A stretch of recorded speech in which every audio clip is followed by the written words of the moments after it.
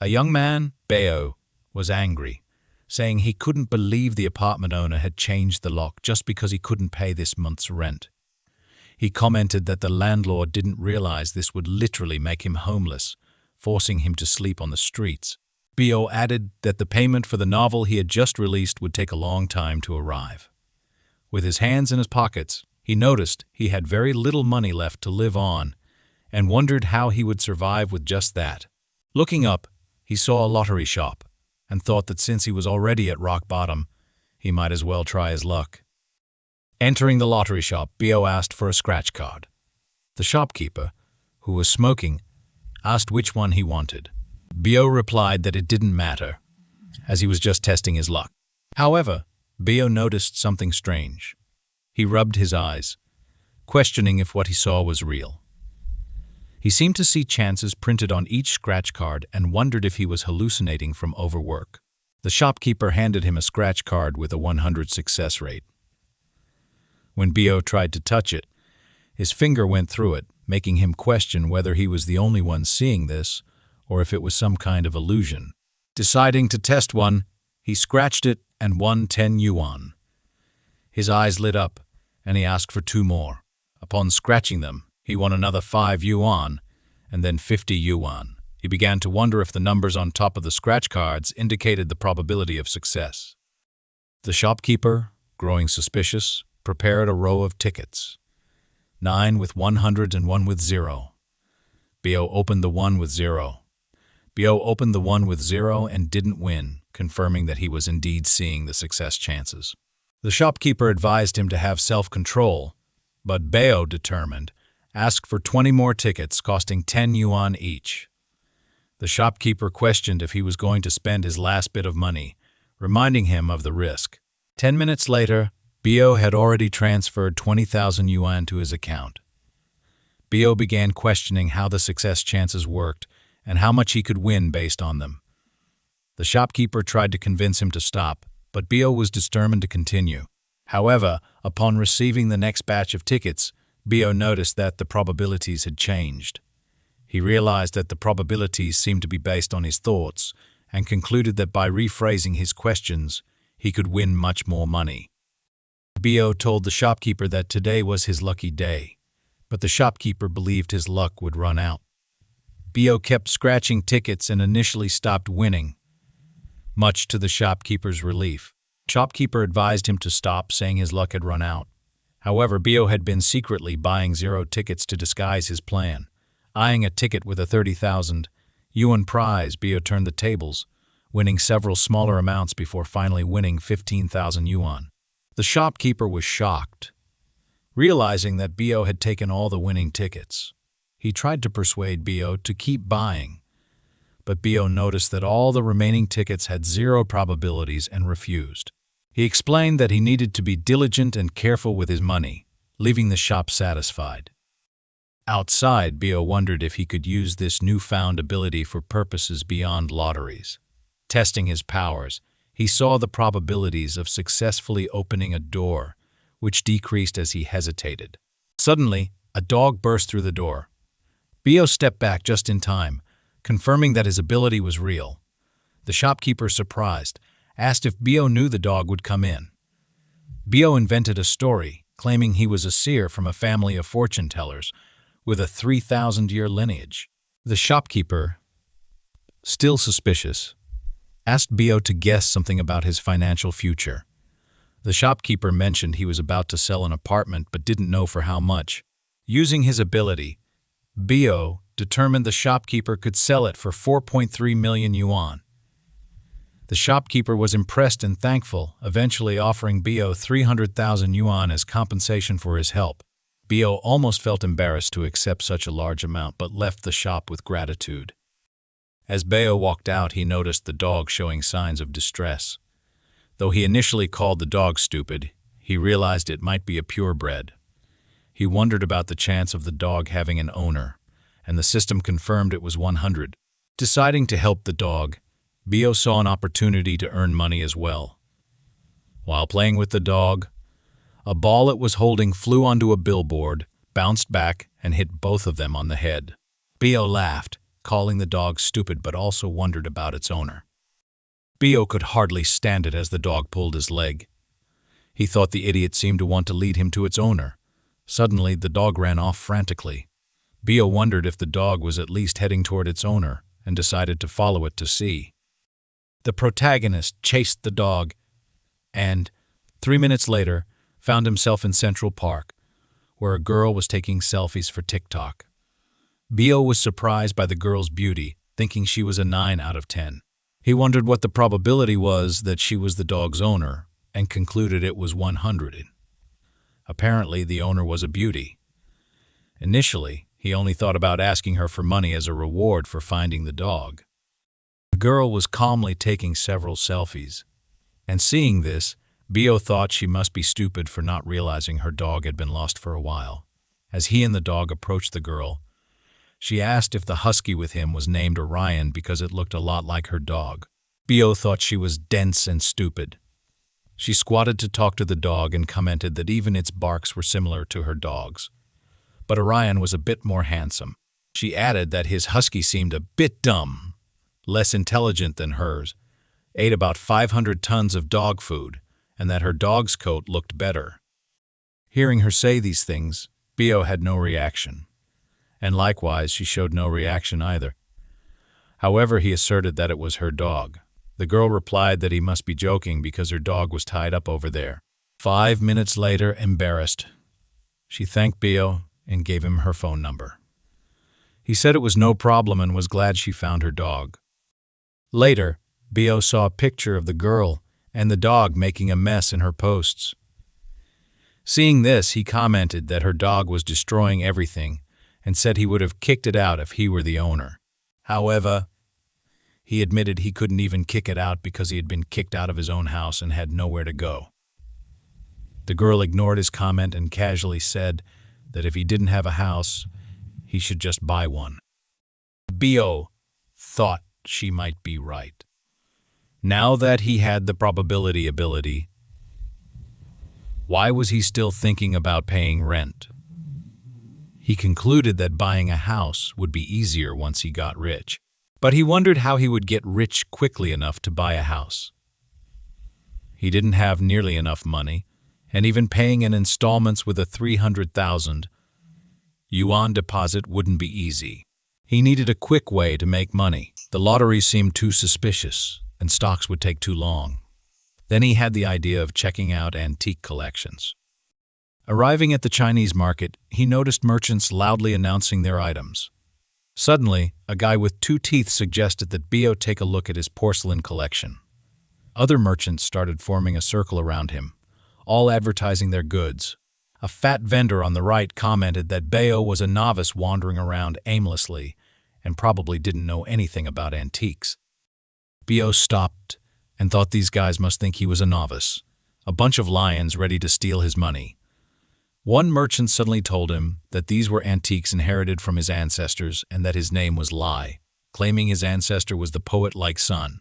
Surprised, Bio said he would take a look, but in his mind he affirmed that these merchants saw him as an easy target. Deciding to show them what it was like to deal with a novice who never gets fooled, he wondered about the chances that the items were genuine. The probability was 100. Something was off. Bio realized it might depend on how he phrased his questions. He then asked about the chances that the items in that stall had a value above 10,000 yuan and concluded that none did. He asked the merchant about an item, and the merchant claimed it was the most valuable antique, offering it for 20,000 yuan. Bio thought the merchant was a scoundrel, trying to sell something not worth even 200 yuan for 20,000. He decided to leave, and the merchant, seeing this, became desperate. Bio thought the place would be tough, full of crooks everywhere. To buy something worthwhile, he needed an item he could sell for at least 10,000 yuan. Looking at the fat man's stall, Bio asked the system what the chance was of finding something worth 10,000 yuan there. The probability was 10, but it gradually increased to 300,000 yuan. Confident he could make a good deal there, Bio approached the stall. The fat man, seeing him coming, began planning something malicious. He explained that buying antiques required vision and claimed he worked with integrity. unlike unscrupulous merchants. He suggested they discuss prices and proudly displayed an item, claiming it was of excellent quality. Bio interrupted him, stating he wasn't interested, as the probability showed 0. He said he wanted the item that had a 100 chance of selling for 500,000 yuan. The fat man thought Bio was foolish, believing the item was worthless trash, and mentally questioned how he could increase the price of something so ugly. Meanwhile, Bio reflected that the seller was likely strategizing to raise prices. Slapping his own face, Bio reminded himself to remain calm and not appear overly confident, as it might tip off the seller. The fat man continued promoting the item, emphasizing its craftsmanship and historical significance, but Bio remained resolute, relying on his probability ability to make the best decision.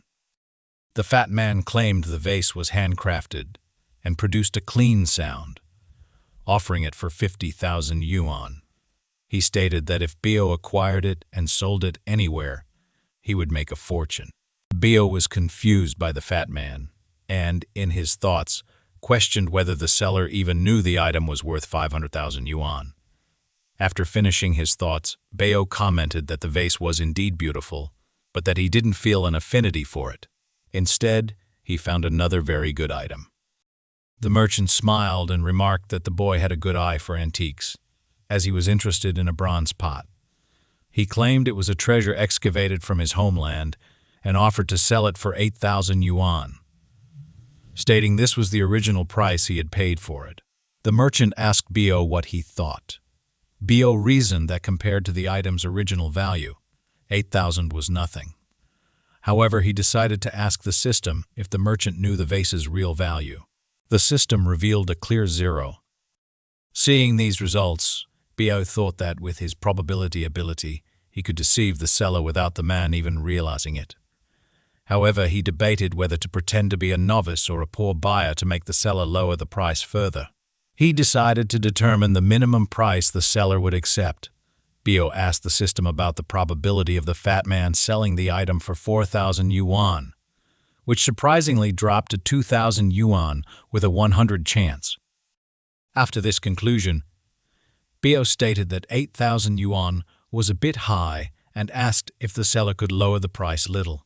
The seller, who had spent only a few coins acquiring the item along with a batch of others, noticed it was the boy's first time in the market. He commented that 8,000 wasn't expensive, but allowed Bio to name his price. The protagonist said he could only pay 2,000 yuan. The seller, surprised by the amount, called him poor. Bio insisted on buying it for 2,000 yuan, but feigned quick disinterest. Forced by this, the seller reluctantly agreed to the deal, and the transaction was made. Bio thought he had made a fortune, while the fat man believed he had struck gold by selling to a naive kid. The seller chuckled, recalling how, just the day before, he had sold an item he got for a few coins to a pretty girl for 8,000 yuan. Now, he had sold a worthless item for 2,000 yuan. Speaking of the girl from the previous day, she suddenly appeared, heading toward old Wan's shop. Before she could reach him, Wan was already saying that it wasn't his problem if she couldn't sell the item. He claimed she had chosen to pay that price and reminded her that his shop was small and didn't offer refunds. The girl demanded to know if Wan had sold the bronze pot. Without hesitation, she stated she was willing to pay 10,000 or even 50,000 or even 50,000 yuan for it. The seller began trembling at the amount, glancing at Bio in the distance, and wondering if the pot was really worth that much. He also questioned how the boy had known. The girl, growing impatient, stared at Wan and wondered if he was stalling to raise the price. She declared that if 50,000 wasn't enough, she would offer 60,000 or even 80,000 yuan. Frustrated, she questioned why Wan wasn't responding and demanded an answer. A friend next to Wan commented that he was impressed Wan was trying to sell something worth 300 yuan for 80,000. Old Wan, regaining composure, told the girl they could close the deal for 100,000 yuan. She agreed, leaving Wan stunned. The friend laughed at the situation, pointing out that Wan had already sold the pot for 2,000 yuan. The girl was incredulous upon hearing this. Old Wan stood up, vowing to get the vase back. Amid the commotion, someone in the crowd shouted a bid of 300,000 yuan for the bronze chalice. Everyone turned to look, and the crowd began murmuring about the boy's incredible luck. Wan, desperate, claimed he would never sell something so cheaply. The girl stepped forward, offering 550,000 yuan for the item. Bai Wu, observing the girl, thought she had beautiful skin, a lovely face, long legs, and was a complete beauty. He mused that she must be a rich tunder. He thought his goddess had finally appeared, but with his probability ability, he couldn't be swayed by beauty. The girl, meanwhile, noticed Bai Wu staring at her with a strange expression. She thought he looked disgusting but blamed her grandfather's stern upbringing for her current predicament. She had to buy the chalice at any cost, but the boy wondered if her chances of buying it were 100s, and whether she would pay even more. He turned to see the fat man and said, "The seller has also come." The fat man explained that the chalice he had bought from Old Wine for 2,000 was actually worth 550,000. Another merchant started mocking the fat man, and he collapsed right there. The girl came running and offered 550,000, saying, "Take it or leave it." The old man on the other side asked for calm, saying the girl was being irrational and that he had made the first offer. She replied that the old man hadn't closed the deal yet. The spoiled child reminded her of someone. The two stared at the protagonist, who said he wasn't the one buying and told them to sort it out among themselves. The girl thought it was a cheap trick to try to raise the price, assuming she and the old man were being played for fools. But seconds later, the two started raising the price, gradually reaching 600,000. The old man was about to say 700,000, but stopped and asked if the girl's grandfather was the crazy old man from Jaman. The woman, surprised, replied that he was her grandfather and asked who the old man was. The old man introduced himself as Lai Heo, a history professor at Hani University, just like her grandfather. The girl replied that he was the old Lai her father often talked about. The old man asked how her grandfather was, and she responded that he was doing very well and always went for morning walks. Bai Wu, confused, asked if they were going to buy the chalice or not. The girl sighed, eyeing the old man, sharply replied that they were, and suddenly pushed him aside. She told him to take care and suggested he go have tea with her grandfather, saying she would pick him up later. With that, 600,000 were deposited into Bai Wu's account. In his thoughts, he noted that he had gotten more than expected, 100,000 more than the initial price, and that he was almost a millionaire thanks to his golden touch.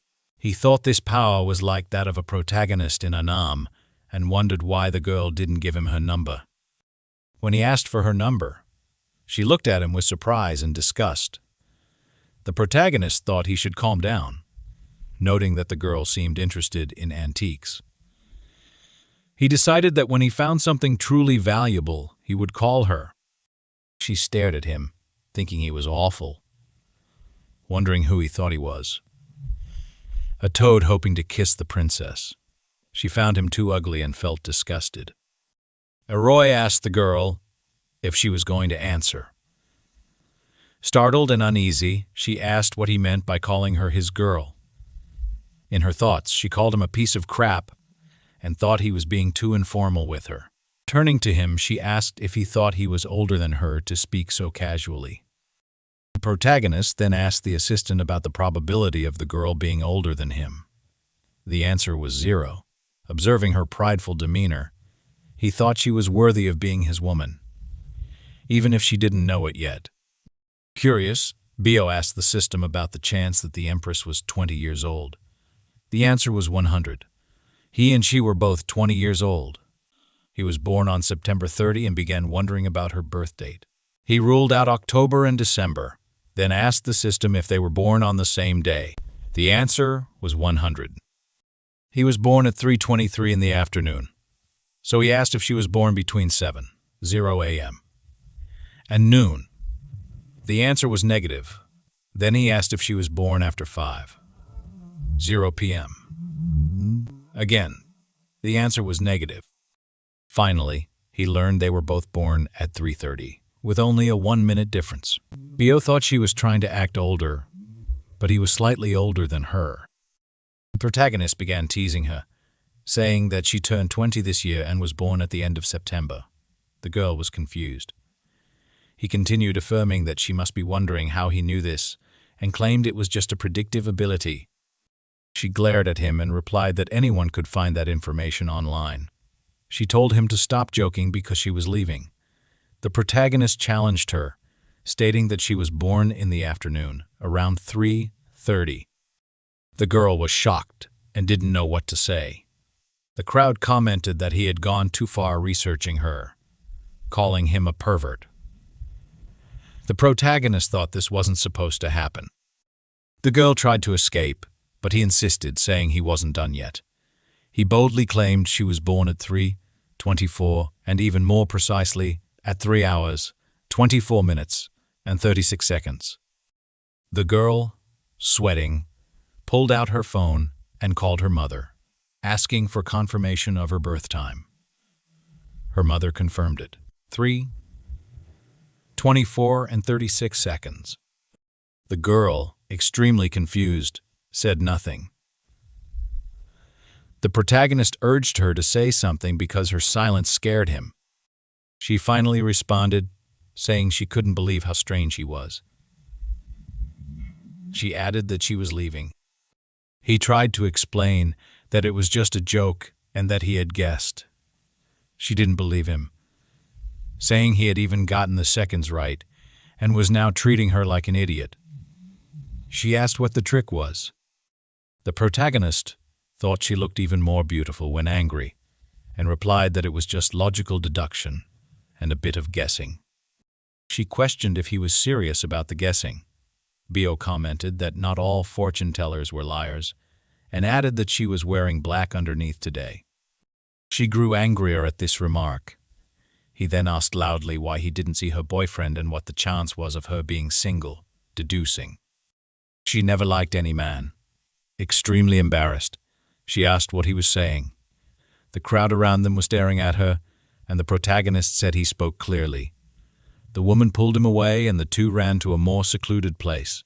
She put her foot on the wall and demanded he tell her how he knew all that about her. Bio replied that it was just his calculations and guesses.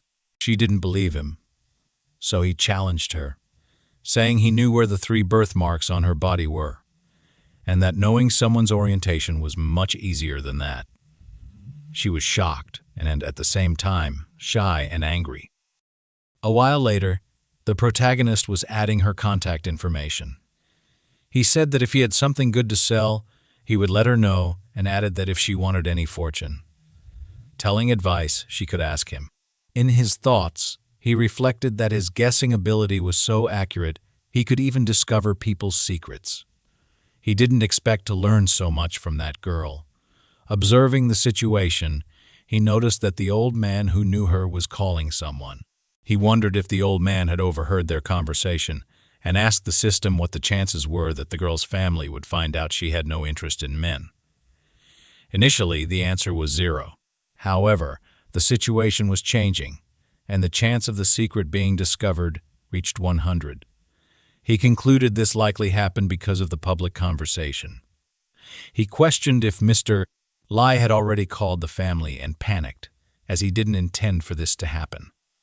He messaged the girl and said that, because of the 600,000, the secret might not be a secret for her family anymore. She ran to try to find the protagonist, but he was already hidden. Suddenly, her parents contacted her to talk about it.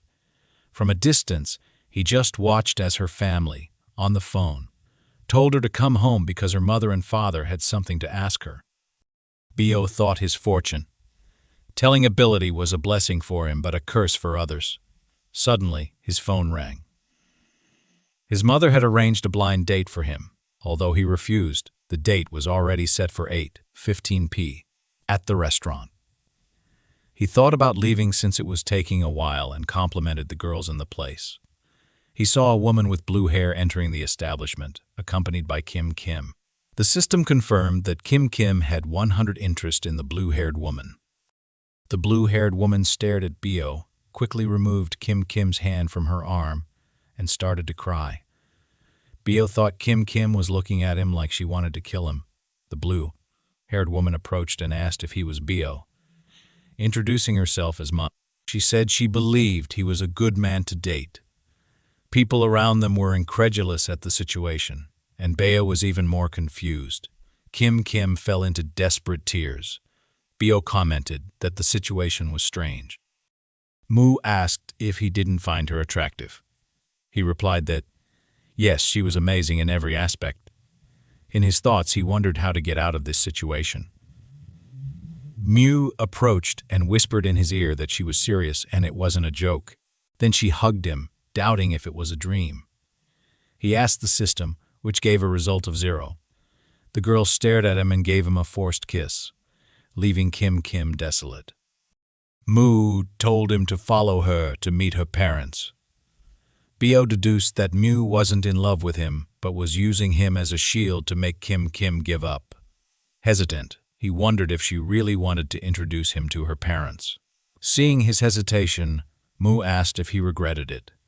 The protagonist thought she kissed him, and he should be getting involved in this situation.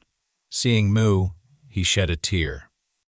Bio decided to go with her. Arriving at her house, she loudly announced their arrival. Her mother asked how the date went and if she had failed again. Mu introduced Bio as her boyfriend, and he tremblingly greeted her mother, calling her Miss Ma. In his thoughts, he questioned how he ended up there, but decided to act to help Ma. Her mother was surprised and happy, while her father in the kitchen shouted with joy. He approached and asked Bio where he and his daughter had met. Mu said they had known each other since high school but hadn't talked much and were now surprisingly together. The father was suspicious, but the other said it was wonderful to hear. The father pulled Bio aside and said that his wife would cook something delicious for them. He placed them in his daughter's room and asked them to sit on the bed. Before Bio could speak, the parents had already left the room. He asked the system if those were her real relatives, and the system confirmed with 100% certainty. Mu's mother entered bringing fruit, but the father drove her away, saying she was disturbing their fun and that they should enjoy their time together. Mu, embarrassed, explained that her parents were excited because it was the first time she had brought a boyfriend home. The protagonist thought he had hit the jackpot by getting involved with the girl, observing that her parents seemed very excited. Behind the door, the parents listened, and the father wondered why the two were so quiet, considering it the perfect opportunity for them. The mother, scared, expressed concern about what the young man might do with her daughter. The old man asked her to calm down and assured her they couldn't let them notice, adding that the cleaver was sharp for any eventuality. In the room, Bio was confused by the situation and decided to clarify everything. He stood up, but Ma, scared, ran to him. Bio calmed her, saying he just wanted to talk. She apologized, saying she still needed to get used to the relationship. He understood her nervousness and stepped back a bit, but she, embarrassed, asked him not to stay too far. Bio observed Mu's beauty up close. He wonders about the chance of holding her hand without her feeling disgusted, estimating the probability at 80. Thinking about a hug, the chance drops to 76. And for a kiss, the probability is 59. He questions if he could, but remembers she is just a fake girlfriend to fool her parents. Confused by the situation, he decides not to get more involved. When Bio tries to explain, he trips and falls to the floor. Mu's father opens the door, desperately asking what he is doing with his daughter. Mu asks her father what he is doing. The mother quickly pulls the father out of the room. Bio, confused, wonders if the father was holding a cleaver and thinks it was a close call. He concludes that the father really doesn't believe he's the boyfriend of his daughter. The mother, while hitting the father, asks him to explain why he had the cleaver. The father responds that he is just protecting his daughter and that there is nothing wrong with that. Bio thinks that pretending to be Mu's boyfriend is dangerous and that he almost got sliced. Wanting to get out of this situation, Ma asks if he's okay, impressing him again with her beauty. The protagonist decides that he doesn't want to get involved in this family matter anymore. so he says they need to discuss the situation again. Surprised and somewhat angry, Mu asks if he regrets it. Bio argues that he doesn't want to keep deceiving her parents and that the situation can only be resolved with a serious conversation with them. Mo, holding his arm, begs him to help her just this once. Outside, the father asks if they are fighting, while the mother, ignoring him, says it's his fault. Bio leaves the room, walking past them and heading for the door, determined to leave. As he begins putting on his shoes, the mother tells him not to put on his shoes because she spilled water while cooking. She thinks he can't leave like that and suggests he spend the night there. Father agrees and reinforces the suggestion. Bio invents an excuse about a sick nephew and decides to leave. In bed, the protagonist thinks that making money in a safe and calm manner is the only way forward. At the antique auction, old Wang, still resentful, prepares relics and is surprised to see Bio. He tries to sell a set of porcelain, claiming it is of great value. Bio, using his system, discovers that the items are genuine and worth much more than the offered price. After a quick negotiation, Bio decides to buy the pieces, surprising Wang and leaving quickly with his acquisition. Old Wang considers the possibility that some of those items might be genuine, but quickly dismisses the idea, thinking the protagonist is just a novice who gave him $500,000 profit. At the corner, a pink car stops in front of the shop. A girl gets out of the car and asks Wang where the Tansen-kai artifacts she sold the previous night are. She offers $1 million to get them back, claiming a porcelain piece in that set is very important to her grandfather. Wang is shocked, and the girl insists, pleading and explaining that it belonged to her grandfather and should not have been sold. The fat man responds that he wanted to sell, but had already sold them to someone else. Wang's colleague comments that the boy paid $500,000 for them. Hearing this, the girl falls into desperate tears. Old Wang tries to console the girl, saying the items were fake. She angrily shouts that there was a genuine Tansen-kai piece in the set worth $10 million. The other vendor, mocking Wang, highlights that he sold something of great value for very little. Inside a pawn shop, a man analyzes the item bought by Bao. The old man comments on the item's impeccable condition and compares it with another he owns. The protagonist thinks the chance that the item belongs to the man is 100, and the system confirms it. The old buyer offers $9 million for it, a price Bio promptly accepts. Our now richer boy receives a card from the buyer and leaves. Outside, he sees the girl from the pink car running toward the place. He thinks the chance of her tripping is 100 and warns her, preventing the fall. Despite the warning, the girl ends up tripping and Bio catches her, preventing her from falling. Confused, the girl asks how he knew she was going to fall, while people around them question the scene. The girl asks to be let go, but Bio responds that it is she who needs to let him go. After a brief tussle, she finally releases him, and Bio starts to leave. But the girl tells him to stop. She writes her number in his phone, stating she will resolve the situation later. Bio is surprised and checks the girl's profile on his phone, thinking about his newfound wealth, considering buying a car or a house. As he walks, old Wang asks if he has sold the porcelain and for how much. Bio replies he sold it for $9 million, and Wang unexpectedly congratulates him, despite having lost a great amount. The fat man from a distance is planning something malicious against Bio. Back at the pawn shop, the granddaughter arrives as the old man analyzes the item. She notices he has already bought it and nervously tries to leave quickly. The grandfather notices her nervousness and calls her to talk, suspecting she has done something wrong again. The last time she was this nervous, she sold one of his porcelains for 10 new ones, and the buyer came to his shop selling it for a very high price. The old man starts connecting the dots, and the granddaughter desperately flees the place, running.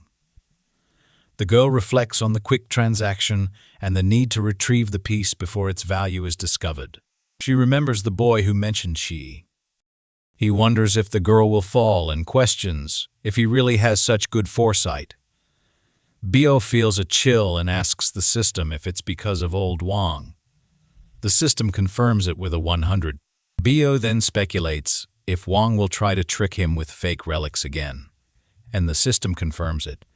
Thinking about his chances of success, Bio concludes he needs to diversify his strategies to avoid relying solely on antiques. He reflects on his recent interactions, including with crazy women, and has an idea. When he confirms there will be a valuable item at the pavilion the next day, he begins thinking about buying a car. Bio sees the girl at the bus stop and notices she posted on her stories about leaving the car at her grandfather's shop. He notices the suspicious man in a hoodie and alerts the girl, who gets nervous and questions his intentions. The bus is arriving, and the girl ignores Bio's warning. The man starts approaching, and when he tries to harass her, she reacts violently, surprising Bio with her strength. He concludes she must practice martial arts. While the girl is impressed with Bio's ability to predict events, he tries to distance himself from her, thinking about the time it will take to get to the dealership. However, after some thought, he begins to suspect a potential arsonist on the bus. The system confirms that there is a criminal with 9 liters of gasoline planning to set the vehicle on fire. Desperate, Bio calls the police, who initially doubt his detailed information. Bio discovers that there is a police officer on the bus, but he doesn't know who the arsonist is. Using the system, he identifies the suspect in the back of the bus with a large backpack. The girl notices he is nervous and puts her hand on his shoulder, asking why he is running away from her.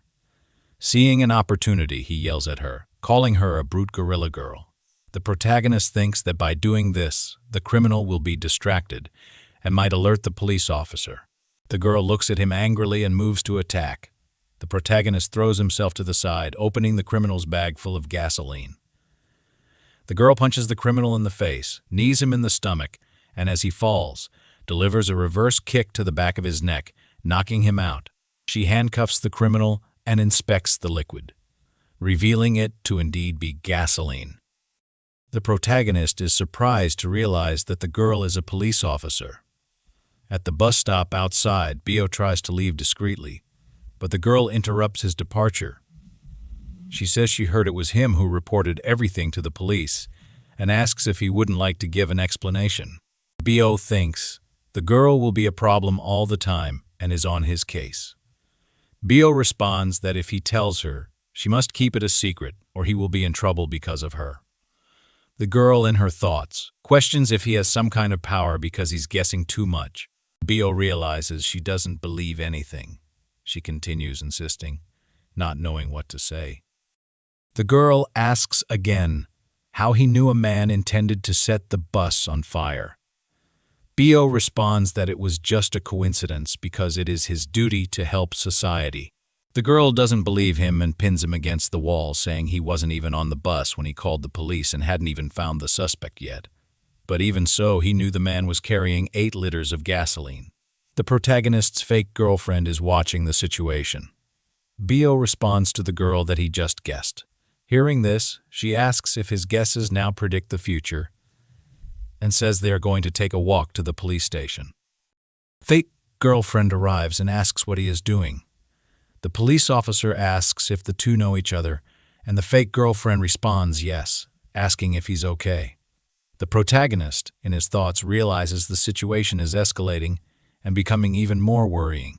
Maybe it's an opportunity. He winks at the fake girlfriend and says it's not what she's thinking. He didn't do anything with this girl because they have no relationship, but she's following him, pointing to the police officer. Bio says he told her he has a girlfriend and asks why she keeps harassing him. The girl desperately says she has nothing to do with this. The crowd comments that, to be honest, the girl is really following Bio. Hearing this, the police officer becomes both embarrassed and angry. Bio continues with the scene, saying that the girl doesn't leave him alone no matter what he does. The fake girlfriend joins the scene and says he is her boyfriend, asking the girl to stop bothering him. The police officer doesn't want to give up but relents. Approaching, she punches Bio and says she's not interested in him, but warns the fake girlfriend to be careful because her boyfriend might not be such a good person. Bio gets up, and the fake girlfriend shows concern. He says it hurt a bit, but at least he got rid of that problem and thanks her for the help. Bio says it was nothing since he helped her in that situation. So now they are even. Kim, the devil's daughter, is watching the situation and didn't like seeing Bio involved with Mui. The next day, the protagonist reflects on the previous day and decides not to get involved with those crazy women. He just wants money and decides to go to the pavilion. Upon arrival, he sees that old Wang is not there, and the vendor next door says he went to the campus and will be back soon. In his thoughts, Bio wonders if he will be able to buy something from old Wang today, and if he can buy from other stalls. Bio realizes that he won't find any valuable relics today and decides to search anyway. After a while, Bio notices an item that the system confirms is 100's genuine. He asks the merchant the price of the item, and the vendor responds that it is 3,000 yuans. Bio asks for a 50 discount, and the vendor quickly agrees. Bio thinks the vendor has no idea the item is authentic and decides to buy it immediately. The girl arrives and tells the merchant to sell it to her, saying she will pay the original 3,000 yuans. The merchant takes the item from Bio and hands it to the girl. Seeing this, Bio panics and offers 10,000 yuans. The girl doesn't back down and offers 30,000 yuans. Bio thinks the girl did it on purpose, and now the vendor will realize the item is much more valuable and won't sell it easily. He says he will give 50,000 yuans, and that if she really wants it so much, she should offer a higher amount, and it will be hers. The girl raises the bid to 100,000 yuans. Bio gets angry and thinks he can't fool Kim, wondering if she will raise the price even more. Kim, in turn, believes Bio is acting to sell a fake item. He finally accepts defeat. As he walks away, he thinks Kim entered the auction without analyzing properly, because he trusts his system to find many other products. Receiving the product, she reflects that it really seems to be from the Jing dynasty. Recognizing Bio's talent, as he walks he notices the girl is following him and asks why. She responds that the street isn't his and it's none of his business. Bio continues going from shop to shop, and Kim follows him, always outbidding him. He finally asks if she is doing this on purpose. Kim claims she can do whatever she wants, since she has a lot of money and doesn't care. She reveals personal information about Bio, questioning his sudden rise and accusing him of cheating. Desperate, the protagonist defends himself, stating he just got lucky with the relics. Kim says her threats have scared him, and Bio responds that she won't be able to stop him from making money. She laughs and challenges him, stating he won't make a cent that day. Bio decides to pretend interest in various items to confuse Kim.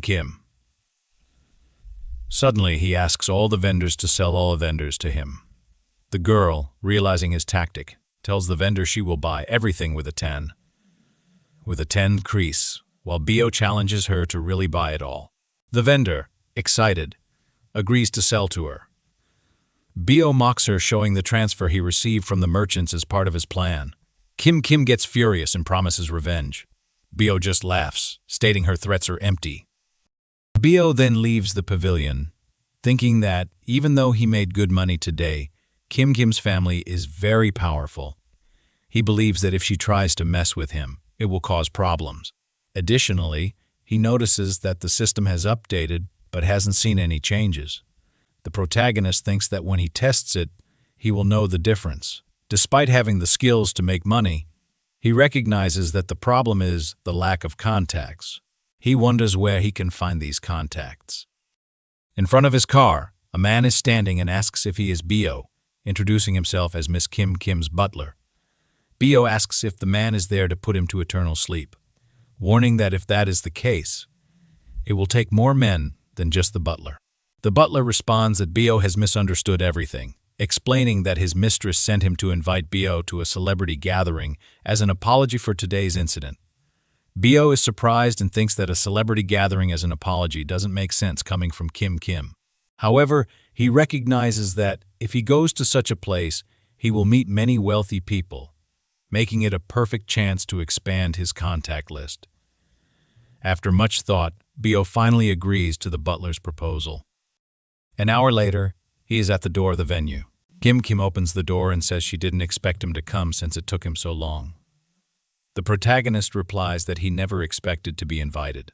Kim glares at him and tells him to follow her because she will introduce him to some people. They start the introductions of the guests, beginning with the successor of the Shanghai group, then the owner of StarTech, and ending with the owner of Heavy Media.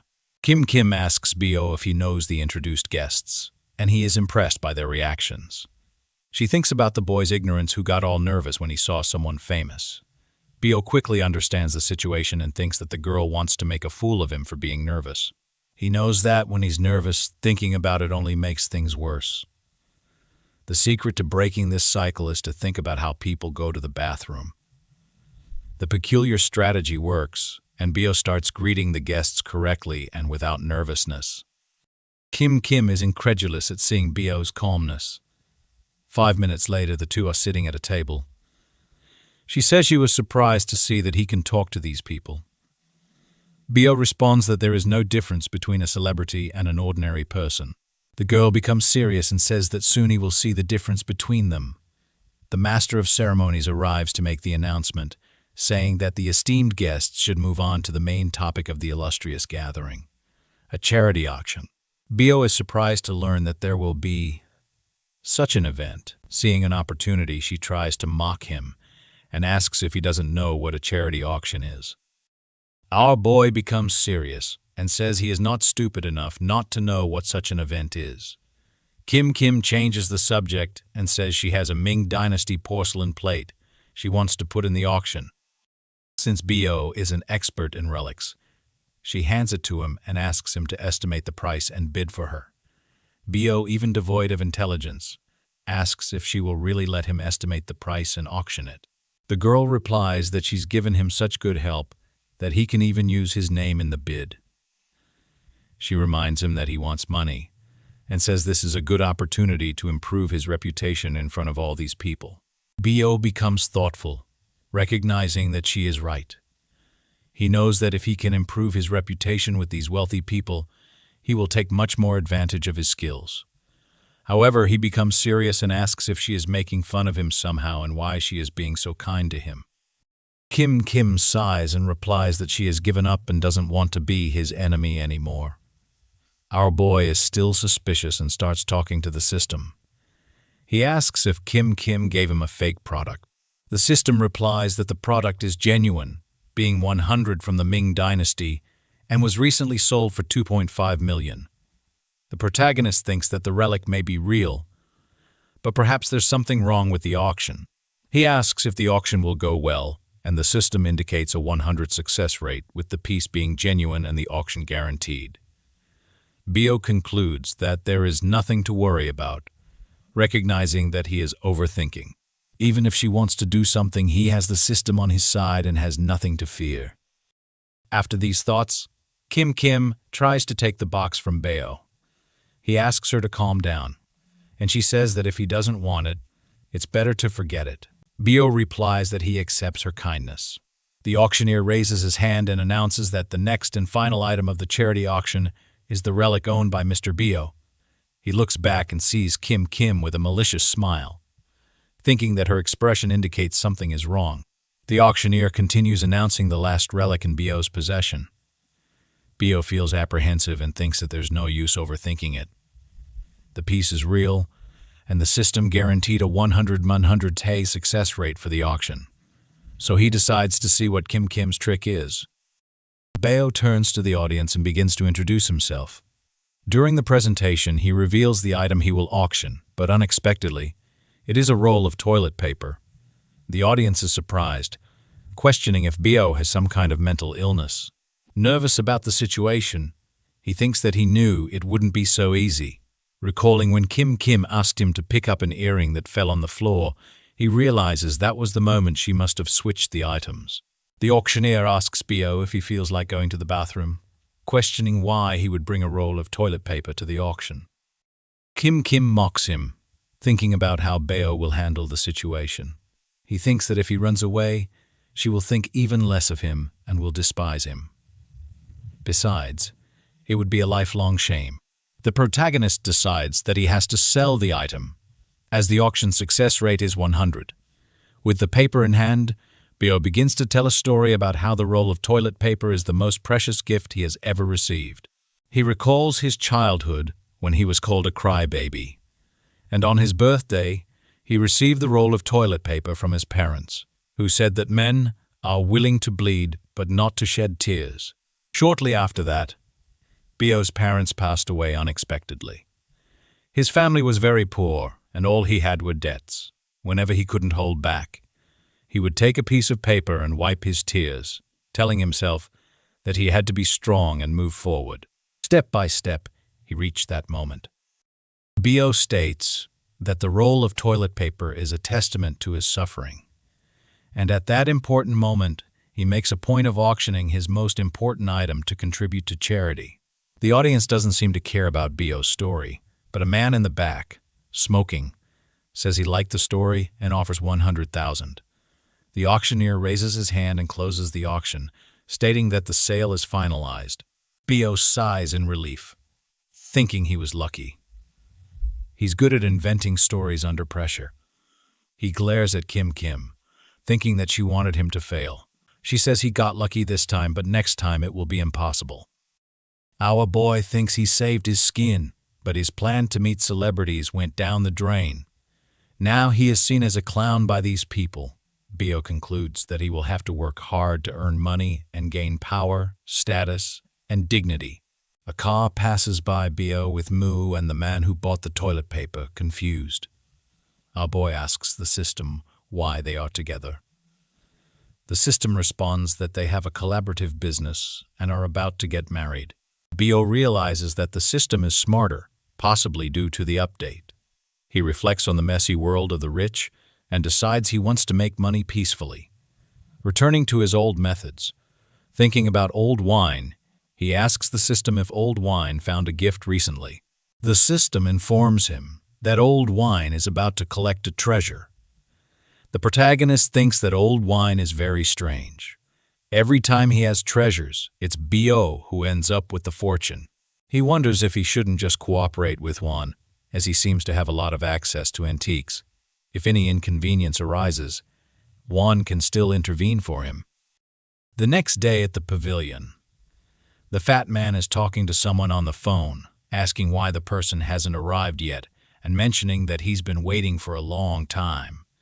The boy suddenly appears and Wang asks what he's doing there, saying there's nothing for him. The boy responds that old Wang shouldn't be angry. They are there to talk about a collaboration, as Wang is a lucky person who always buys good things. The boy mentions that he can see all these valuable items, and if they work together, he guarantees they will be the best partners in the future with a 50-50 split. The fat man asks why he needs to work with the boy, saying that he's been in this business for a long time and knows what he's doing. He asserts that the boy shouldn't be telling him what to do and should be ashamed to talk about collaboration, suggesting that he's there to affect his credibility. Again, the fat man tells the boy to get out of his sight, saying he doesn't want to see him anymore. The protagonist thinks that the fat man hates him because of the last two incidents. He concludes that now that Boss Wang is already angry, anything he says will only make the situation worse. Deciding that it's better to retreat for now, he thinks it's not worth fighting. Some other time, the opportunity to talk to him will arise, and sooner or later, old Wang will cooperate. After that, two men pass by Bio and go to talk to the fat man, who asks why it took them so long to arrive and asks to see the item. A man with a hat looks around suspiciously and says he's very sure that this is the 7-star sword of Keika, which has been neglected for a long time. The fat man responds that he didn't even need to say it, as he can see it with his own eyes. The boy thinks about the 7-star sword of Keika and observes it very closely. He asks the system if it's a real sword and what the chance is that it's a genuine product. The system replies that the chance is 0.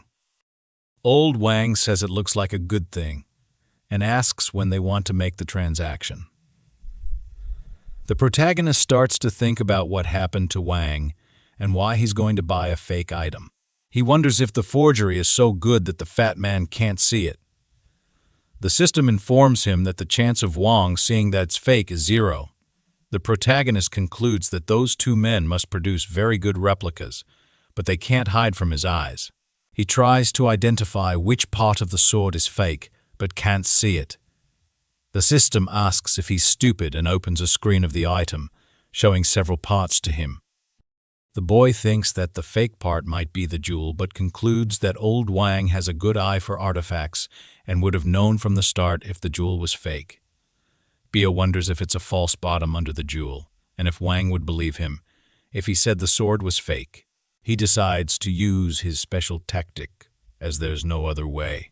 He approaches and the fat man hides the sword, telling him to leave. Bio asks for calm and says he heard the conversation about the 7-star sword. He observes closely and notices that the skill of whoever made it is very good, being really similar to the original. Old Wang doubts and says the sword is perfect. He mentions that he's been dealing with antique for 10 years and knows very well what is fake and what is real. The fat man suspects that Bio also wants the sword, and that's why he's saying those things. Old Wang asks why Bio doesn't leave him alone, stating that he never had anything against him. The protagonist proposes that if he proves the sword is fake, Boss Wang will agree to cooperate with him in the future. He responds that if the sword is real, Bio might be saying it's fake to buy it later, and states that he doesn't believe him. The boy asks what the price of the sword is, and Wang reveals that it's worth 500,000. Bio says that if the item is not fake, he will pay the fat man 10 times the value. Placing the sword on Bio's chest, the fat man accepts the challenge and tells him to prove that the sword is fake, asserting that he's sure it's a genuine product. The boy asks everyone to watch closely, and with a bottle in hand he hits the item, making a yellow jewel fall off. He places the item in front of the fat man's face, revealing a QR code. This proves that the item is fake, leaving old Wang very angry. When Wang looks back, the two men have run away. The fat man turns and asks how the boy knew it was a fake sword, suggesting that he hired the crooks just to make the partnership. The boy responds that if he could have a product of that level, he would have tried to cooperate with Wang and sold it to him. As for his methods, he says that people from the mountains like him have magical methods. Wang asks Bio not to be so arrogant.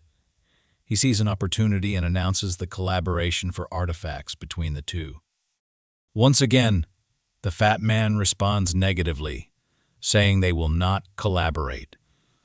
He calls the protagonist a weird kid and asserts that he can't figure him out, predicting that he might betray him in the future. Wang suggests that the protagonist finds someone else to collaborate with.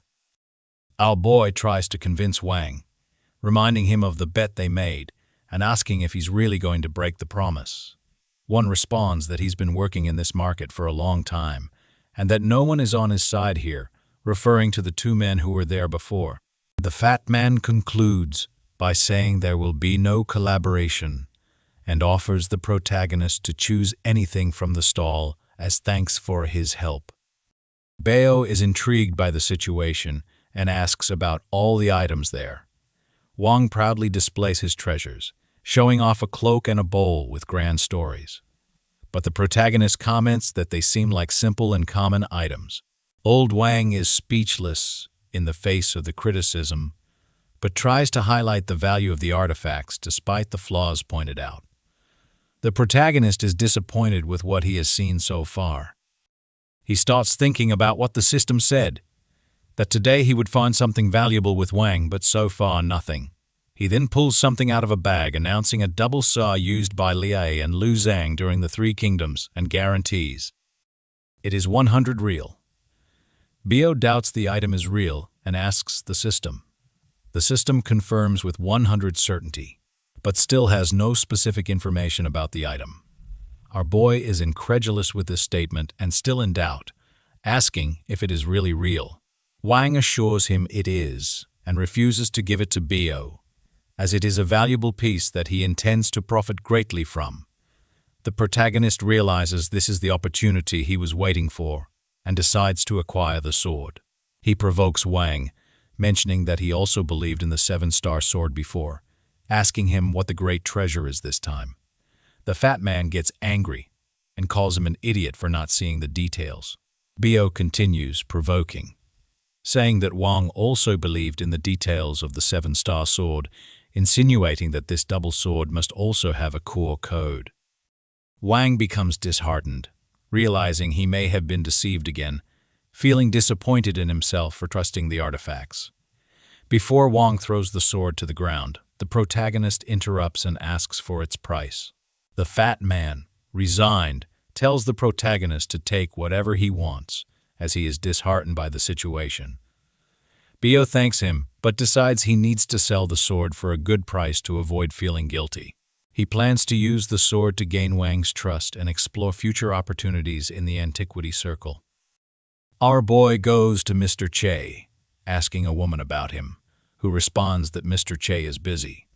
The protagonist asks the system if Mr. Chay knew he was present at that place. Would he attend to him?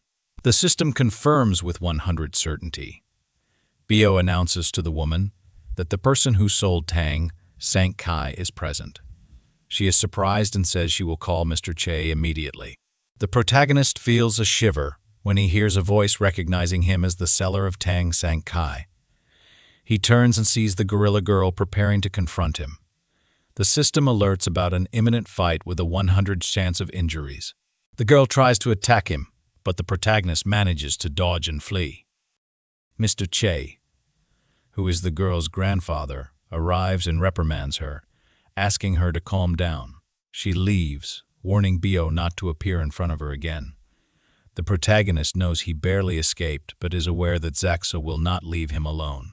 Mr. Chay apologizes for his granddaughter's behavior and explains that she is not bad, just impulsive. Bio observes Mr. Chay, realizing that he's thinking about something important. The system informs him that it still cannot read minds without the necessary upgrades. Mr. Chay invites Bio for tea and a chat, indicating that there are important matters to be discussed. Our boy enters the room and comments that the room was extraordinary. The elder implied that he thought the room was a mess, but it wasn't something just anyone could have, adding that if he wasn't mistaken, the young man must have brought a treasure. He confirmed, telling Mr. Chay to take a look at the specific piece. Mr. Chay examined it and said it seemed like a treasure from the Eastern Tan dynasty. Bio felt confident, agreeing and adding that ordinary things were not worthy of Mr. Chay, stating that only precious objects like that deserve to be in the elder's collection. The old man explained that it was an Eastern hand double sword that had been auctioned for 5 million. Our boy suggested that the sword was used by Leah. The elder showed surprise, commenting that if that were the case, the price would increase 10-fold. The protagonist continued, saying that great objects should be used by great masters, and he thought Mr. Chay was the perfect match for that sword, mentioning that the younger generation wanted to give that sword as a gift to express their admiration. The old man asked why the young man wanted to give something so good to an old man like him, commenting that if the young man sold that sword to an international buyer, he would have money to reach the heavens. The boy replied that the most important thing was for the sword to find a good master, like the elder. Mr. Chay, looking directly at him, placed the sword on the table and said that was fine, but first they should drink the first tea. Bio wondered if the old man was not satisfied with the sword, or if he was dissatisfied with him. The system replied that the satisfaction rate with the sword was 100, while with the young man, it was only 10. The elder said that the gift was too much, and he wouldn't dare accept it. He explained that he made friends based on people's character and skills, not their gifts. He proposed they remain just gentlemanly colleagues. Protagonist reflected that the rejection was direct, wondering if the old man thought he was not qualified to be his friend. The system confirmed that the perception was that he was not qualified. The elder explained that the sword was an excellent piece and that its market price was 5 million. He assured the young man that he would pay according to that price and said that if the young man found something even better in the future, He could bring it, and he wouldn't treat him badly. The protagonist thought that he was going to give that sword as a gift to make friends with the old man. But he rejected it because he believed the young man was not qualified. Finding the old man interesting, he emphasized that without skill, he could not be his friend. He turned to the elder and said that in business, it was not just a matter of money, but also skills. Competencies that were important. Mr. Chay asked what he meant by that. Our boy replied that he just said if that sword had been used by Lee, it would be worth 50 million. The old man asked if he was so sure that the sword was used by Lee. Our protagonist confirmed, saying that the elder must be wondering how he knew that. Mr. Chay commented that he noticed the young man had talented eyes and asked how he knew that. He explained that, actually, he was an ordinary person, but he happened to learn about divination calculations. The elder asked what he was talking about and if he knew how to see any antiquity just by calculating. Bio confirmed and said it wasn't just antiquities, commenting that, at that moment, Sokka was outside that window trying to listen to their conversation. Outside, the girl was trying to climb. She thought that Bio was trying to deceive her grandfather again, so she needed to hear what they were talking about. When she looked up, her grandfather was staring at her. Our protagonist greeted Zode, explaining that he didn't expect her to have that ability. She asked why he was provoking her. Her grandfather yelled at her, scaring the girl, saying she was wrong, and she ran away. Our young man continued asking if Mr. Chay now believed he could guess things. The elder replied that maybe he had just heard the movement outside and deduced it was Fox, explaining that this was not enough to convince him that the young man could foresee things. Our protagonist thought the old man was really difficult. He asked Mr. Chay how he could make him believe in him. The elder replied that if he could guess that, the question shouldn't be asked of him. Our young man thought about what to do to make the old man believe in him. If he couldn't convince him quickly, at that moment things would only get stranger in the future. Wondering what the probability of convincing him was, the system gave an 87 chance. It was high, but if he talked to him about all the antiquities in the room, what would the chance be? The system gave a 100 chance. After his thoughts, he told Mr. Chay that he observed his dining room and noticed he had 26 antiquities. The elder replied that seeing there were 26 antiquities only showed that he knew how to count, so that had nothing to do with divination. The protagonist asked Mr. Chay to listen carefully to what he had to say. The old man replied that he was all ears. Our boy thought that, with the old man still calm, there was no reason to worry.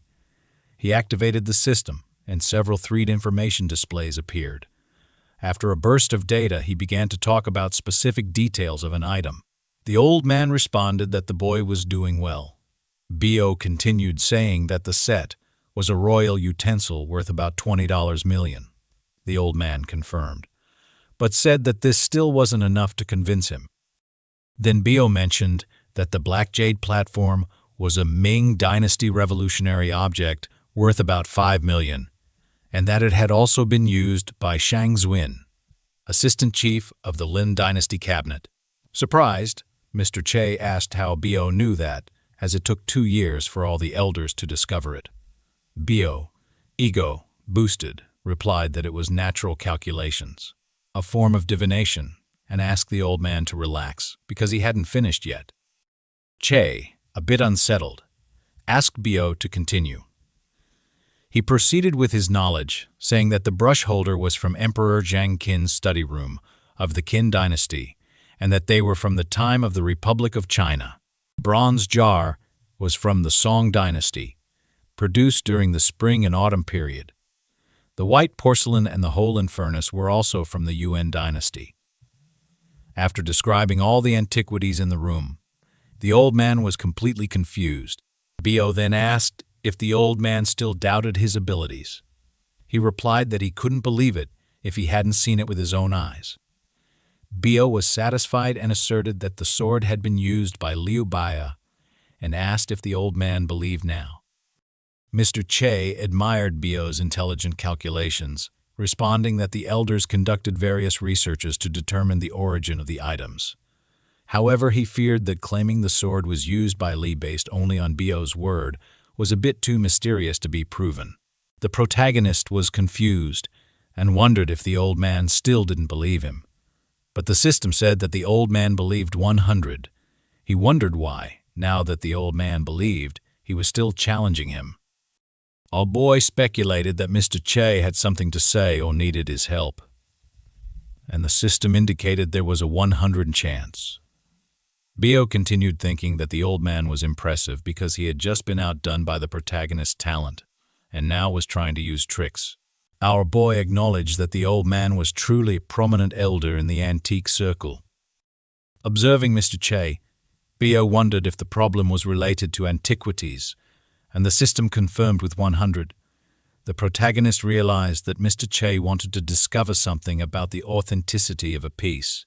The protagonist asked Mr. Chay if there was something he wanted Bio to identify. Surprised, the old man asked how he knew, but admitted that he was recently troubled by something related to an antique. He explained that if our boy could help determine the authenticity of the piece, it would be a great help. The protagonist thought this was the perfect chance. If he could solve the problem, he could seal a friendship with the old man. Aloud, Bio said he would be happy to help, and affirmed that Mr. Chay's business was like his own. She thanked him, and the two descended a staircase to a basement. The young man commented on the size of the basement. The old man explained that in their business one needed to be careful because some important treasures needed to be hidden there. He mentioned that he recently received a blue and white dragon jar, a piece of exceptional quality. The protagonist thought that the old man was truly worthy of being the great elder compared to him and old Wong, who seemed like street beggars. The two entered the vault, and Chay mentioned that he tried his best, but no matter how he looked, the jars still seemed genuine. The protagonist wondered why the old man had so many doubts. He confessed that he always felt uncertain and thought something was wrong, which was why the deal wasn't concluded. He asked Mr. Bai to verify the authenticity of the jar and offered 1.5 million as a service fee, regardless of the results. Upon hearing this, Bai thought the old man framed the situation as if he was only interested in the money, but Bai's ambition now wasn't money. They reached the front of a second vault that housed the 9 dragon jar. Mr. Chay presented the object, and our boy was impressed by the size and beauty of the jar. The old man explained that the market value of the jar was 1.3 billion and asked the young man to verify its authenticity. Bai replied that he would do his best to help. The young man examined the jar and waited for a response from the system, which said he needed to ask a question to get the correct answer. So, the protagonist asked the system if the jar was original, with the system responding that it was 100 fake. He was at a loss as to how to prove the jar was fake. The system showed the location of the evidence of forgery, but he would need to break the bottom of the jar with a forced chance of losing the evidence. The protagonist thought that even knowing it was fake, the chance of destroying the jar was dangerous. If he broke it carelessly, the piece worth 1.3 billion could ruin his life. However, if he didn't take the risk, the old man wouldn't believe him. He wondered if normal people could identify the jar as fake, and the system responded that the probability was 1.4. Desperate, the protagonist realized it was almost impossible for a normal person to identify the jar if even Mr. Chay was having difficulty. Other experts would too. He understood it was very risky if he broke the jar without care. It could be his ruin. However, if he didn't take the risk, he would lose the old man's trust. Mr. Chay stared at Bai and asked if he had discovered anything. He crossed his arms and responded that he could say with certainty that the jar was fake. The old man, not fully convinced, asked if he could prove it. Bai explained that the evidence was at the bottom of the jar. They both looked at the bottom of the jar, and the old man commented that he had examined it many times and it didn't seem like anything was wrong. So, he asked where the mentioned proof was. Bai responded that the proof was inside the bottom of the jar. Incredulous, the old man asked if Bai wanted to break the jar. Bai confirmed that, unfortunately, that was the only way to prove the piece was fake. the old man said that since the deal wasn't closed yet, the jar wasn't in his possession, and he would have to inform Mr. Jiang about it, given the importance of the matter. Bai thought that he was also terrified of breaking the jar, but needed to take the risk. Out loud, he said that he would take responsibility and that they could contact the owner of the jar for a face-to-face confrontation. The old man agreed and said he would call Mr. Jiang. Mr. Jiang arrived with a suspicious expression and asked Mr. Chay what the problem was. The old man explained that there was an urgency related to the jar. Our boy noticed that Mr. Chay had stepped out of the situation and put the responsibility on him. Bai realized there was no way out and confidently said that Mr. Jiang had a talent for selling fake items. Jiang was confused and asked what Bai was insinuating. The protagonist stated that he knew the 9-dragon jar was fake. Incredulous, Jiang responded that several experts had analyzed the jar and said it was real, and asked Bai, whom he had never heard of, to show the problem. He thought that Jiang was confident in the fraud and recognized the difficulty of identifying the jar due to the technology used. Out loud, he said they could discover the truth by breaking the jar, even at the risk. Z interrupted him and said he would no longer sell the jar and that Bai couldn't break it. He joked, saying Jiang didn't want to sell because he knew it was fake. Jiang got irritated and asked how our boy dared to talk like that and stated that he wouldn't sell something fake. The protagonist thought that Jiang was a scoundrel because he realized he was trying to prevent the fraud from being discovered, but he decided not to let that happen. Suddenly, Bai struck the jar, breaking it and scattering pieces everywhere. Everyone was incredulous at seeing this. Desperate, Jiang asked Mr. Chi why he let our boy do that. The old man asked for calm and said that if he didn't show evidence, he would have to give an explanation and pay for everything. Bai fell into despair because he knew there was no turning back and he needed to find the flaw. However, the old man warned that if the protagonist showed there was something wrong with the jar, he would have a serious conversation with Jiang. Bai thought the old man was dangerous and couldn't miss the opportunity. He asked where the flaw was, and the system indicated it was close. Paying attention, he asked the system if he would destroy the flaw with the blow he was about to deliver. The system mentioned that with the force he was using, he had a 58% chance of breaking the flaw. Bai interrupted the blow, realizing the risk, and thought he almost missed the opportunity. He decided to try with less force. The system indicated that the chance of destruction would be 13%. Bai calmed down and understood he needed to chip away at the area little by little. Quickly, he began to panic, realizing the old man wouldn't believe him if he took too long. Zhang started laughing and told Exi that despite everyone saying the jar was real, Bai insisted it wasn't. Jiang said that, out of friendship, he allowed the protagonist to break the jar, but now he asked where the evidence was and mentioned that he had several offers from many companies. The old man interrupted and said not to worry because if it was the case, he would pay the money. Bai was sweating, thinking about what he would do if he didn't find the flaw, asking for it to appear soon. He gave a small tap that broke everything, falling into despair, thinking the evidence was destroyed. However, he pointed to a QR code and asked what that was. Mr. Chi got angry and demanded an explanation from Jiang. He fell to the floor in disbelief but was already being dragged away by Mr. Chai's henchmen. Bai thought he had at least survived, but then he remembered Wang's sword, which also had a core code. He began to suspect that the sword and the jar came from the same place. Mr. Chi thanked the protagonist, saying he did a great job and was very grateful. He humbly responded that he just wanted to help a friend with a problem, and that it was every man's responsibility to end lies and bring out the truth, adding that no one should be deceived. Mr. Chi pulled something from his pocket and handed it to Bai, saying it was his personal business card. He said that in the future, whenever Bai needed help, he could call him and that from now on, they were like family. Our boy responded that it was an honor to help and that he was at Mr. Chai's service. Thanking him in his thoughts, Bai rejoiced, realizing that he now had a big shot to support him. He tallied his achievements: 50 million from the double sword, 10 million from the divination service, plus he could gain the friendship of Mr. Chay and even broke a jar worth 1.3 billion, deciding that his next step now was to help Wong. The next day, Bai was in his car thinking about the fat Wong. He decided he would share 10 million from the sale of the double sword with him and wanted to see if Wong would still reject him. As he turned the corner, Bai saw old Wong being taken away by some men. He thought they were kidnapping the fat man, with the system saying there was a 75% chance it was a kidnapping.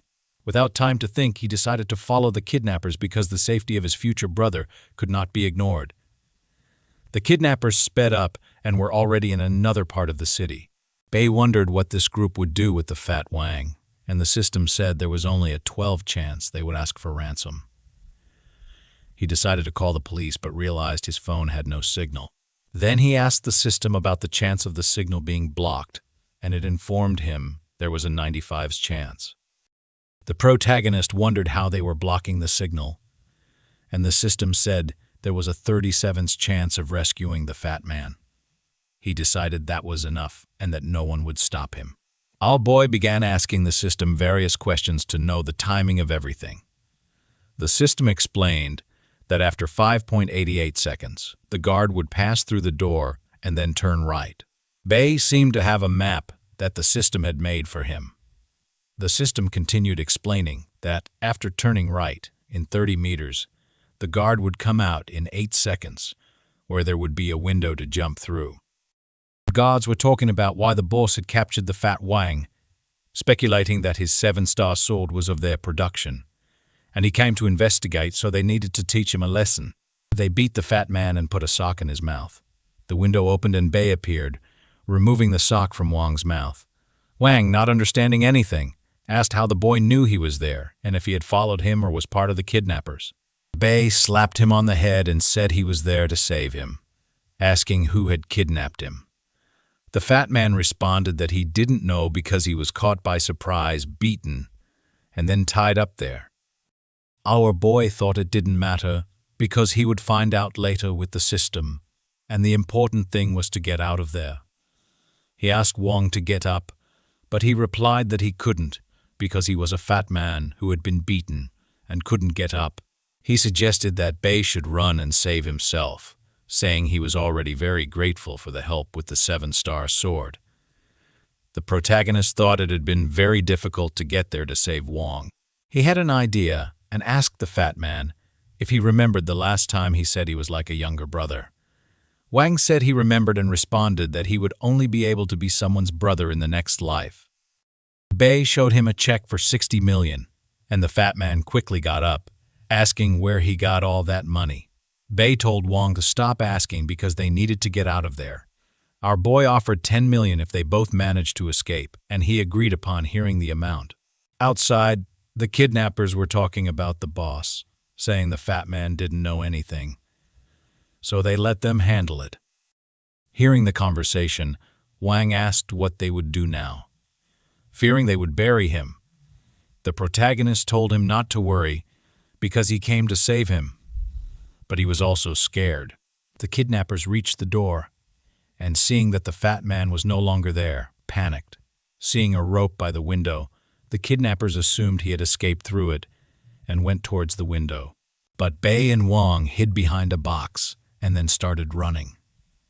Bai said it was a good thing they had that idea. The old man responded that it really was a good idea because he wouldn't have been able to escape through the window. The kidnappers tried to chase the two, saying that old Wang couldn't have gotten far and that he must be close by. Our boy and Wang ran, nearly getting caught. Bai asked the system for the safest route, and it responded with a 72% chance on the right and 30% on the left. Seeing Bai choosing the paths, the fat man asked if he had been there before and if he knew the way. Our boy replied that he hadn't, but Wang insisted on asking how he knew where they were going.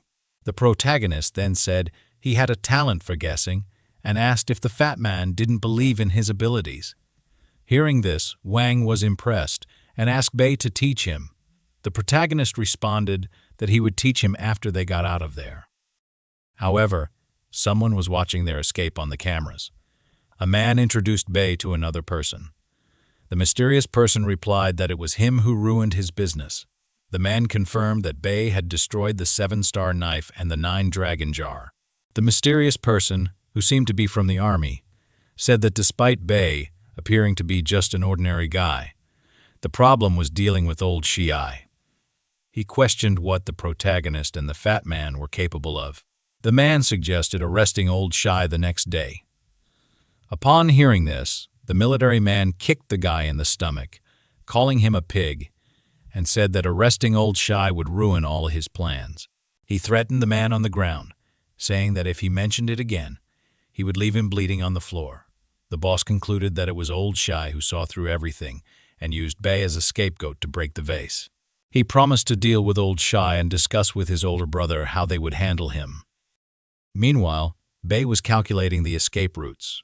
He realized that the options were limited and that they were exhausted, considering taking a shortcut. The system showed routes with escape chances ranging between 37 and 41. They headed toward the door Wang had entered, and the success rate increased as they approached the gate. Bai found it too easy, and suddenly the door was shut. Shouts warned that the two were standing at the gate. The system warned that the escape chance was 3.4, with the best route offering 28. Bai froze, and amid the chaos, a car arrived with several gangsters. He thought that the system had killed him that day, but there was no time for those thoughts, as the only option was to fight. After numerous punches and intense fighting, everyone present was on the ground. However, Bai and Wang were still standing. A cigarette fell to the ground, and the final boss arrived, asking the two to come along. Bai approached and tried to strike, but the boss easily dodged and delivered a punch that sent Bai spinning. Wang tried to join in but took another punch and fell to the ground. The boss wanted more, but Wang had already given up, asking to be killed because he was too tired. Hearing this, the military man said they had invaded his base, messed up his business, and beaten up his henchmen. They thought they would die easily. Bai thought about what he was saying but decided it wasn't the time to think about that. He needed to try to get out of there.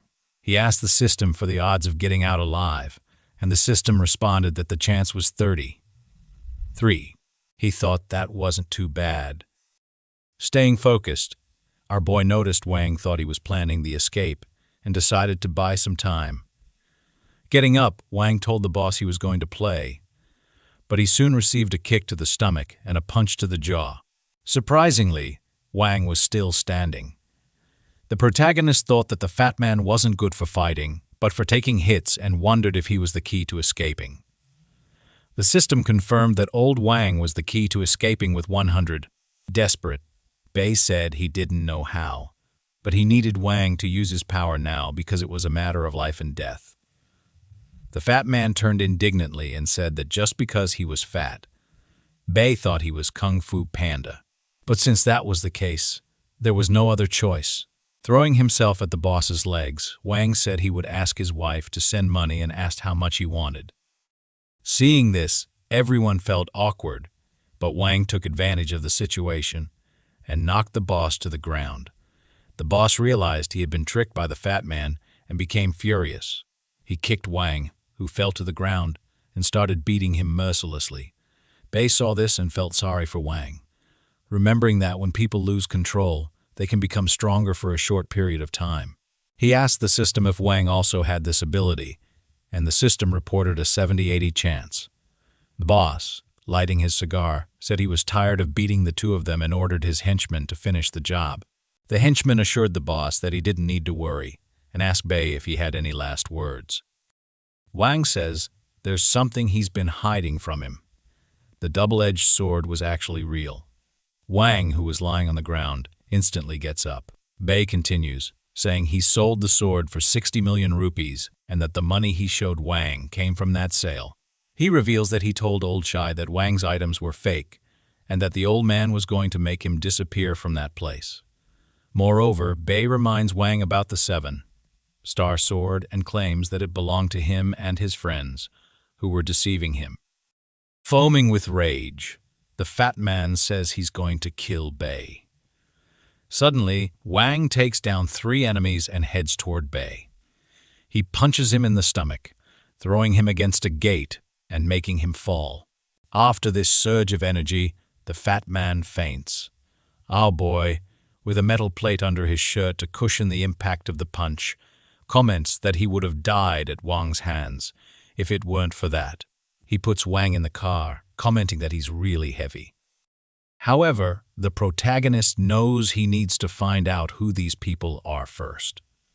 The military man on the ground says they will meet again at the hospital. Old Wang is all bandaged up, complaining that he almost lost his life during that escape. Bai responds that if it weren't for the escape, both of them would have died. Wang asks about what Bai said and wants to know what was true and what was a lie. Bai responds that, except for the double-edged sword, everything was a lie.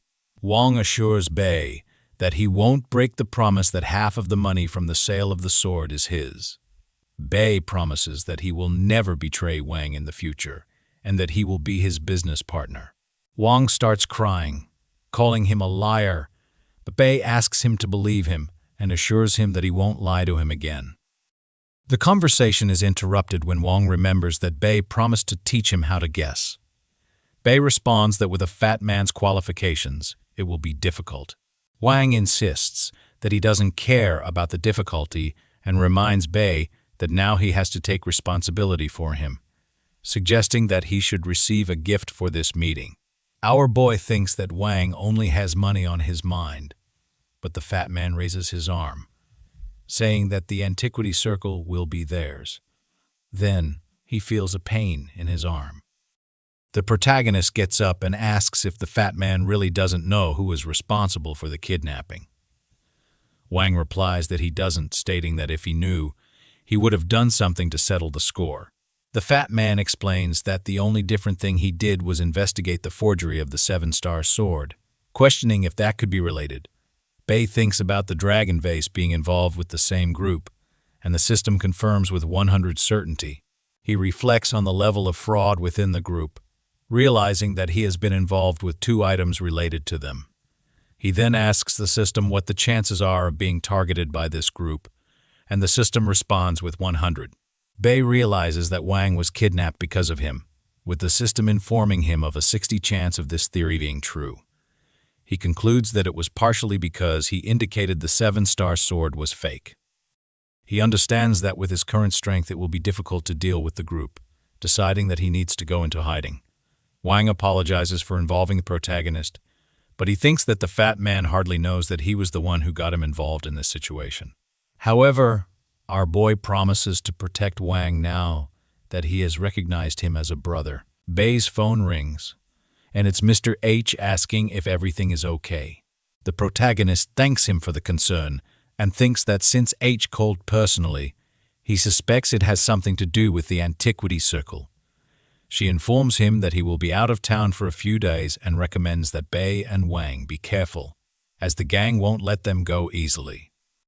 Our boy asks if she has more details, and she responds that it's not clear yet, but the group has a considerable history, and she warns Bai to stay alert. H promises to talk more when he returns. The protagonist thanks him for the information, understanding that the enemies are indeed dangerous. Wang comments that Bai talks calmly with H, and it seems they don't need to worry. However, our boy ignores Wang and thinks that if H isn't doing anything, the situation is more complicated than he imagined.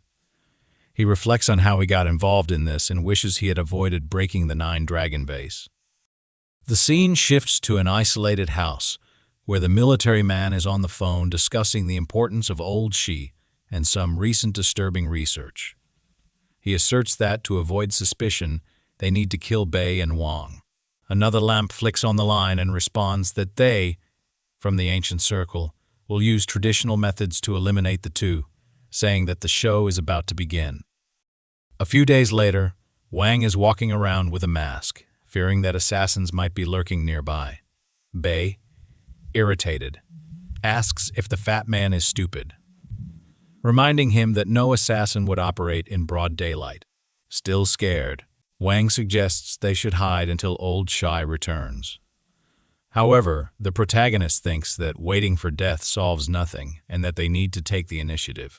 Wang asks our boy if he's crazy for wanting to face them all again, reminding him of how cruel those people are and how they had to flee. Bai questions him, wanting to know if he prefers to keep hiding like a rat, reminding him of the motivated guy he once knew.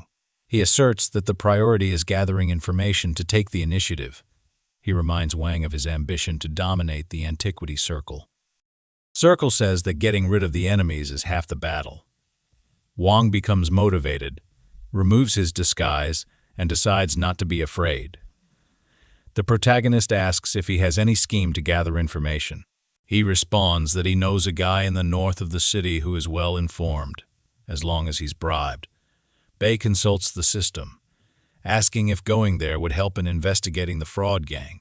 The system confirms that going there is useful, but that specific informant won't help with information about the gang.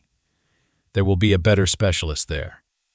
Suddenly, they find themselves in a market for antiquities. Our boy is impressed with the place and asks how Wang manages to see the products at night.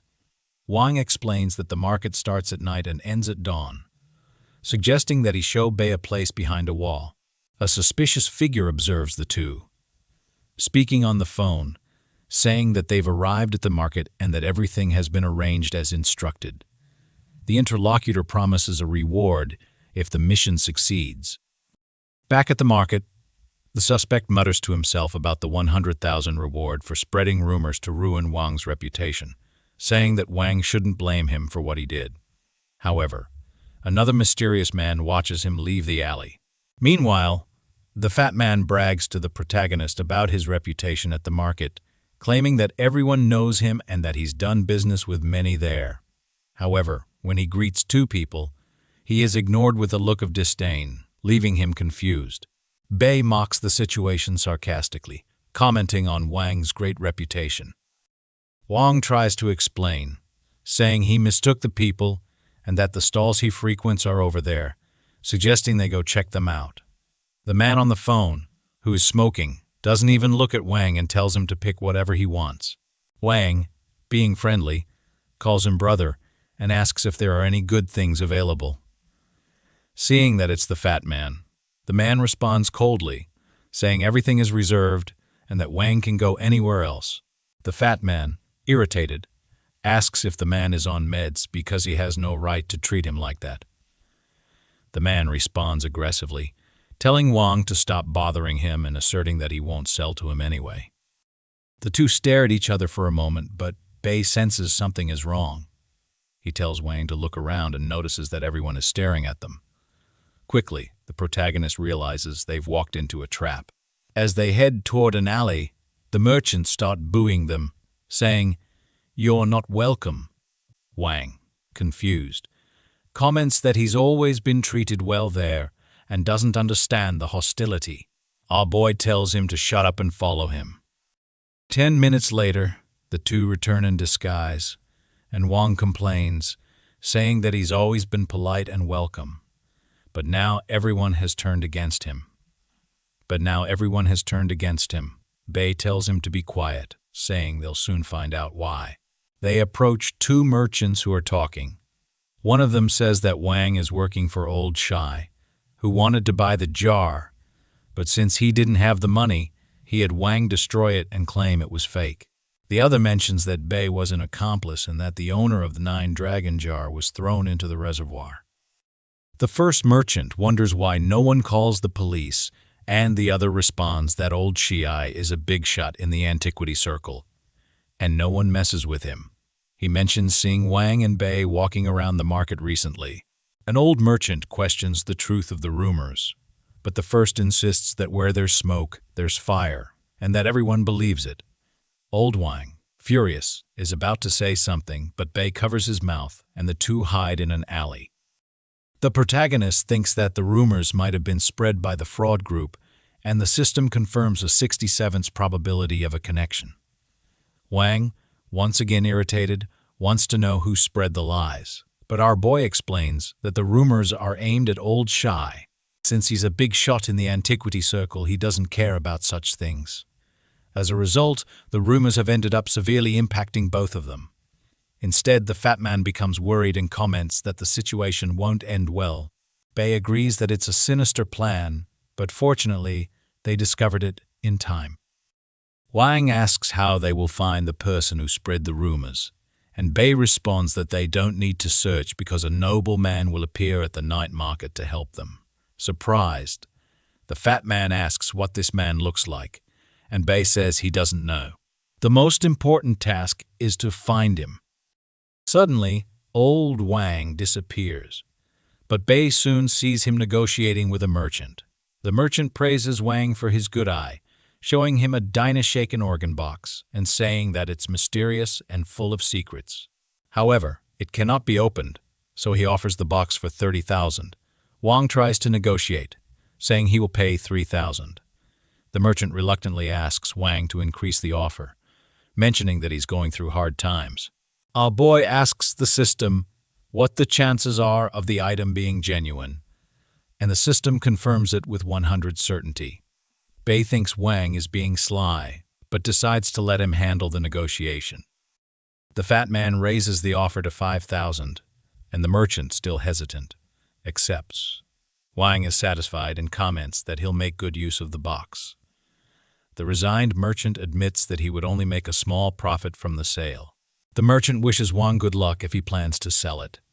However, just as Wang is about to respond, a mysterious hand is placed on the box. It belongs to a man with a frightening appearance who says that the two of them are not to be trusted. Our boy thinks this is a problem, but the fat man recognizes the man as Hong Tai. Bai thinks their goal is to find the nobleman, so they shouldn't waste time. Wang adjusts his disguise and questions why the item cannot be sold to them. The man looks at the box and says that it is not from the Qin dynasty, but from the Ming dynasty and should be worth more than 300,000. The crazy people are already in shock. Protagonist asks the fat man who the guy is. Wang responds that he is Hong Tai, a caretaker of the Wu family's antique house. Unfortunately, he had some issues with him. Artmoy says that this is what's happening, and it seems Hong Tai recognized Wang and is trying to cause trouble on purpose. The fat man says he doesn't know because the man keeps staring at everyone with that serious face. The crazy man interrupts and says that they both have poor vision and an even worse personality. He doesn't know how they have the courage to come to this place. The protagonist wonders why he is trying to provoke them, considering the guy might have recognized him. Wang says his vision might not be as good as his, and his personality might not be as good either. He says that the man may even be a martial artist, but he shouldn't be arrogant in his speech, adding that martial artists are all from Zulanan or Yubo. Upon hearing this, the man stares angrily, and the protagonist wonders why he is looking as if he wants to kill Wang. Our boy asks the system if the guy's from those lands, confirming it to be 0. The crowd comments that this fat man is going to get beaten up, but for a moment, they think this fat man looks familiar. Bai thinks that if this continues, they will be exposed and the plan to find the nobleman will be ruined. In response to this situation, our boy thanks them for the warning and says he is leaving. But upon seeing this, the man immediately blocks Bai's way. The guy insinuates that the protagonist is dishonest for trying to buy the item cheaply, even though he knows its true value. Wang doesn't understand what is being said at first, but the protagonist thinks that the man is really trying to cause trouble. Our boy notices that the guy is trying to draw the crowd's attention as much as possible. He quickly asks the system if the item is from the Qin and Ming dynasties, confirming it is from the Qin dynasty. Bai says the guy is wrong for saying the box belongs to the Ming dynasty. Upon hearing this, he suggests a competition to determine who is wrong. Whoever loses will pay the value of the correct dynasty of the item as a reward. Old Wang looks at the protagonist, questioning if the item is really from the Qin dynasty. He confirms it is, making the fat man confident, suggesting that if the challenge is lost, the Wu family's name will be tainted. Wang also warns that if this happens, they should leave the two in peace. The guy just agrees, but suddenly he begins to handle the box with ease. Everyone around is surprised, including Bai. For a moment, he thinks all this was staged, But the man explains that there are two boxes. The outer one was made in the Qin dynasty and the inner one in the Ming dynasty, announcing that the market price of the item is 300,000. The seller obviously finds himself in a good situation upon discovering the real value of the item. Upon seeing this, the fat man is surprised, and the crowd starts to boo him. But they begin to suspect his familiar appearance. Wang becomes desperate and asks our boy how he missed this.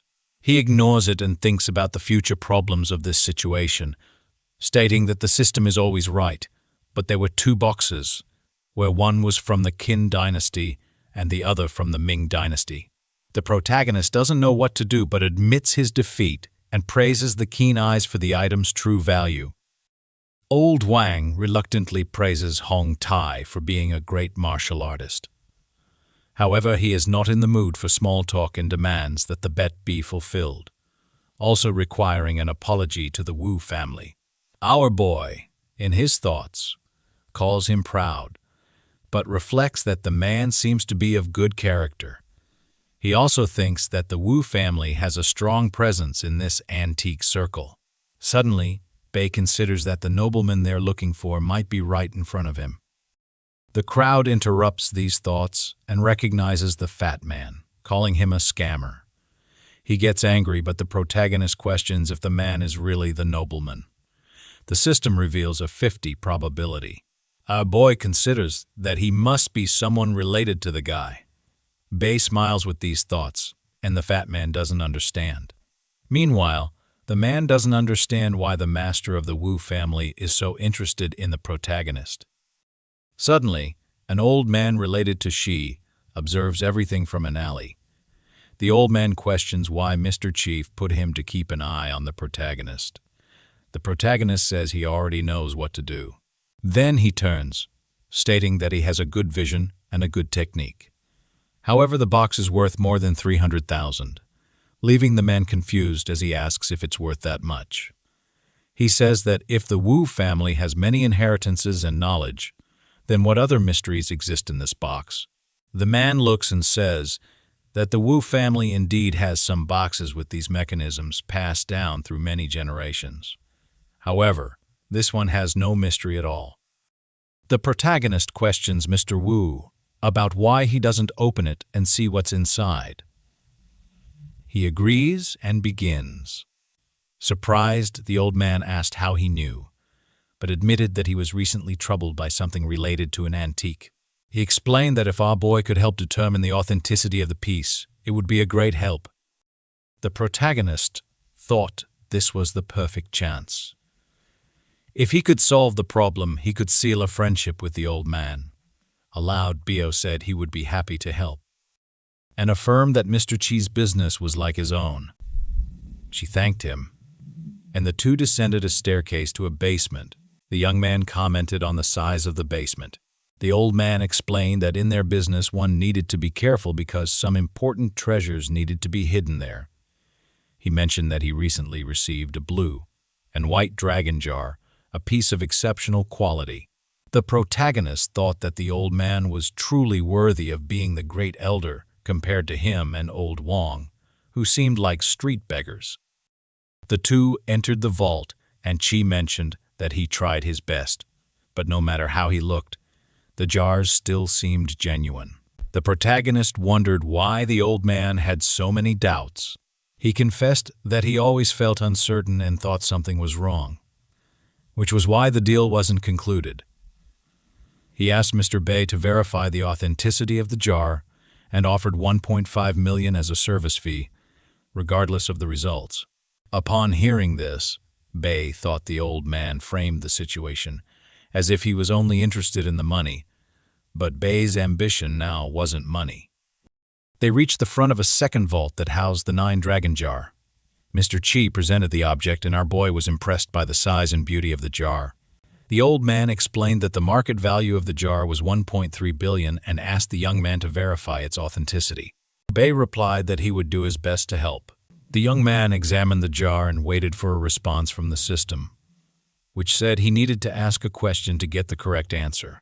So, the protagonist asked the system if the jar was original with the system responding that it was 100 fake. He was at a loss as to how to prove the jar was fake. The system showed the location of the evidence of forgery, but he would need to break the bottom of the jar with a forced chance of losing the evidence. The protagonist thought that even knowing it was fake, the chance of destroying the jar was dangerous. If he broke it carelessly, the piece worth 1.3 billion could ruin his life. However, if he didn't take the risk, the old man wouldn't believe him. He wondered if normal people could identify the jar as fake, and the system responded that the probability was 1.4. Desperate, the protagonist realized it was almost impossible for a normal person to identify the jar if even Mr. Chay was having difficulty. Other experts would too. He understood it was very risky if he broke the jar without care. It could be his ruin. However, if he didn't take the risk, he would lose the old man's trust. Mr. Chay stared at Bai and asked if he had discovered anything. He crossed his arms and responded that he could say with certainty that the jar was fake. The old man, not fully convinced, asked if he could prove it. Bai explained that the evidence was at the bottom of the jar. They both looked at the bottom of the jar, and the old man commented that he had examined it many times and it didn't seem like anything was wrong. So, he asked where the mentioned proof was. Bai responded that the proof was inside the bottom of the jar. Incredulous, the old man asked if Bai wanted to break the jar. Bai confirmed that, unfortunately, that was the only way to prove the piece was fake. The old man said that since the deal wasn't closed yet, the jar wasn't in his possession, and he would have to inform Mr. Jiang about it, given the importance of the matter. Bai thought that he was also terrified of breaking the jar, but needed to take the risk. Out loud, he said that he would take responsibility and that they could contact the owner of the jar for a face-to-face confrontation. The old man agreed and said he would call Mr. Jiang. Mr. Jiang arrived with a suspicious expression and asked Mr. Chay what the problem was. The old man explained that there was an urgency related to the jar. Our boy noticed that Mr. Chay had stepped out of the situation and put the responsibility on him. Bai realized there was no way out and confidently said that Mr. Jiang had a talent for selling fake items. Jiang was confused and asked what Bai was insinuating. The protagonist stated that he knew the 9-dragon jar was fake. Incredulous, Jiang responded that several experts had analyzed the jar and said it was real, and asked Bai, whom he had never heard of, to show the problem. He thought that Jiang was confident in the fraud and recognized the difficulty of identifying the jar due to the technology used. Out loud, he said they could discover the truth by breaking the jar, even at the risk. Z interrupted him and said he would no longer sell the jar and that Bai couldn't break it. He joked, saying Jiang didn't want to sell because he knew it was fake. Jiang got irritated and asked how our boy dared to talk like that and stated that he wouldn't sell something fake. The protagonist thought that Jiang was a scoundrel because he realized he was trying to prevent the fraud from being discovered, but he decided not to let that happen. Suddenly, Bai struck the jar, breaking it and scattering pieces everywhere. Everyone was incredulous at seeing this. Desperate, Jiang asked Mr. Chay why he let our boy do that. The old man asked for calm and said that if he didn't show evidence, he would have to give an explanation and pay for everything. Bai fell into despair because he knew there was no turning back and he needed to find the flaw. However, the old man warned that if the protagonist showed there was something wrong with the jar, he would have a serious conversation with Jiang. Bai thought the old man was dangerous and couldn't miss the opportunity. He asked where the flaw was, and the system indicated it was close. Paying attention, he asked the system if he would destroy the flaw with the blow he was about to deliver. The system mentioned that with the force he was using, he had a 58% chance of breaking the flaw. Bai interrupted the blow, realizing the risk, and thought he almost missed the opportunity. He decided to try with less force. The system indicated that the chance of destruction would be 13%. Bai calmed down and understood he needed to chip away at the area little by little. Quickly, he began to panic, realizing the old man wouldn't believe him if he took too long. Zhang started laughing and told Exi that despite everyone saying the jar was real, Bai insisted it wasn't. Jiang said that, out of friendship, he allowed the protagonist to break the jar, but now he asked where the evidence was, and mentioned that he had several offers from many companies. The old man interrupted and said not to worry because if it was the case, he would pay the money. Bai was sweating, thinking about what he would do if he didn't find the flaw, asking for it to appear soon. He gave a small tap that broke everything, falling into despair, thinking the evidence was destroyed. However, he pointed to a QR code and asked what that was. Mr. Chay got angry and demanded an explanation from Jiang. He fell to the floor in disbelief but was already being dragged away by Mr. Chai's henchmen. Bai thought he had at least survived, but then he remembered Wang's sword, which also had a core code. He began to suspect that the sword and the jar came from the same place. Mr. Chay thanked the protagonist, saying he did a great job and was very grateful. He humbly responded that he just wanted to help a friend with a problem, and that it was every man's responsibility to end lies and bring out the truth, adding that no one should be deceived. Mr. Chay pulled something from his pocket and handed it to Bai, saying it was his personal business card. He said that in the future, whenever Bai needed help, he could call him, and that from now on, they were like family. Our boy responded that it was an honor to help, and that he was at Mr. Chai's service. Thanking him in his thoughts, Bai rejoiced, realizing that he now had a big shot to support him. He tallied his achievements: 50 million from the double sword, 10 million from the divination service, plus he could gain the friendship of Mr. Chay and even broke a jar worth 1.3 billion. Deciding that his next step now was to help Wang. The next day, Bai was in his car thinking about the fat Wang. He decided he would share 10 million from the sale of the double sword with him and wanted to see if Wang would still reject him. As he turned the corner, Bai saw old Wang being taken away by some men. He thought they were kidnapping the fat man, with the system saying there was a 75% chance it was a kidnapping. Without time to think, he decided to follow the kidnappers because the safety of his future brother could not be ignored. The kidnappers sped up and were already in another part of the city.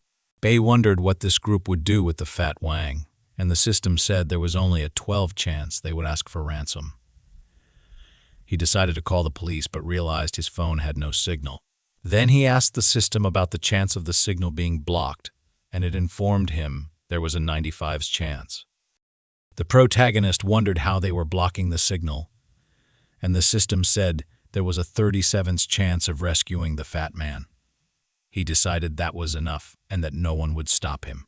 Our boy began asking the system various questions to know the timing of everything. The system explained that after 5.88 seconds, the guard would pass through the door and then turn right. Bai seemed to have a map that the system had made for him. The system continued explaining that after turning right in 30 meters, the guard would come out in 8 seconds, where there would be a window to jump through. The guards were talking about why the boss had captured the fat Wang, speculating that his 7-star sword was of their production, and he came to investigate, so they needed to teach him a lesson. They beat the fat man and put a sock in his mouth. The window opened and Bai appeared, removing the sock from Wang's mouth. Wang, not understanding anything, asked how the boy knew he was there and if he had followed him or was part of the kidnappers. Bai slapped him on the head and said he was there to save him, asking who had kidnapped him. The fat man responded that he didn't know because he was caught by surprise, beaten, and then tied up there. Our boy thought it didn't matter because he would find out later with the system, and the important thing was to get out of there. He asked Wang to get up, but he replied that he couldn't because he was a fat man who had been beaten and couldn't get up. He suggested that Bai should run and save himself, saying he was already very grateful for the help with the 7-star sword. The protagonist thought it had been very difficult to get there to save Wang. He had an idea and asked the fat man if he remembered the last time he said he was like a younger brother. Wang said he remembered and responded that he would only be able to be someone's brother in the next life. Bai showed him a check for 60 million, and the fat man quickly got up, asking where he got all that money. Bai told Wang to stop asking because they needed to get out of there. Our boy offered 10 million if they both managed to escape, and he agreed upon hearing the amount. Outside, the kidnappers were talking about the boss, saying the fat man didn't know anything. So they let them handle it. Hearing the conversation, Wang asked what they would do now. Fearing they would bury him, the protagonist told him not to worry because he came to save him. But he was also scared. The kidnappers reached the door, and seeing that the fat man was no longer there, panicked.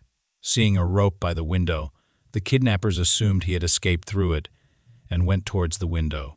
But Bai and Wang hid behind a box and then started running. Bai said it was a good thing they had that idea.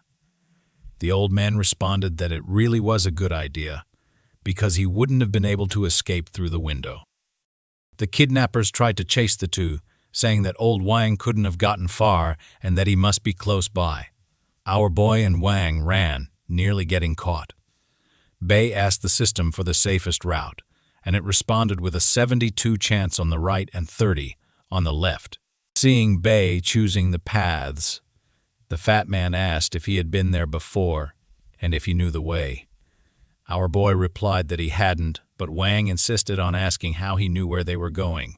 The protagonist then said he had a talent for guessing and asked if the fat man didn't believe in his abilities. Hearing this, Wang was impressed and asked Bai to teach him. The protagonist responded that he would teach him after they got out of there. However, someone was watching their escape on the cameras. A man introduced Bai to another person. The mysterious person replied that it was him who ruined his business. The man confirmed that Bai had destroyed the 7-star knife and the 9-dragon jar. The mysterious person, who seemed to be from the army, said that despite Bai appearing to be just an ordinary guy, the problem was dealing with old Chay. He questioned what the protagonist and the fat man were capable of. The man suggested arresting old Chay the next day. Upon hearing this, the military man kicked the guy in the stomach, calling him a pig, and said that arresting old Chay would ruin all his plans. He threatened the man on the ground, saying that if he mentioned it again, he would leave him bleeding on the floor.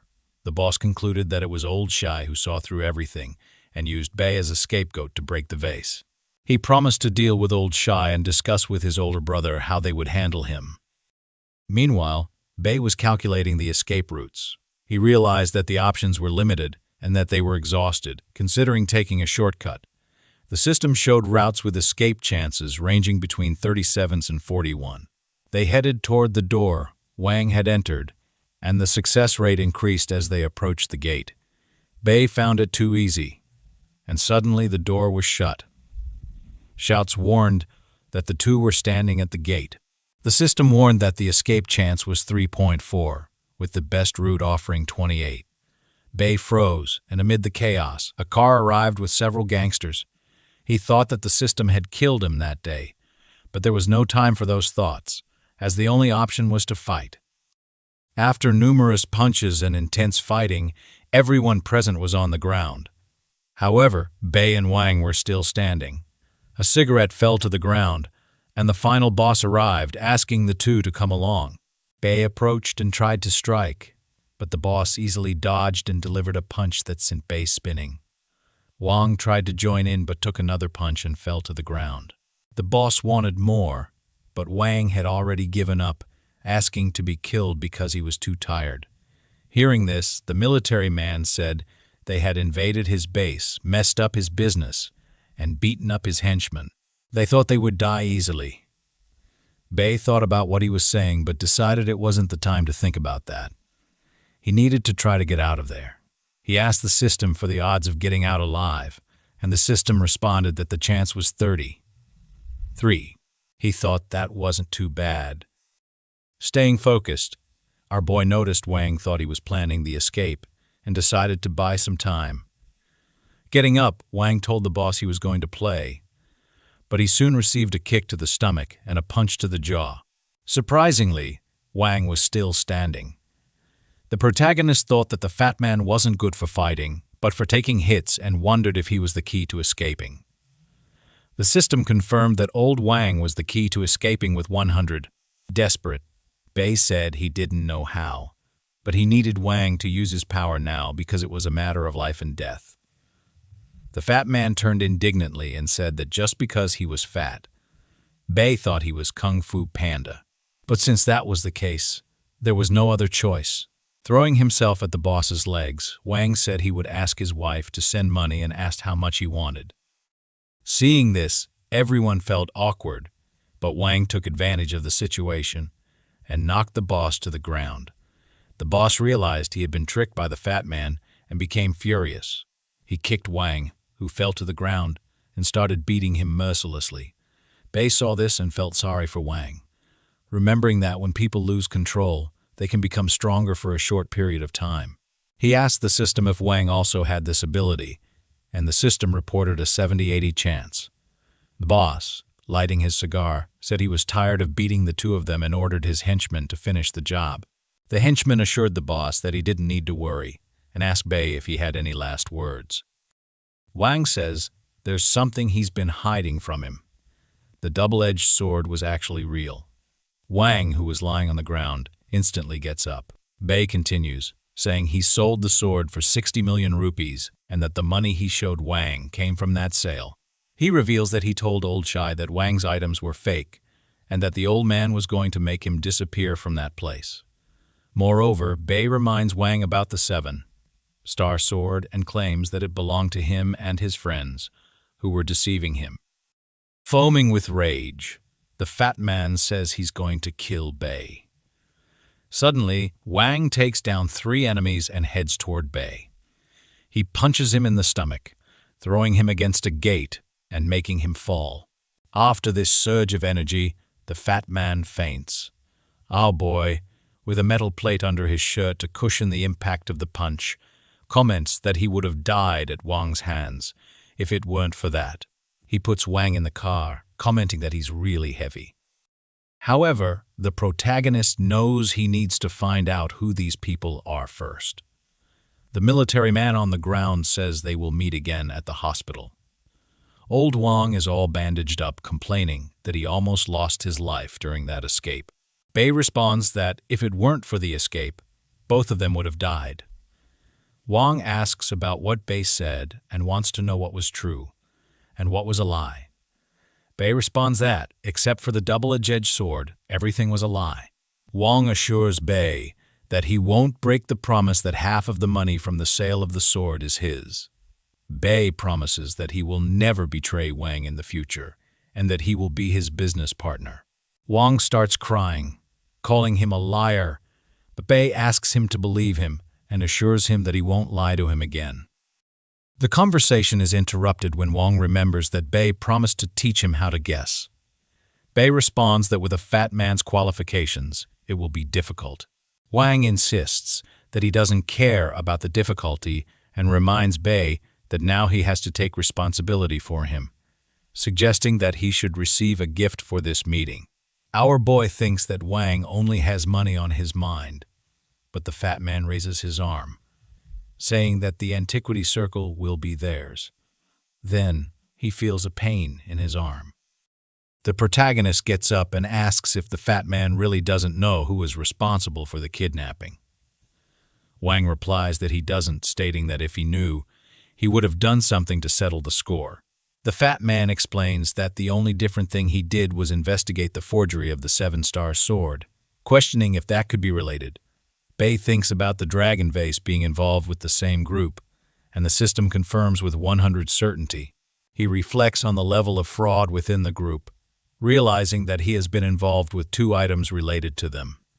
He then asks the system what the chances are of being targeted by this group, and the system responds with 100.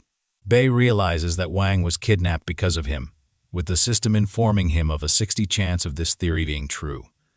He concludes that it was partially because he indicated the 7-star sword was fake. He understands that with his current strength it will be difficult to deal with the group, deciding that he needs to go into hiding. Wang apologizes for involving the protagonist, but he thinks that the fat man hardly knows that he was the one who got him involved in this situation.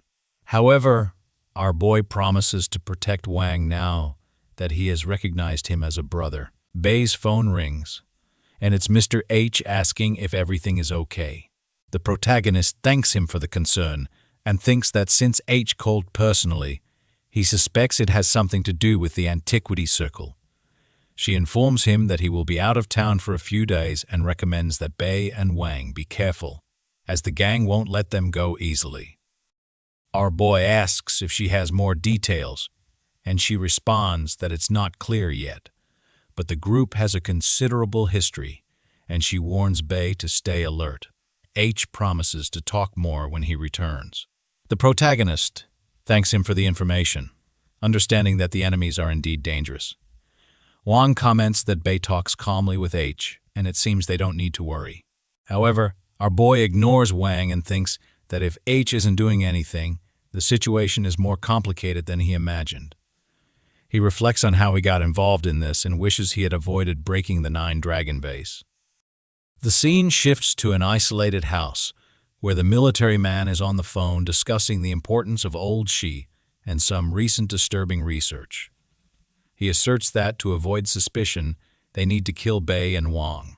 Another lamp flicks on the line and responds that they, from the ancient circle, will use traditional methods to eliminate the two, saying that the show is about to begin.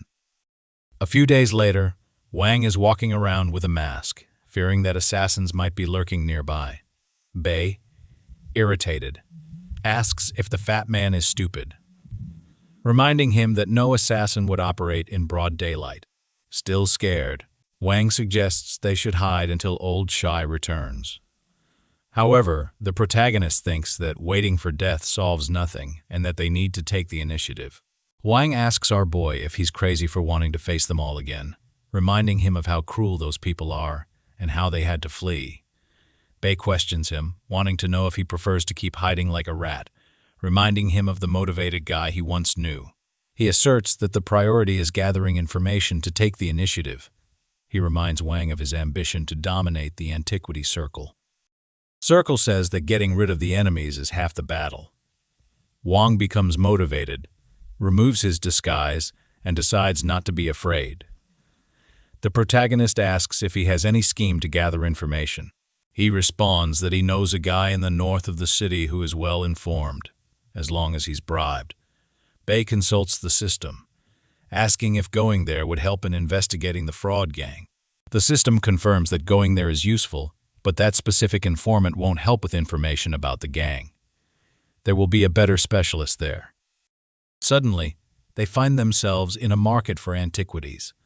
Our boy is impressed with the place and asks how Wang manages to see the products at night.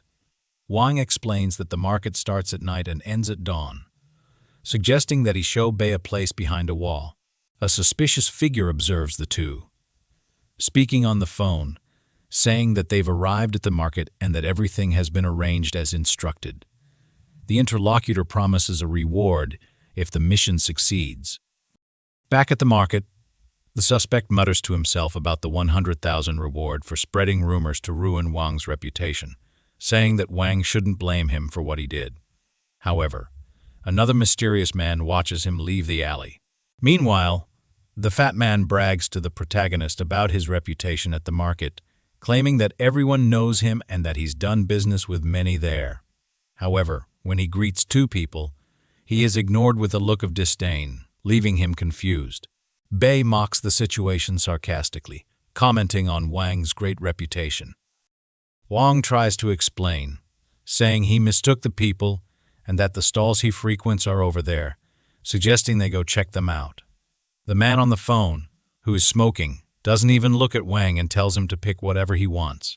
Wang, being friendly, calls him brother and asks if there are any good things available. Seeing that it's the fat man, the man responds coldly, saying everything is reserved and that Wang can go anywhere else. The fat man, irritated, asks if the man is on meds because he has no right to treat him like that. The man responds aggressively, telling Wang to stop bothering him and asserting that he won't sell to him anyway. The two stare at each other for a moment, but Bai senses something is wrong. He tells Wang to look around and notices that everyone is staring at them. Quickly, the protagonist realizes they've walked into a trap.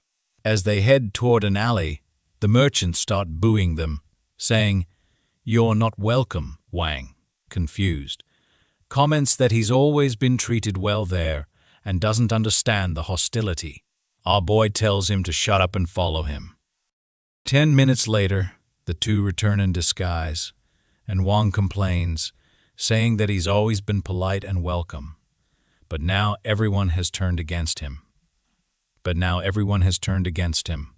tells him to be quiet, saying they'll soon find out why. They approach two merchants who are talking. One of them says that Wang is working for old Chay, who wanted to buy the jar, but since he didn't have the money, he had Wang destroy it and claim it was fake. The other mentions that Bai was an accomplice and that the owner of the 9-dragon jar was thrown into the reservoir. The first merchant wonders why no one calls the police, and the other responds that old Chay is a big shot in the antiquity circle, and no one messes with him. He mentions seeing Wang and Bai walking around the market recently. An old merchant questions the truth of the rumors, but the first insists that where there's smoke, there's fire, and that everyone believes it. Old Wang, furious, is about to say something, but Bai covers his mouth, and the two hide in an alley. The protagonist thinks that the rumors might have been spread by the fraud group, and the system confirms a 67th probability of a connection. Wang, once again irritated, wants to know who spread the lies, but our boy explains that the rumors are aimed at old Chay. Since he's a big shot in the antiquity circle, he doesn't care about such things. As a result, the rumors have ended up severely impacting both of them. Instead, the fat man becomes worried and comments that the situation won't end well. Bai agrees that it's a sinister plan, but fortunately, they discovered it in time. Wang asks how they will find the person who spread the rumors, and Bai responds that they don't need to search because a noble man will appear at the night market to help them. Surprised, the fat man asks what this man looks like, and Bai says he doesn't know. The most important task is to find him. Suddenly, old Wang disappears, but Bai soon sees him negotiating with a merchant. The merchant praises Wang for his good eye, showing him a Dyna-shaken organ box and saying that it's mysterious and full of secrets. However, it cannot be opened, so he offers the box for 30,000. Wang tries to negotiate, saying he will pay 3,000. The merchant reluctantly asks Wang to increase the offer, mentioning that he's going through hard times. Our boy asks the system what the chances are of the item being genuine, and the system confirms it with 100% certainty. Bai thinks Wang is being sly, but decides to let him handle the negotiation. The fat man raises the offer to 5,000, and the merchant, still hesitant, accepts. Wang is satisfied and comments that he'll make good use of the box. The resigned merchant admits that he would only make a small profit from the sale. The merchant wishes Wang good luck if he plans to sell it. However, just as Wang is about to respond, a mysterious hand is placed on the box. It belongs to a man with a frightening appearance who says that the two of them are not to be trusted. Our boy thinks this is a problem, but the fat man recognizes the man as Hong Tai. Bai thinks their goal is to find the nobleman, so they shouldn't waste time. Wang adjusts his disguise and questions why the item cannot be sold to them. The man looks at the box and says that it is not from the Qin dynasty, but from the Ming dynasty and should be worth more than 300,000. The crazy people are already in shock. Protagonist asks the fat man who the guy is. Wang responds that he is Hong Tai, a caretaker of the Wu family's antique house. Unfortunately, he had some issues with him. Artmoy says that this is what's happening, and it seems Hong Tai recognized Wang and is trying to cause trouble on purpose. The fat man says he doesn't know because the man keeps staring at everyone with that serious face. The crazy man interrupts and says that they both have poor vision and an even worse personality. He doesn't know how they have the courage to come to this place. The protagonist wonders why he is trying to provoke them, considering the guy might have recognized him. Wang says his vision might not be as good as his, and his personality might not be as good either. He says that the man may even be a martial artist, but he shouldn't be arrogant in his speech, adding that martial artists are all from Zulanan or Yubo. Upon hearing this, the man stares angrily, and the protagonist wonders why he is looking as if he wants to kill Wang. Our boy asks the system if the guy's from those lands, confirming it to be 0. The crowd comments that this fat man is going to get beaten up, but for a moment, they think this fat man looks familiar. Bai thinks that if this continues, they will be exposed and the plan to find the nobleman will be ruined. In response to this situation, our boy thanks them for the warning and says he is leaving. But upon seeing this, the man immediately blocks Bai's way. The guy insinuates that the protagonist is dishonest for trying to buy the item cheaply, even though he knows its true value. Wang doesn't understand what is being said at first, but the protagonist thinks that the man is really trying to cause trouble. Our boy notices that the guy is trying to draw the crowd's attention as much as possible. He quickly asks the system if the item is from the Qin and Ming dynasties, confirming it is from the Qin dynasty. Bai says the guy is wrong for saying the box belongs to the Ming dynasty. Upon hearing this, he suggests a competition to determine who is wrong. Whoever loses will pay the value of the correct dynasty of the item as a reward. Old Wang looks at the protagonist, questioning if the item is really from the Qin dynasty. He confirms it is, making the fat man confident, suggesting that if the challenge is lost, the Wu family's name will be tainted. Wang also warns that if this happens, they should leave the two in peace. The guy just agrees, but suddenly he begins to handle the box with ease. Everyone around is surprised, including Bai. For a moment, he thinks all this was staged, but the man explains that there are 2 boxes. The outer one was made in the Qin dynasty and the inner one in the Ming dynasty, announcing that the market price of the item is 300,000. The seller obviously finds himself in a good situation upon discovering the real value of the item. Upon seeing this, the fat man is surprised, and the crowd starts to boo him. But they begin to suspect his familiar appearance. Wang becomes desperate and asks our boy how he missed this. He ignores it and thinks about the future problems of this situation, stating that the system is always right, but there were 2 boxes, where one was from the Qin dynasty and the other from the Ming dynasty. The protagonist doesn't know what to do but admits his defeat and praises the keen eyes for the item's true value. Old Wang reluctantly praises Hong Tai for being a great martial artist. However, he is not in the mood for small talk and demands that the bet be fulfilled, also requiring an apology to the Wu family. Our boy, in his thoughts, calls him proud, but reflects that the man seems to be of good character. He also thinks that the Wu family has a strong presence in this antique circle. Suddenly, Bai considers that the nobleman they're looking for might be right in front of him. The crowd interrupts these thoughts and recognizes the fat man, calling him a scammer. He gets angry, but the protagonist questions if the man is really the nobleman. The system reveals a 50 probability. Our boy considers that he must be someone related to the guy. Bai smiles with these thoughts, and the fat man doesn't understand. Meanwhile, the man doesn't understand why the master of the Wu family is so interested in the protagonist. Suddenly, an old man related to Shi observes everything from an alley. The old man questions why Mr. Chief put him to keep an eye on the protagonist. The protagonist says he already knows what to do. Then he turns, stating that he has a good vision and a good technique. However, the box is worth more than 300,000, leaving the man confused as he asks if it's worth that much. He says that if the Wu family has many inheritances and knowledge, then what other mysteries exist in this box? The man looks and says that the Wu family indeed has some boxes with these mechanisms passed down through many generations. However, this one has no mystery at all. The protagonist questions Mr. Wu about why he doesn't open it and see what's inside. He agrees and begins. Old Hong Tai looked tense, but said he was fine. When he started opening the drawer, he thought, is there really something in it, maybe a treasure? But when he opened it, he saw that there was nothing there. Exhaling, he said that he was the same as in their family.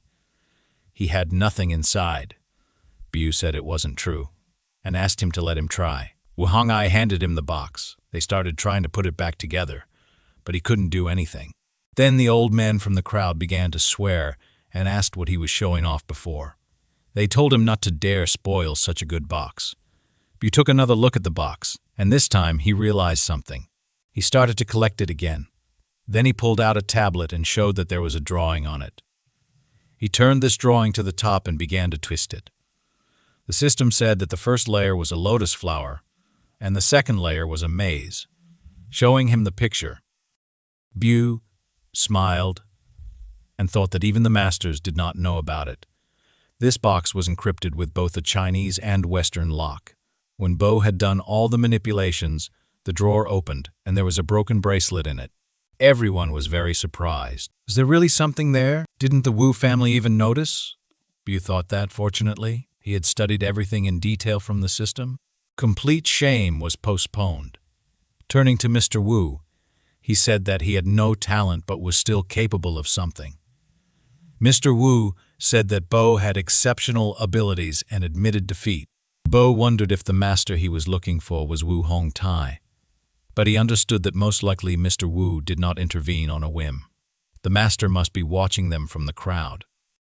Mr. Wu said that since he had lost, he would buy this box and give it to Mr. Bai. Wang asked him where all his mood had gone. He knew that his skills were complete by now. Everyone started talking about Bai. One of the men asked if his last name was Bai. Another picked him up and said that he was the same Bai that everyone was talking about. He doesn't look like the one they described. Maybe he's not like that. It looked like the Wu family's pride was hurt. Then an elderly man came out and said that these youngsters were so talented. Now let them give the old folks a look at it. Bai also greeted him. The elder asked him if they knew each other. Bai said that there was no one in this field who didn't know about him. Just now, his comrade almost made a mistake, but fortunately, they managed to help him. The elder asked what this fat man was. Was he really wrong? Lo Wang's eyes widened, and he said he couldn't believe it. He had always treated him like an idiot. Turning to Bai again, he said that his name was Bai. Bai said that his name was Bai. Bai said, yes. The elder said that it was good, very good. He beat the GT. And now I want to see if he can handle me, Bai said. How dare you? The elder laughed and said, as they say. He was small and good. The old ones also need a warm up. Let's play with him. Bai thought that the elder Wu was their mysterious master. The system said that Mr. Wu was a mysterious master. 100. Bai thought that this old man was not a blunder for his support. He needed to show himself and told the elder that, since he personally asked him, he did not dare to refuse him. Perhaps this is fate, he thought, and asked, what does the Lord want from me? The elder really liked this reaction and said that he was not a blunder. He then took out 2 bills, while Wang asked him if this was really some kind of trick. The elder got angry and asked him if he really thought a representative of such a family would be cunning. Had he completely forgotten himself? Lo Wang said. Then why these bills? The elder replied that in an hour, with only 100 yu in their pocket, they should buy the most valuable thing. The winner is the one who buys the more valuable thing, Bai said. That's fine. They agreed. After that, they went to different sides. Shouts from people were heard. Someone said, today is just an amazing day. We'll see the battle of the masters. Someone else said that for 100 yu, you could only buy something on Tao, which is a Chinese platform for online shopping. One man asked another what he thought. Which of them would win? The other replied, most likely Master Wu. Who else could win? The man said yes, but Bai is not so simple either. Lo Wang told Bai that this blade looked good, and he should take a look. This is King Long Yan's Azure Dragon Blade. It was used by Guan Yan himself. After Lo Wang pointed to the portraits, he said that this portrait seemed to be the original work of Tang Bohu. Tang Yan, also known as Tang Bohu, was a Chinese artist, calligrapher, and singer of the Ming dynasty. After that, he started pulling Bai again and said, this porcelain vessel looks very expensive. This is the 8th treasure from the roasting furnace of Ru. Ru is one of the 5 famous furnaces that produced in ancient China. Then Bu could not stand it, and turning to Liao Wang, asked him if he could be silent for at least a second. Liao Wang was a little upset and said, "I'm trying to help you." Bu said he was pointing to some fakes, therefore let him be silent. Liao Wang said that it was just dark here, and he didn't have time to see. Wu said, "It's okay because I'll still lead them to success." The system asked her to show what she could do. 1 hour later, they gathered again. Bu said that this was a blue and white vase, a replica that mimicked the Qing dynasty from the earlier Republic of China. Let it be a copy, but his master skill is magnificent. It costs tens of thousands. The elder was surprised and thought, "Did I lose? This child is not so simple." He was able to find such a thing that mimics the era of the Qing dynasty. That's pretty good. Exhaling, he said that these are old books published after the development of the Republic of China. Lao Wang said, "Elder, apparently you didn't take them seriously. After all, a complete set of these books costs only a few thousand yu." He laughed and patted Bu on the shoulder, saying, "What a beautiful victory." The elder told him, "You still have milk on your lips," and asked, "What's a few thousand yu? Do you think I'm an idiot?" For those who know their business, these books are priceless. There are tens of thousands of them, worth nothing compared to a priceless treasure. Lao Wang told him, "Yes, I was just joking." Bo was at a loss and thought that the master was clearly not going to lose. The master laughed and said that they still had to study and asked them if they really dared to doubt his judgment. After that, he looked at everyone. People shook with fear and began to say, "Yes, Mr. Wu won." Lao Wang said, "These people just don't want to offend him." Bu was upset and thought that he had calculated everything, but he didn't expect Master Wu to pull something like this. After that, Master Wu said that he would be fair. He was not going to forcibly convince them of the pricelessness of his treasure. Today's battle ended in a draw. Tomorrow, Bo should come to his house. He has what Bu wants. Bu thought he had already figured out what it was about. Bo said that he would do it. After that, Master Wu turned around and, addressing Wu Hongtai, said that they had to go. Bu thought, "This old man is really something." Master Wu asked him if he wanted to find the one who spread these rumors. Had he dealt with it yet? He himself thought that this child was the one he was looking for. The old man seemed to be still out of town. Lao Wang was shocked and asked, "Did he just say that he had dealt with him? How did he know?" They thought that he didn't know how many members there were in the ancient society, but he knew one thing. He was definitely moving up. But what awaited them tomorrow? He was looking forward to it. They asked if the informant was spreading rumors. Lao Wang tried to call, but was told that the subscriber's phone was turned off or outside the network coverage area. Lao Wang said that he never turned off his phone. What happened? Bo wondered if the informant was spreading rumors. The system said it was 100. Bu asked if he was hired. The system said it was 100. But why would Master Wu put on such a show? Can't he help him out in the open? Okay, forget about it, Bu thought. It's useless to think about it now. We need to find out what Master Wu is up to. Then Lao Wang said that Master Wu had called them to him and asked if they were going. Bu told him that Master Wu was only calling for him. Liao Wang hugged him and said that they were comrades. Where Bo went, Liao Wang would also go. He asked him if they were going that way or not. Bo said that Master Wu was not their enemy. If he asked them to come, it was most likely very important. Lao Wang said, "Okay, even on our deathbeds, we'll be together until the end." The next day, they both came to Master Wu's mansion. Bo asked, "What is this mansion?" Lao Wang stood and photographed him. Bu said, "This is the life I want." Lao Wang kept taking pictures and said he would send them to his friends to show off. The fat man was invited to the Wu estate. Bu asked, "Why brag about visiting Wu's house? In the future we will have our own home, and much better." Lawang said he was right. They would achieve everything together. After that, they shook hands and, at the same time, said that they were going to a rich future together. Then the dog appeared. The same dog that Bo helped find a mistress for. Bu thought that this feeling seemed to be déjà vu. Then the girl came running and asked for forgiveness, saying that she was going to fasten it. Bo was surprised and asked her if it was really her.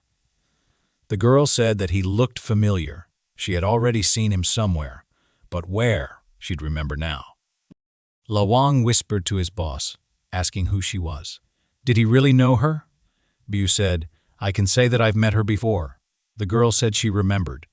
You're Bu, aren't you? Bu said, yes, it is. The girl asked what they were doing in front of her house.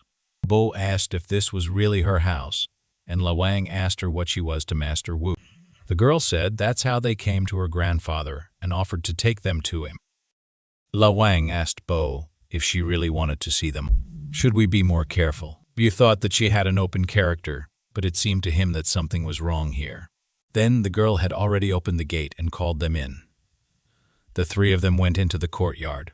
The girl asked where her grandfather was. Lawang whispered to his boss, this girl even knows what family she was born into, escorting strangers from the front door straight in. To the head of the family, Bo thought, what's going on? What is she up to? Does she want to lead them into a trap? Then the girl told her dog to take them to their grandfather. Hearing this, Bo thought that maybe she was just like that by nature. Then Wu Hongtai came out of the house. He asked the girl what she was doing there. The girl was very happy to see him and said that they had come to Grandpa. She wanted to see them off, but she didn't know where he was now. Wu Hongtai told her that he had already warned her many times not to take anyone home.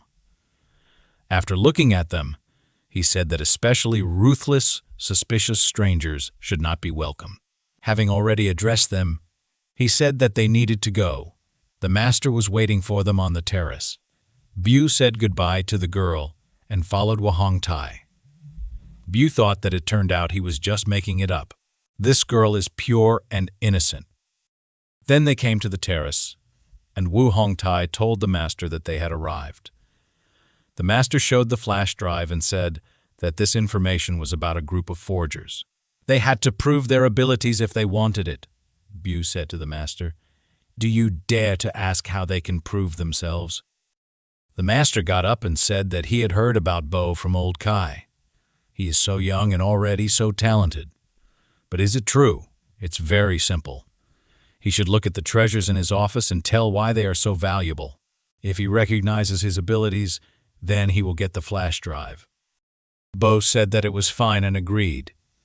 The master brought them into the room and said, this is my office. I've been collecting all these treasures for years. Bu said that, in that case, he would show what he was capable of. He looked at the vase and was very shocked, thinking, what is this? Lawang thought that Bo looked so serious. He had such a strange expression on his face. Is something wrong here? The master could not stand it and asked if there were really no decent valuables in his house. Bo said that he would like to take a closer look. Then Lawang came up to him and asked if something was wrong. Bu said what he was thinking.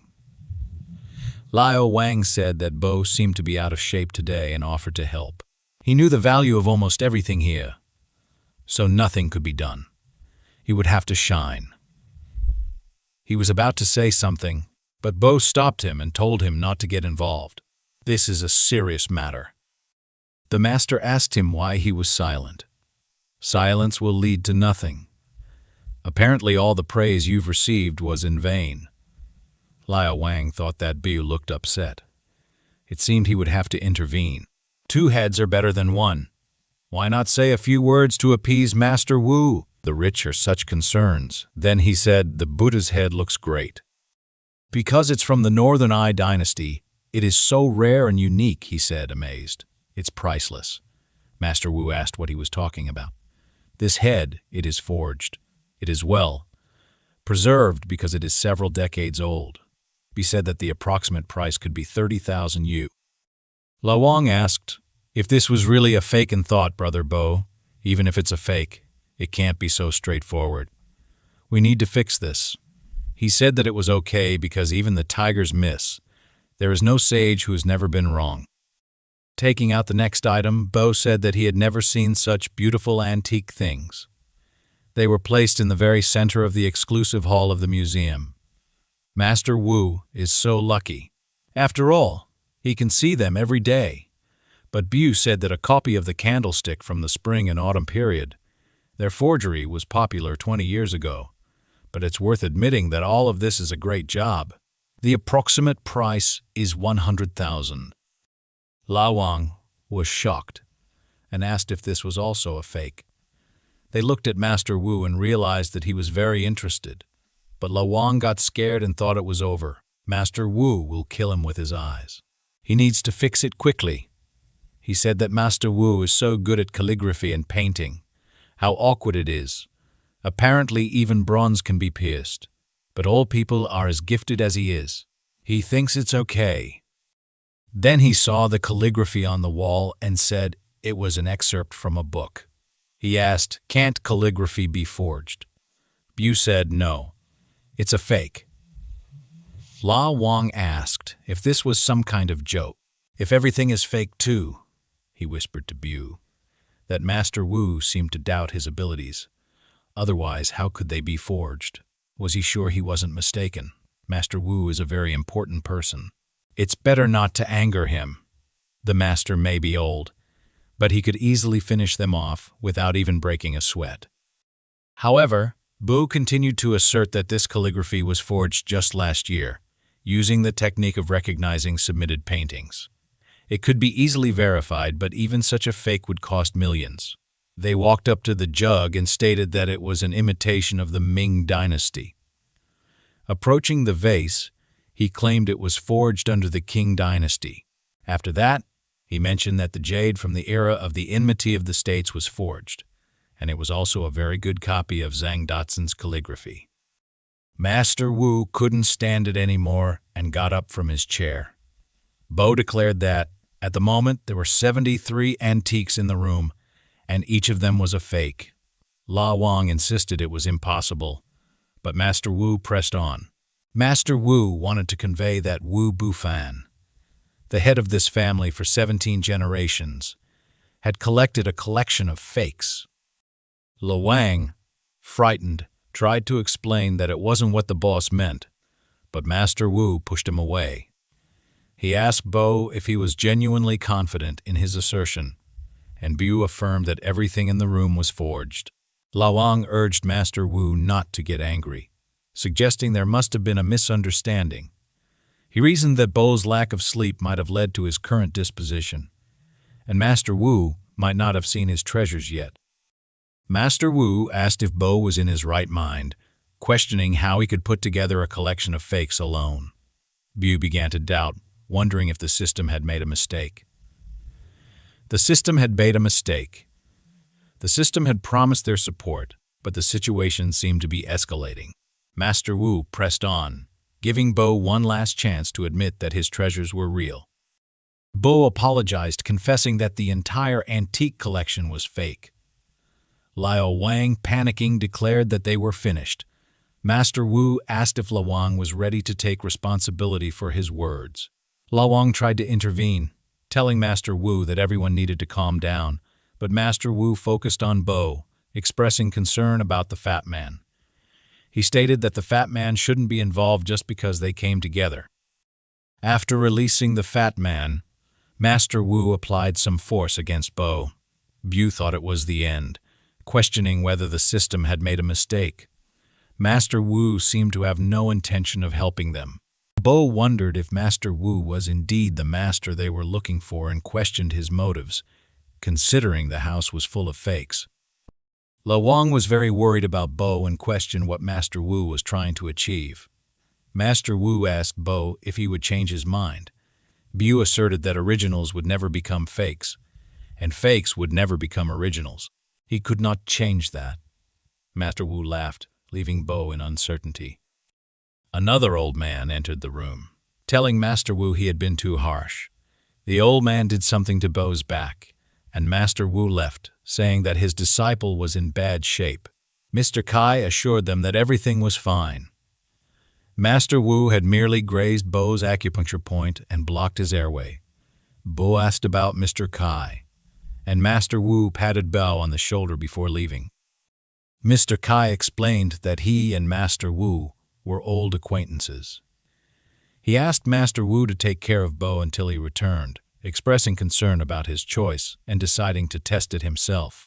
Master Wu had gone to the ghost market to test them. Lawang asked if it was an act, as they seemed genuinely scared. Master Wu had praised their acting and rewarded them, offering 10 million yen for Lawang and 50 million yen for Bu. Lawang questioned why Bo was getting 50 million yen, while he only received 10. Master Wu stated that everyone receives as much as they invest.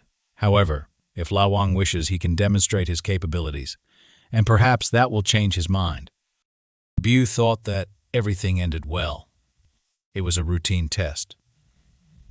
Then Mr. Chay asked him if he wanted to know why this place was filled with fakes. Bu said yes. He was very surprised when he came in. Mr. Chay turned to Master Wu and asked him to explain everything to them.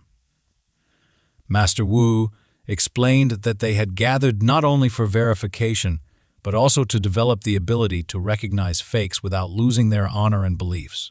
One must always be vigilant so that the demons of greed do not devour them. Everything in this room can be a work of great art. However, they have to distinguish them first.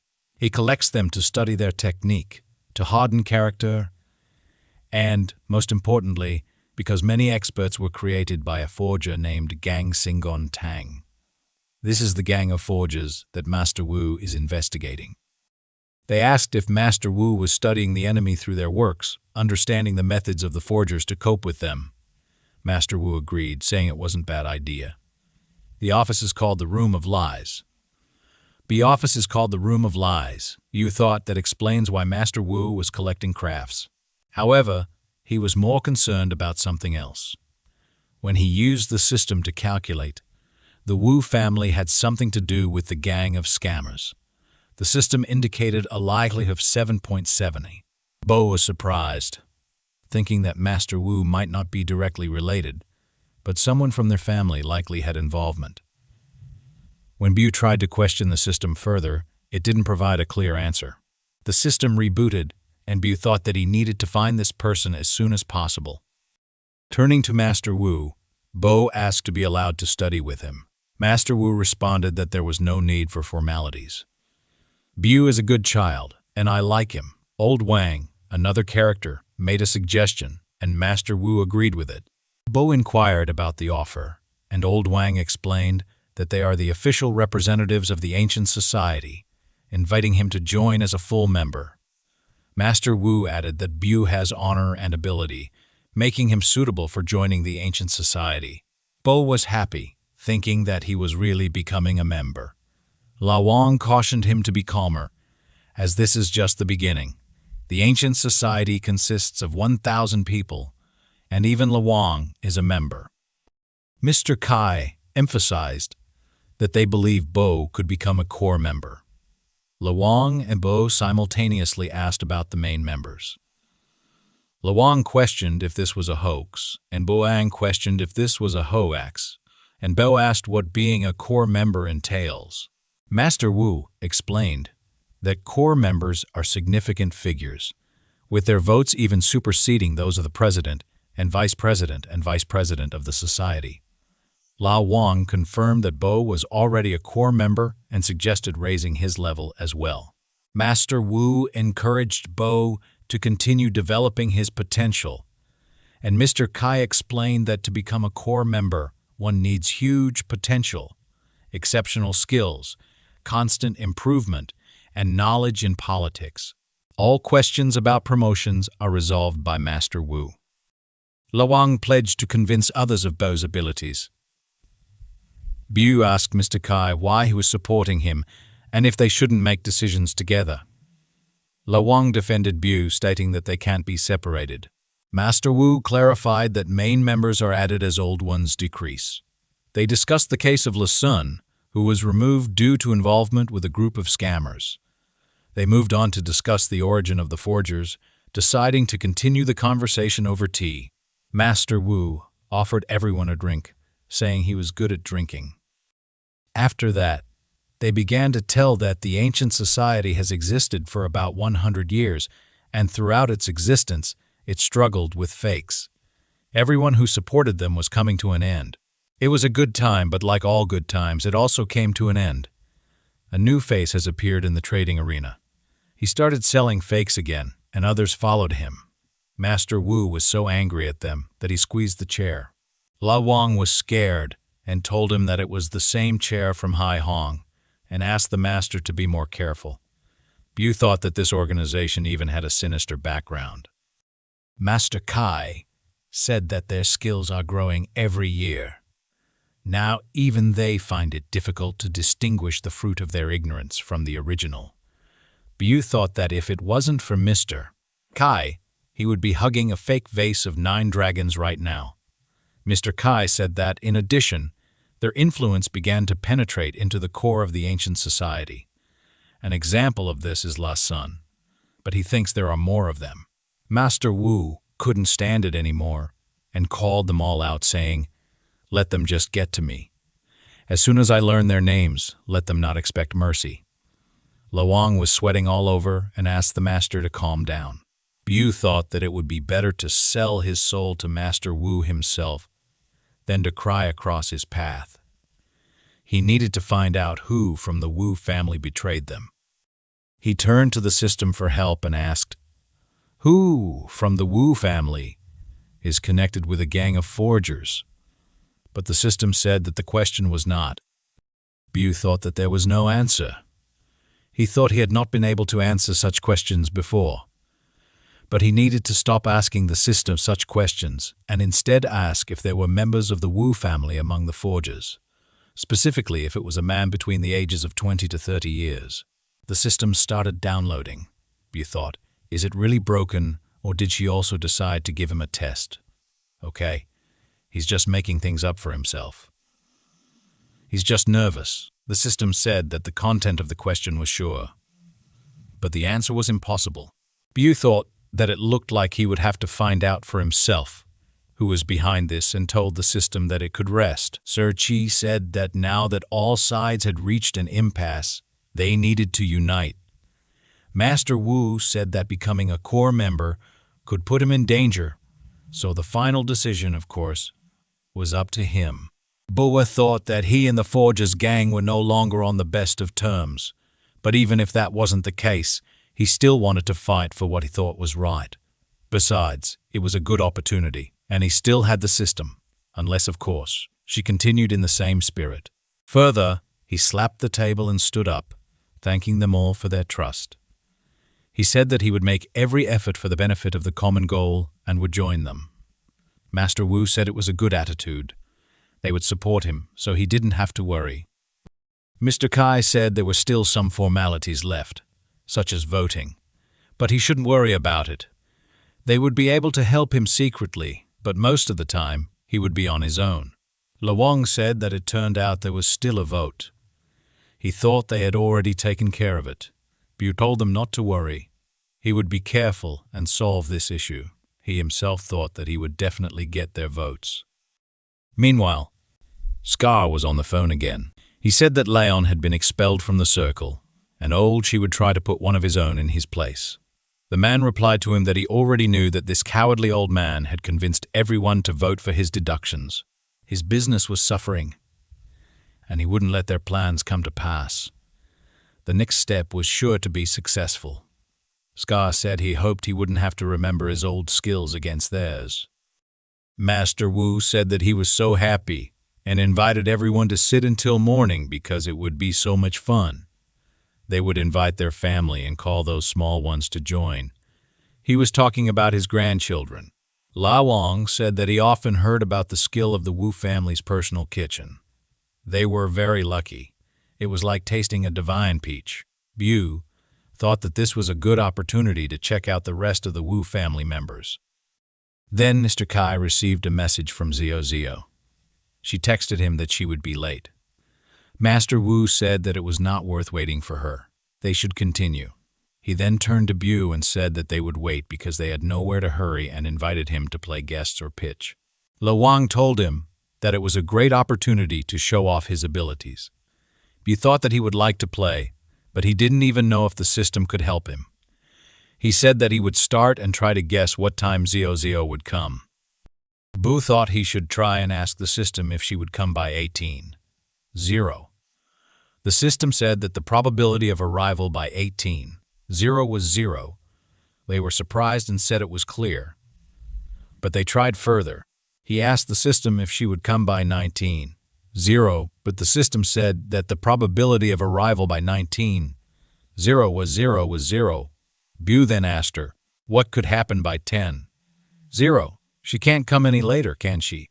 The system said that the probability of arriving by 10:0 was 0. Bu had already tensed up and thought, really? She wouldn't come. Is something life-threatening going to happen? The system said that the probability of danger to life was 76.4. They were already scared and thought it was related to death. Bu then told his masters that he had just calculated and realized that Zio could be in mortal danger. Master Wu got up first and started shouting, questioning what made him think that. She's just walking around. They're all going now. Mr. Chay said to be quiet. He would call her now, but Zio was unavailable. Mr. Chay said that most likely she was busy. Maybe she was on a mission there. She usually turns off the phone. But the deadly danger. Bu asked the system to indicate on the map where Zio was now. The system started downloading. Bu asked her if she was joking. After all, a person's life was at stake. Master Wu asked Mr. Chay why he was so calm. They should ask someone and go after her. Master Wu got up and tried to call himself. He was told that Zio was hunting a petty thief. With her skills, she would be fine. Then Mr. Chay got up and told them to sit down. He himself would find out what was the matter. Bu got up and asked them to let them find her on their own. He would find her. Sir Chay told him to be careful. Master Wu said that well. He should start looking from the apartment. It's not far from here. Let Hong Tai go with him. Then Jay and Bu came up saying they had gone. Hong Tai said that he would drive the car and let Bu tell him what to do. Bo said that it was fine. He himself thought that he was her older brother. So why wasn't he worried at all? He must be very experienced. Bu thought that with him, he would have a safety net and asked the system if the road was safe. The system said that the road safety was 100. Bu thought they were having such a good time. But he needed to stop thinking about it because now was not the time. Zio was on a mission right now. Her man contacted her. She said she was there and asked, what about them? She was told that they had blocked the windows and he could not escape. She asked what was good and how they were doing. She was told that no one was safe. Zio reminded them again that the killers were armed and that they had to be careful. After that, they started climbing the stairs. She said that they had started. The man was sitting in his apartment and talking on the phone. He told his brother not to worry because everything was fine and they just had to wait for the buyer's call. His brother told him that he should keep his eyes open and not screw up. Then, they knocked on his door and asked if anyone was home. They introduced themselves as gas checkers. The man looked through the peephole and already had a gun ready. He started opening the door and said that he was already on his way and to stop knocking as he had just woken up. Meanwhile, Bo was racing in a car with Wu Hong Tai. He asked the system what the percentage of danger to Zio's life was now. The system said that the danger to life was 81.4. Zio entered his apartment and asked for forgiveness for disturbing him. She said she needed to check the gas pipeline. The man said she seemed very capable. Then Zio immediately pounced on him. Bo told Hong Tai that after 700 meters, he should turn left, then right, and go straight ahead. The system said that the probability of using a weapon was 100. The probability of Zio's death was 89.5. The probability of arriving at the destination soon was 70. 170, 1, and a probability of information about the enemy's weapons was 55. The system kept loading. Then Bai Wu shouted that they needed to stop by the residential complex. At that moment, Zio and her partner had already prepared the handcuffs. The man pulled out a gun. Zio noticed this and rushed to defend her partner. At that moment, the criminal jumped out of the window. Zio ran after him, shouting that he would not escape. Then the man started shooting at her with a pistol. But then Bai Wu and her brother came to the rescue. The man ordered them to get off. Then Gento opened the car door and hit the criminal with it. He then laid him down and tied him up. The police arrived, and they took him away. They exhaled. Zio also thought that everything was finally over. She turned to her brother and asked what he was doing here. Bai Wu saw Boo behind him. Bai Wu was scared and thought he was alive. He fired from a reloaded pistol but did not survive. Hong Tai told his sister that he had come to check on her progress. Thanks to Mr. B, they managed to arrive on time and avoid disastrous consequences. Zio grabbed Bao's hand and asked him if he even knew how dangerous it was. These battles are not something that ordinary citizens should be engaged in. Then she was informed that they had problems upstairs and could not approach. She said it was good, thanked them all for their help, wiped the sweat off her smiling face, and said that she wouldn't have come if she were indifferent to her life. Bai Wu thought that he hadn't even planned to get a thank you. He hoped that nothing else would happen. Jintai told him that it was time for them to return and asked him if everything was definitely fine with him. Bai Wu tensed up again and thought, is this how the problem is solved? He asked the system what the probability of a threat to Zio was. The system said that the probability of no danger was 0, and the probability of Zio's death was almost 91. Bo wondered how such a thing was even possible. They ran up the stairs, and the percentage of her death continued to grow. It never stopped growing. Bai Wu thought that the bandit had already been arrested. There were several other people upstairs besides her. Did this mean that there was someone else? He burst upstairs and shouted her name. He entered the apartment but did not see anything suspicious. Zio and 2 other policemen were standing in the apartment. Zio asked him why he was so surprised. He had to get out of here. Bai Wu rolled his eyes and thought that he was scared because he thought that something had already happened. But what could threaten her? Antique dealer. It was this criminal. One of the policemen said she's EO. The evidence pointed to the presence of accomplices in the crime. Zio said that they probably left for a while. But he had a gun. It was pretty dangerous. She ordered the doors to be closed to inform the others so they would closely monitor the staff here, which aroused their suspicions. They should check everything as carefully as possible. The percentage of threat to Zio's life continued to rise, now at 90. 1.7. Bai Wu thought that there was very little time. What was threatening her? At that moment, Zio was contacted by her man and told that the facility was receiving complaints from curious residents. He asked if they hadn't finished. Bai Wu thought that the curious residents were the object, the hostage. How dangerous is it to rescue hostages? The system said that the average percentage of failure during a hostage rescue was 97.3. Bai Wu couldn't stand it and told Zio that he had to tell her something very important. The percentage of Zio's mortality was increasing. She was very busy right now and told him that it would be better next time. It's not safe here right now.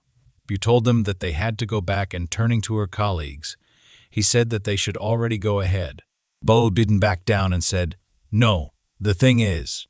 But Zio didn't let him finish and told him that he had to go. She asked, "Is he going to stop her from working?" Bai Wu couldn't stand it and shouted, "Enough is enough." He couldn't leave her here. He thought he might just ignore the possibility of her dying and asked her if maybe he was meddling in his own business. She said she didn't think she was relaxing too much now. She was looking for someone, but the search area was too big, and she didn't have enough people. She didn't know where to start. The more she searched, the more likely it was that she would lose control of the situation. Zio thought about it. but told him to continue. Bu told her that he knew where to start following. She should trust him, listen to him, and then make a decision. He hoped she wouldn't send him away. She looked very solemn, and maybe she didn't believe him, but she said that she would listen to him. Bo was shocked. Zio blushed and cleared her throat, saying that he should say what he wanted. If he wanted to help her so much, he'd better take the matter very seriously. Besides, today was an emergency. Bu thought that it seemed possible to deal with her. He didn't often meet such people. She got straight to the point. He told her that criminals couldn't stay holed up anywhere. Besides, one of them had just been caught. He thought, but then he noticed cigarettes on the floor, picked them up, and said, "Besides, we'll have to go out before buying cigarettes." He showed her the map and said there should be a small supermarket to the south of here. Zio didn't wait any longer. She grabbed his hand and said that it was good. They were going there. She informed her people that she was heading to a small supermarket in the south for a search and possible arrest.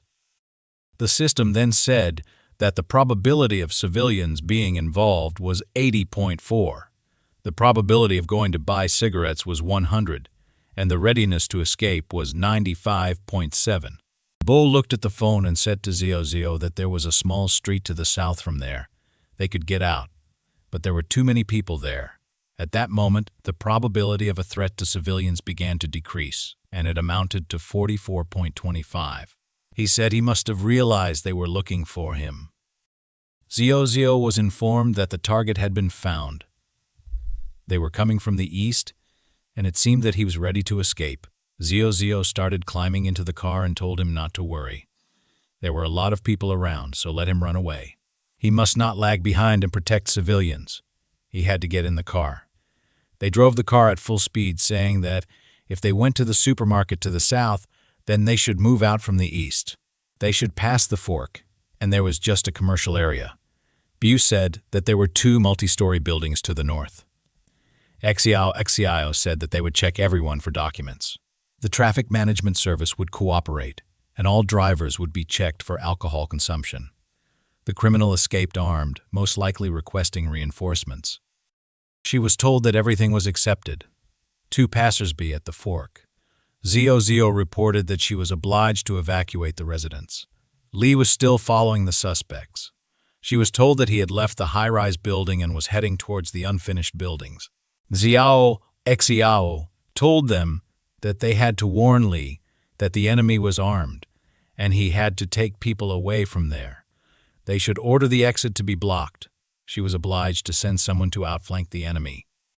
Meanwhile, they had already arrived at this place, and Xiao immediately rushed to look for the culprit. Bo was very unwell after this trip.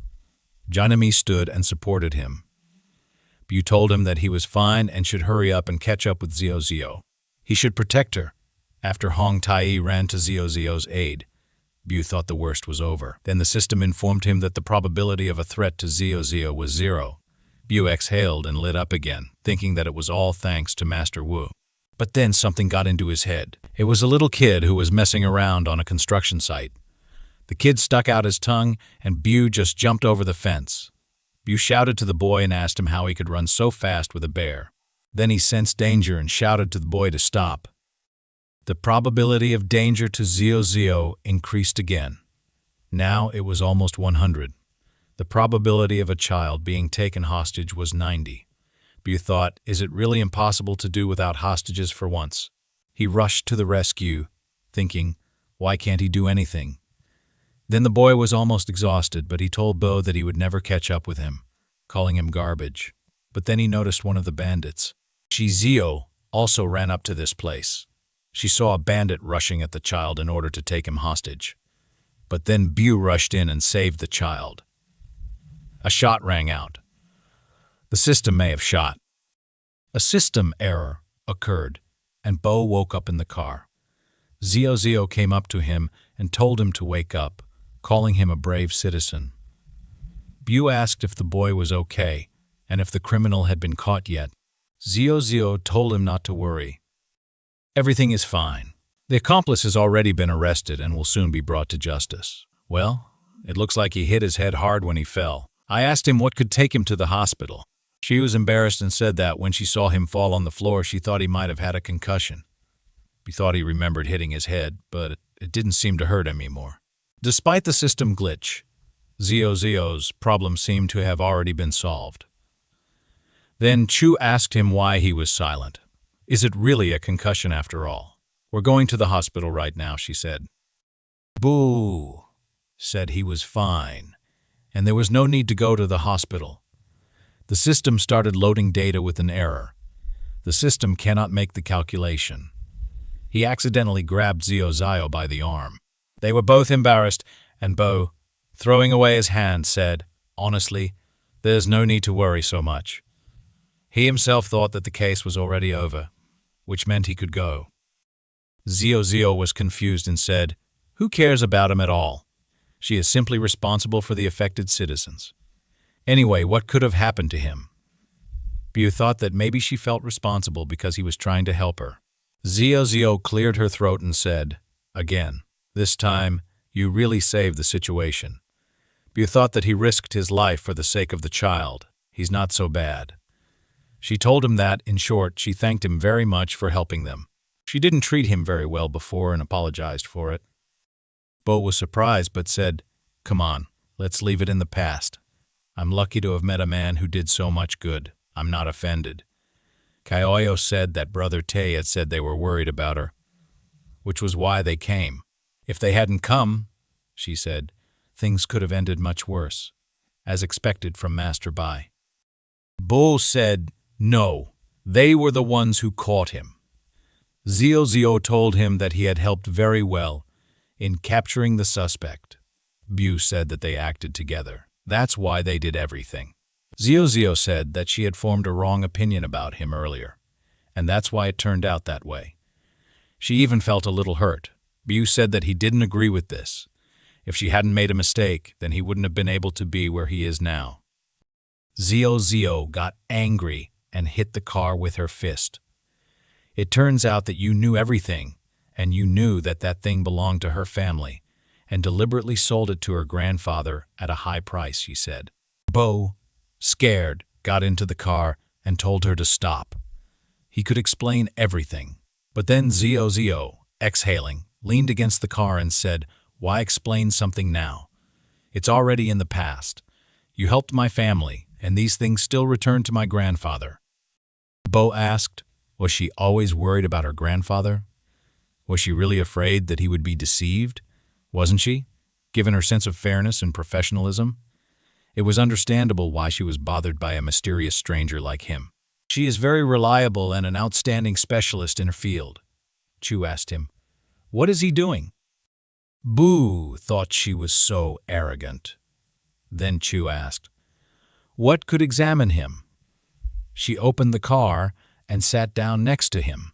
In order to avoid trouble, you should behave with restraint. I don't understand you at all. You don't have the strength or ability to protect yourself. You need to be careful. I'm absolutely serious. It's for your own good. I'm also her grandfather, and if the bad guys get interested, you'll have problems with them. They're not so easy to stop. Bo grabbed her hand, which she had recently given him, and fought where she got such strength from. He said he knew that, and he thought that the fewer people who know about him, the better, especially the enemies. But then he remembered something and asked, these two criminals were chasing antiques, wasn't it? Zio asked, why was he asking this? Isn't he their prophet who sees the secrets of heaven? Bu replied, secrets can't always be seen, right? Zio said that one of them had quite a lot of criminal records. She had documents somewhere, but she herself wasn't very knowledgeable.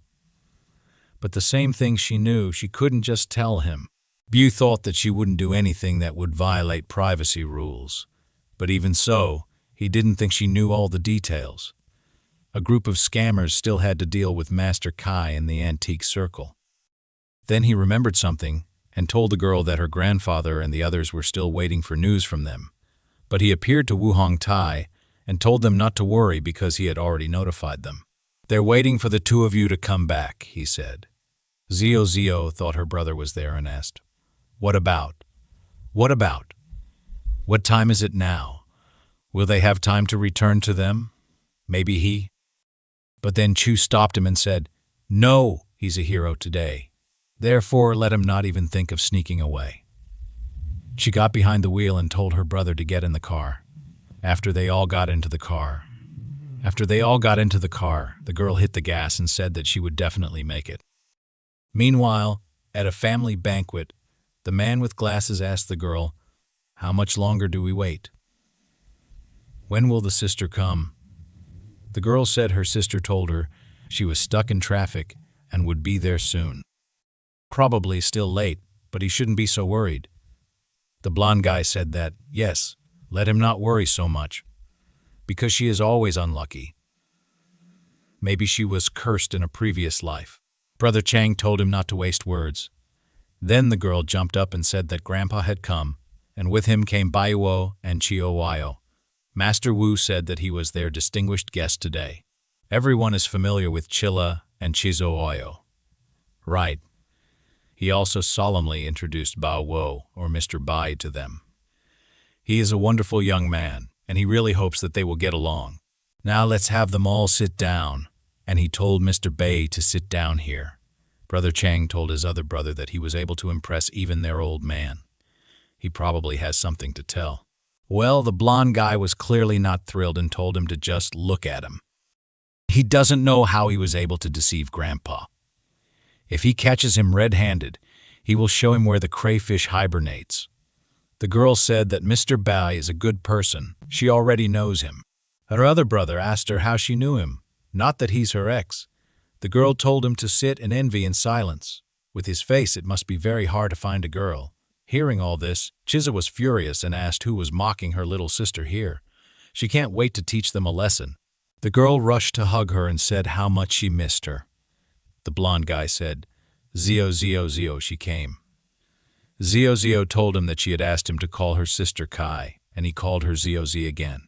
Then the guy, who was sitting next to that girl, told her to sit down with him. They didn't defend anyone here. They just sat and fooled around. Brother Chang said that, yes, they wanted to find out what kind of fates they had such guests, he told them. The blonde guy said that, yes, they don't look like the children of noble families. Did their old folks just pick them up somewhere? The other guy laughed and said it was true. It's an eerily strange situation. He asked how this ignoble one could take such a place. Shizio did not get involved in their conversation, but thought that they were from noble families. However, without their surnames, they would not be worth anything. They're just idiots. After she couldn't stand it and put a glass of wine on the table, she told everyone that Mr. Bai was their guest and Grandpa recognized his ability. They should behave decently and not create problems. Going up to her sister, she said that they needed to go because they hadn't chatted together for a long time. The sister said, yes, she had so much to tell her. She stuck her tongue out at her brothers and said, they had just been. After that, 2 girls left. Master Wu told Mr. Bai to drink more. He shouldn't be shy. Then these 3 brothers came up and the fair-haired one said, why don't we make a toast in honor of Mr. Bai? Master Wu supported them and said, yes, we should respect him, and he really hopes that they will learn a lot from him in the future. He asked Mr. Kai if he respected him. They hadn't had a drink together for a while. The blonde guy apologized to Mr. Bai and said that they would like to ask him for some advice. He is their esteemed guest. He must have extensive knowledge of ancient art. Brother Chang said that, yes, he and his brothers would like to learn a lot from him. The 3rd brother also supported them and said that it was true. Mr. Bai thought that he no longer liked these trolls. It was obvious that they wanted to make him look like an idiot. He asked them if they would recognize each other first. But Brother Chang ignored him and went to Master Wu to say that they had recently acquired some good works of art, but he doubted their authenticity. Could Mr. Bowie help them, and they will just learn from him how? La Wang heard this and asked, what is the authenticity? Let him take a look. Mr. Bai thought that, thanks of course to him, but now you can't disgrace yourself. He said that he was grateful for the opportunity given to him and told La Wang to sit here and finish his meal, and he'll be right back. She thought about Master Wu, who said that let him teach them well. It is useful for them to learn something good. After that, Mr. Bai left with 3 brothers. The blonde-haired man thought, what a liar he was. Now they would bring him to the surface. They went into another room where there were antiques on the table. Mr. Chang said that he doesn't know much about antiques, and he really hopes that it won't be difficult for him to tell them about their origin. The blonde brother said that, yes, it should be easy for him. Mr. Bai thought that since they decided to squeeze him, they shouldn't blame him if they fall into their trap themselves. Master Wu noticed this too and thought that these youngsters decided to rein in Mr. Bai, but he thinks that he will take care of himself. But as soon as Mr. Bai decided to ask the system, it gave him that it was not subject to download. Mr. Bai was stunned and asked what the hell. Has the system finally broken down? Then one of the brothers asked him why he was silent. Master Wu also thought about it and thought, is Mr. Bai silent? He's always just been given antiques. Maybe something happened. The blonde guy asked, does it really require such a long examination? Maybe he just drank too much today. Someone intervened. Lao Wang asked this guy what he had just said. His bro is the best at antiques. He's never wrong. The blonde guy asked, then why is he silent? Have the gods abandoned him? Having already turned directly to Bai University, he asked him, what and how much to buy these things? Doesn't he know? How dare he lie to his family? Wang shouted at him to keep his mouth shut. He had to go through a lot today, and he was just very tired. B asked the guy, are you from the Wu family, aren't you? You have to keep your voice down if you don't want Master Wu to. Meanwhile, Master Wu was still sitting and reasoning. He thought, what happened? Is it possible that his abilities have decreased due to today's circumstances? But he is definitely not a fraudster. He has some outstanding abilities. Are these kids completely brazen? I think I will have to teach them a lesson and let them know how to slander others. D had not recovered yet. Yes, how dare they, he thought. Meanwhile, B was very scared, and then the same thing happened to the system. Have you ever had this happen?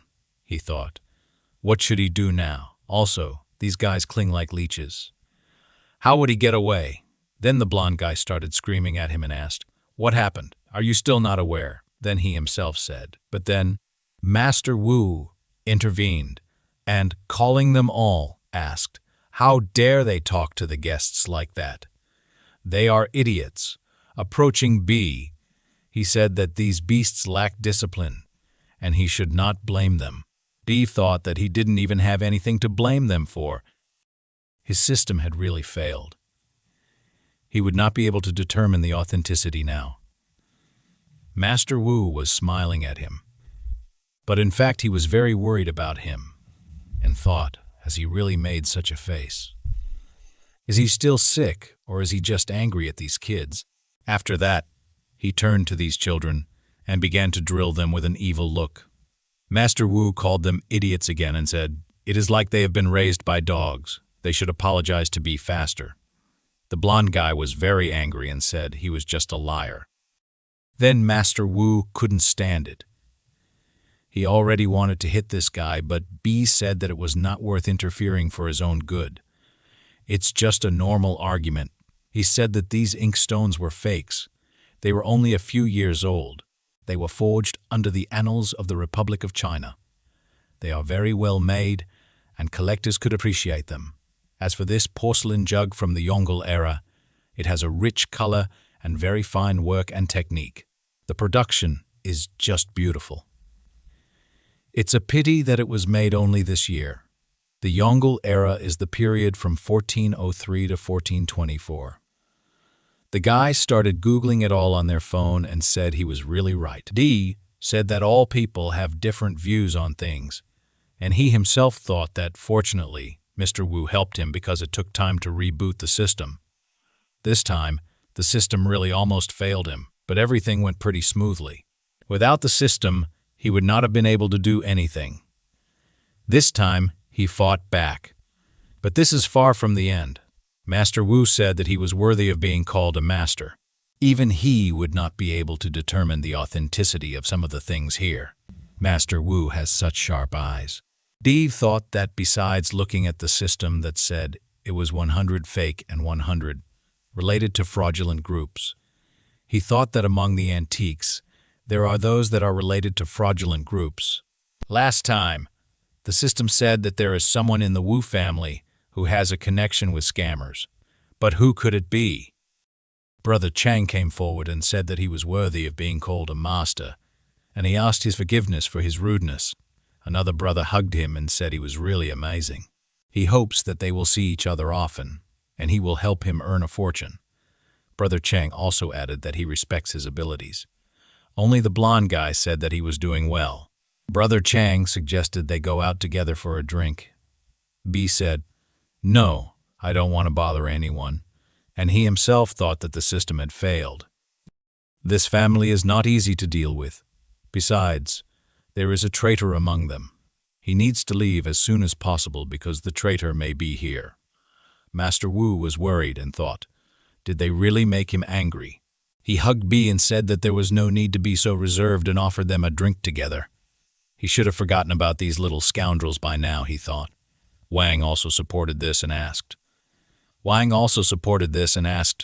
why should they be in such a hurry? It's better to sit a little longer. D thought about it and remembered the words of Chija Oyo, who told him in the car that in order to avoid trouble, he should behave with restraint.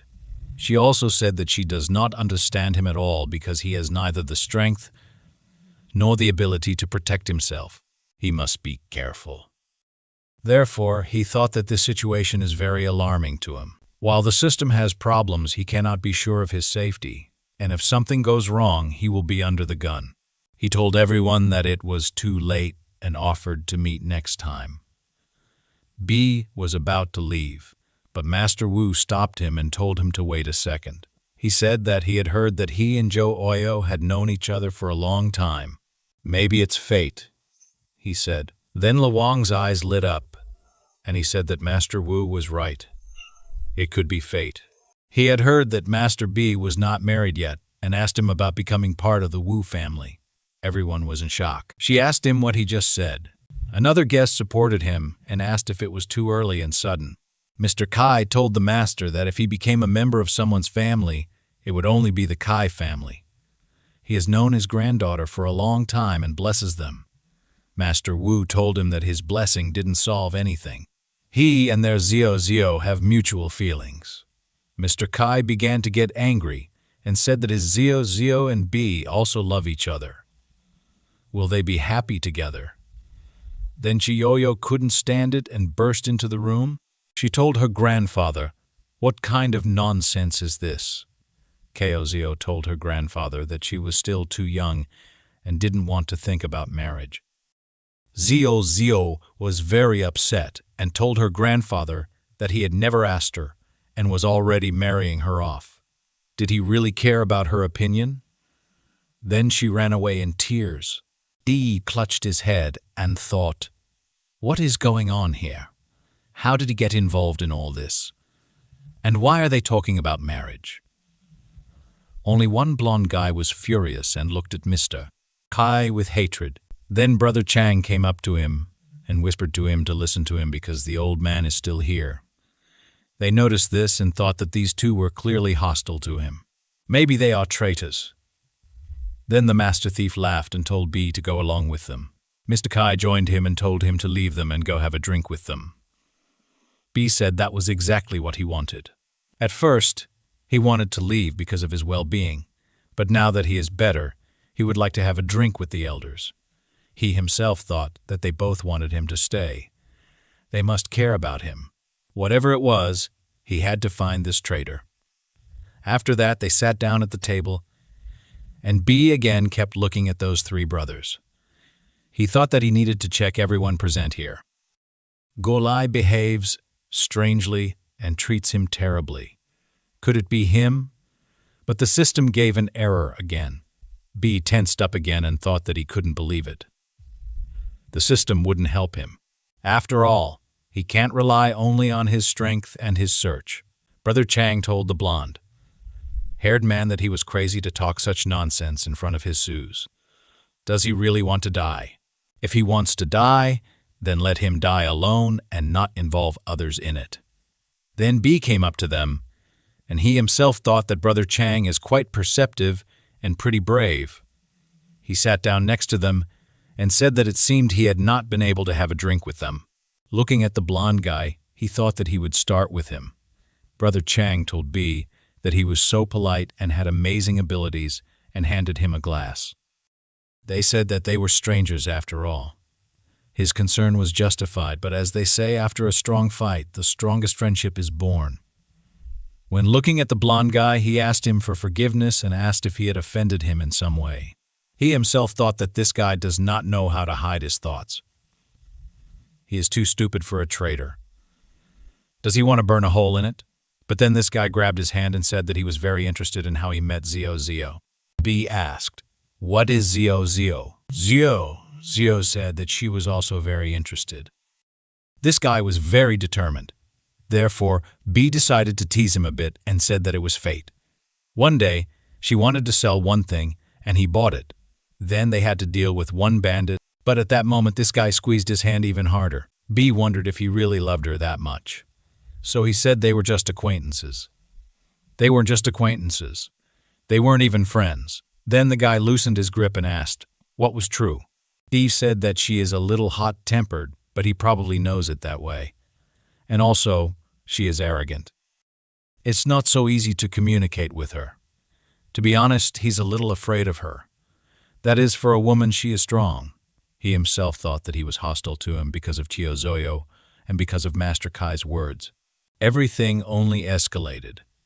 Then one of these brothers laughed out loud and said that he understood. They like gentle and lovely women. Brother Chang told him that she had beaten him up for molesting her. He got there, came back, and told his brother to let him tell everyone about it. People like him don't need Laroma Inikai 90, 4 years old. B thought, what are they talking about? Brother Chang said he heard he bought a yacht last week, didn't he? Is his sports car still out of the country? His brother said. What was the use of it? Everywhere they put speed limits. If you increase the speed, at least for a while, you will immediately get a fine. Of course, it was possible to drive 2 laps on the racetrack. Then he decided to ask B if he is fond of racing. Maybe they go there together. The man who stood next to them told him that all he does is drink and have fun all day long. Does he really want to seduce Master B as well? He thinks he should block his card and let him think in the company for a few days. They thought that these guys were just having fun. Actually, this one doesn't look like a bandit at all, and their money depends entirely on their elders. Maybe he should look among older people. So he decided to move to another table. There were 3 men sitting there. They were all smoking, and while drinking, the bold man said he was meeting Mr. Wang next week. They wanted to play golf. The man who was sitting next to him, in a suit and tie, asked him why they didn't talk about their acquisitions. The man sitting next to them asked if they really did charity work. The man in the suit asked if they had voted for an angel who seemed to be having bad luck this year. Then, a woman came up to Bo and said that she had heard he could guess spring necklaces of the new collection looked too ordinary. After that, he was surrounded by girls. The girl with the fan said, yes, but the young like it with him. She looks fresher. The girl who was standing next to her asked if they had heard what had happened near Jan's summer house. The girl with the rim asked if there was some kind of problem. She heard that it almost came to a fight. Bo's head was already boiling. He sat down on a chair and thought that these rich people only talk about earning and spending money, not a single useful piece of information. How much time is wasted? There is no one like a traitor among them. Then Master Wu came up to him and asked if he was really ill. Bo asked him why he called him Master. He was more comfortable when he called him by name. He himself thought that the system is not working now, and since the traitor is part of the Wu family, it is not easy to find him. Maybe the master of the university could find a way. He said he was interested in what he said in the afternoon, hiding groups of scammers. Then he approached Wu Hongai and told his grandfather that Miss and Suze had come. Bu thought, is there really someone else? A girl in a red dress came in, and a man followed her. The girl asked for forgiveness, explaining that they were stuck in traffic. Bu thought that this guy didn't look like a decent citizen. The system showed that he is 80 bad. Bu was surprised and wondered what was going on with the system. The system showed him that Suze is a bad person by 80. Bu thought, is there Sue a traitor? Then Chezozio came up to the girl and said they had been waiting for so long. The blonde guy came up and said that his sister decided to come right to the final. Another brother mentioned that his sister had a lot of good workers. Brother Chang said they hadn't seen each other for several days and she began to look better. Only this suspicious guy was standing on the sidelines. Bu thought they were ignoring him, but the system gave an error again, making Bu think the system was still buggy. He would have to deal with Suze himself. Bu decided to ask the master who these two were. Master Wu said that they were his granddaughter, Yu, and his grandson, Suze. Yu came up to Grandpa and apologized for being late, asking him not to be angry. Bu approached one of the brothers and pointed to Suze, asking if he was his sister's husband and why he was in such a gloomy mood. The blonde guy said he was just trash, and if he hadn't become part of their family, he wouldn't even be able to feed himself. Bu asked if he was really a son-in-law. Another brother came up and told Bu not to worry about him. This kid is not so simple. He has a good education, but alas, he is useless. Bu thought about how an accomplice of a dangerous group could be useless, but the system showed that 88 of him is a bad person. It's not that simple. Bu wondered if he's a petty thief or something bigger, maybe even Dao Long. This man looked at him menacingly and adjusted his wedding ring. Another brother patted Bu on the shoulder and said that, unlike him, Master Bu is young and promising. If the old man really wants to marry Zia Oyo to him, then he should know a lot of people are chasing her. Bu even choked on this, saying that he thought there was a mistake. He doesn't think Master Wu meant it. He himself thought that Suze was not taken seriously here, but he needed a way to be sure of his assumptions. Then Yu came up to him and grabbed his shoulder, telling him that he's the esteemed guest that Grandpa brought in. His name is Bu, isn't that right? She thought that Grandpa would bring some old man to them, and it turned out to be such a young man. Bu thought that she seemed to be more difficult to handle than Zoya. After all, Zozi is stupid and cute. Bu then told the girl that she was much more gorgeous than him, thinking that Suze has such an evil face. Maybe he just misunderstood the situation, and Suze could not stand it. He went up to his wife and grabbed her by the hand, but Yu pulled her hand away, and she continued to ignore her husband, asking Bu what he was doing. Bu said that, to be honest, he doesn't have a job as such yet. He's currently working with an antique dealer. He asked about her as she seemed to be very successful. Bu thought that Suze had such an evil face. Maybe he just misunderstood the situation. They don't seem to be on the best of terms. Master Wu got into the conversation saying that she is no match for him. Mr. Bu has real talent. His life is a complete fairy tale. Suze called it absurdity, saying that the Wu family is not seizing some crook. Bu glanced at Suze again and thought that if the couple didn't get along, then perhaps Mrs. Wu didn't know about her husband's affairs. But does he need to confirm it somehow? Bu asked him if Mr. Suze is also a member of the ancient society. Mr. Su said he wouldn't dare to speak like that. He just knows some of their business and likes old things. Yu told him that he looked quite business-like. Master Wu said that he deals with finances and must be the head of some big company too. Mr. Su said no, he was just an office worker. Yu said that she thought the husband of a woman like Mrs. Wu certainly knew about antiques well, or was part of the elite. Mr. Su said that no, he was just a simple office employee and could not compare with him because he had already become revered at such a young age. Dee said, yes, Master Wu and Master Kai are always telling me that, but I am still part of the Wu family. With the support of this family, even being a street vendor, I would still be expected to succeed. His income must not even be enough to satisfy Mrs. Wu. Then he apologized and said that he had forgotten that it was she who was the breadwinner of the family. Then he noticed that Mr. Su was frantically adjusting his ring. Said, of course he's trying to give his wife what she wanted, the surname of his capabilities from the bottom of his heart. B thought that he was holding up well. But why wasn't the system working? He said.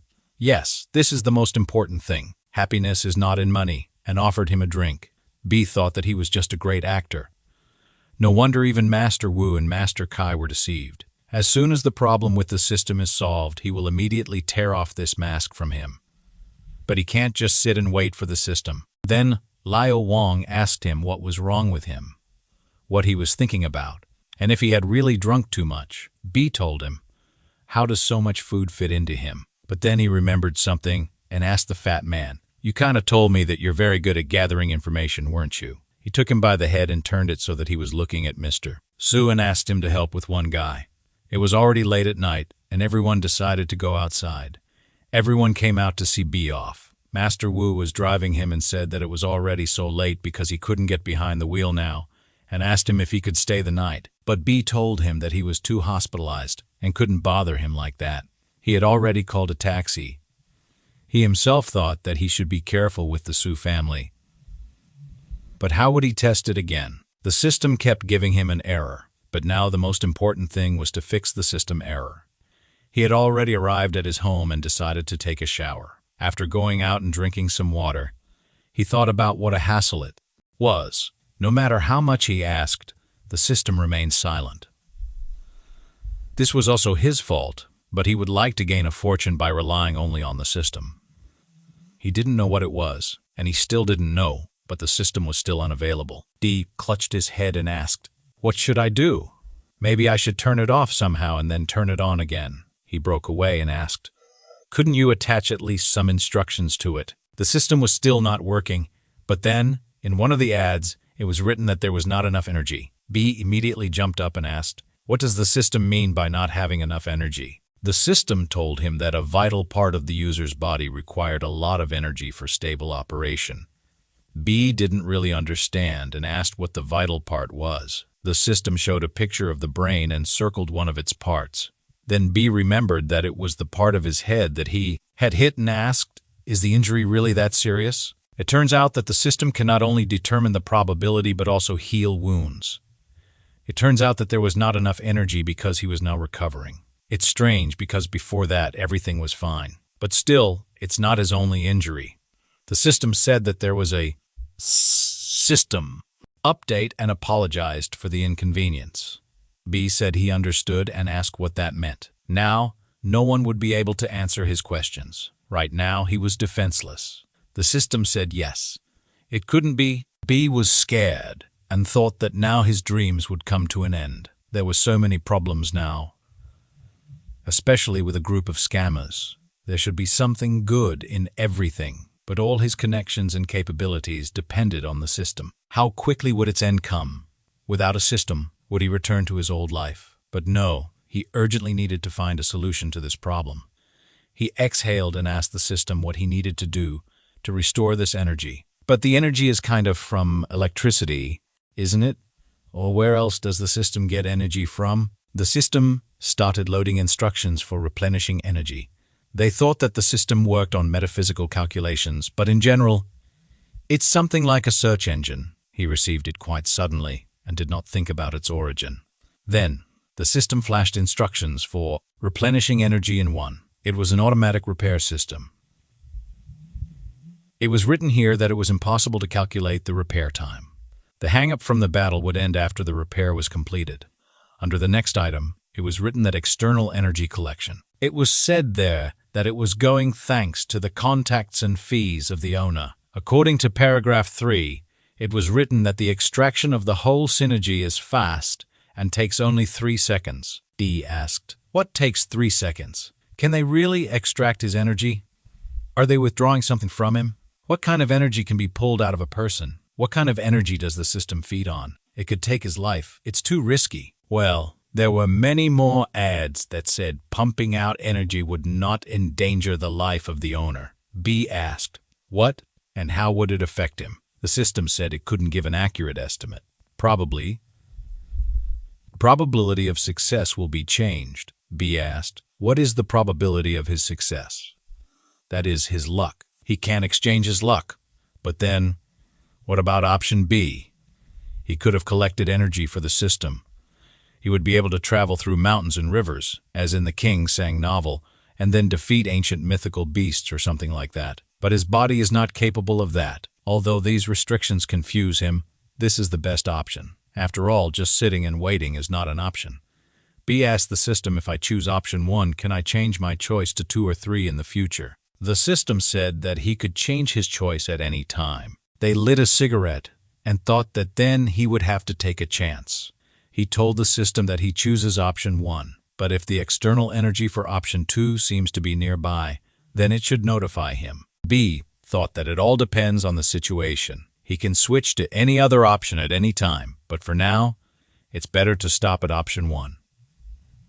The system asked him to confirm his choice. B thought that, after all, he still has an enemy, as a group of scammers is preparing to attack. Defense, retreat, so many people are preparing. He can't let them down. He laid down on the bed, picking up the flash drive that Master Wu had given him. B thought it was worth finding out if the fat man could find something and discover what Mr. Wu gave him. 2 days later, B went to see what was on this flash drive.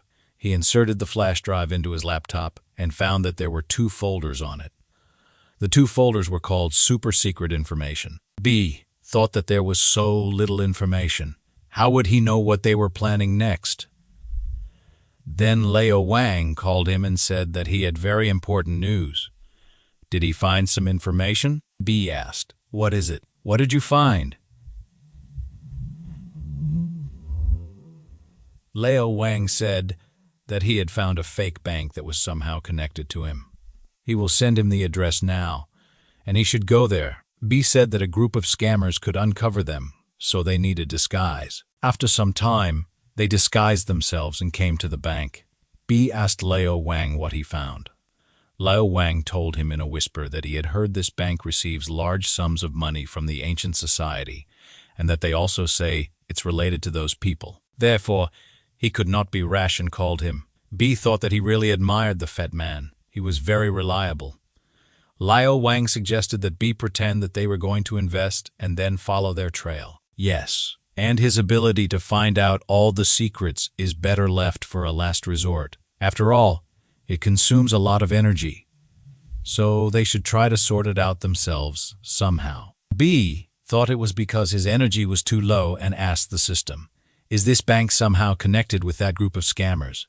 The system said that the download has started. Therefore, B thought that it was clear that the system was working normally now. It was not worth waiting for. It remains to rely only on himself. After some time, they met in the office with some man who said that this was the best project of their company. It is tested by the market and brings a stable income. He also presented everything in detail in the plan. They asked them if they had any questions. B thought that this company was unreliable in asset management, but he didn't see the connection with their goal here. Leo Wang said, no problem. We are investing 10 million. B didn't expect this from him and hit him on the head. He asked him, who, in your opinion, is the owner here? He wouldn't let him talk and told the man that he would consult with his consultant. The man said that he would wait outside. When the man left, B said that after everything he said, he didn't see any clues at all. He asked Leo Wang if he was sure that they were connected with scammers. Leo Wang also said so simply he would give 10 million. How do you think what would have happened then? Leo Wang said. They probably would have found the evidence. B said, it's wrong, and asked him if he was lying. Leo Wang said no, never. B asked him, have you already forgotten what you've done for me? Leo Wang said that it was fine. Let him not worry so much. He was really looking for clues here. He did not find the answers, but he found that many people from society are invested here. Then he thought that he could also make money on it, but he was afraid that he would be deceived. So he called him. B told him to learn how to prioritize. How can you be so greedy? Besides, didn't we decide that we would earn money together? They were going to cheat him and collect all the money from him. He ran away so that later he could not even buy a place in the cemetery. Leo Wang said no. Several of his friends also invested and made huge profits. He knows his place. He knows his place. During this time, he earned a lot with him. Well, what awaits them in the future? He wants to be always ready for the future. They said he couldn't explain it to a fool like him, but he had to remember something. He will take care of his future. He should stop talking this nonsense and follow him. They left the office together where the man was waiting for them. He asked him if he was really leaving already. They asked, "What, is it really forbidden to leave here?" Lao Wang told this man that his brother did not find him reliable. The man asked them to believe him, to see them. The main shareholder and the boss are influential people, especially in the ancient circle. They are influential figures. Bu asked, "What is the antique circle?" The man said exactly what Bu thought. He was really an influential figure from the ancient circle. Are they investing in an underground bank? But what kind of person could it be? Fatso, what is the forger's bank? How is this even possible? Bu told this man that he would have said it earlier. He really likes this famous and influential antique circle. He asked him maybe he would give him recommendations. He wants to meet their boss. If he turns out to be reliable, then he will give him the monthly income of the Lao Foundation and the amount of 3 million to 5 billion. The man asked them to follow him. They came to another office, where another man was waiting for them. It was the owner of this place. He greeted the distinguished guests and told them they could call him Mr. Z.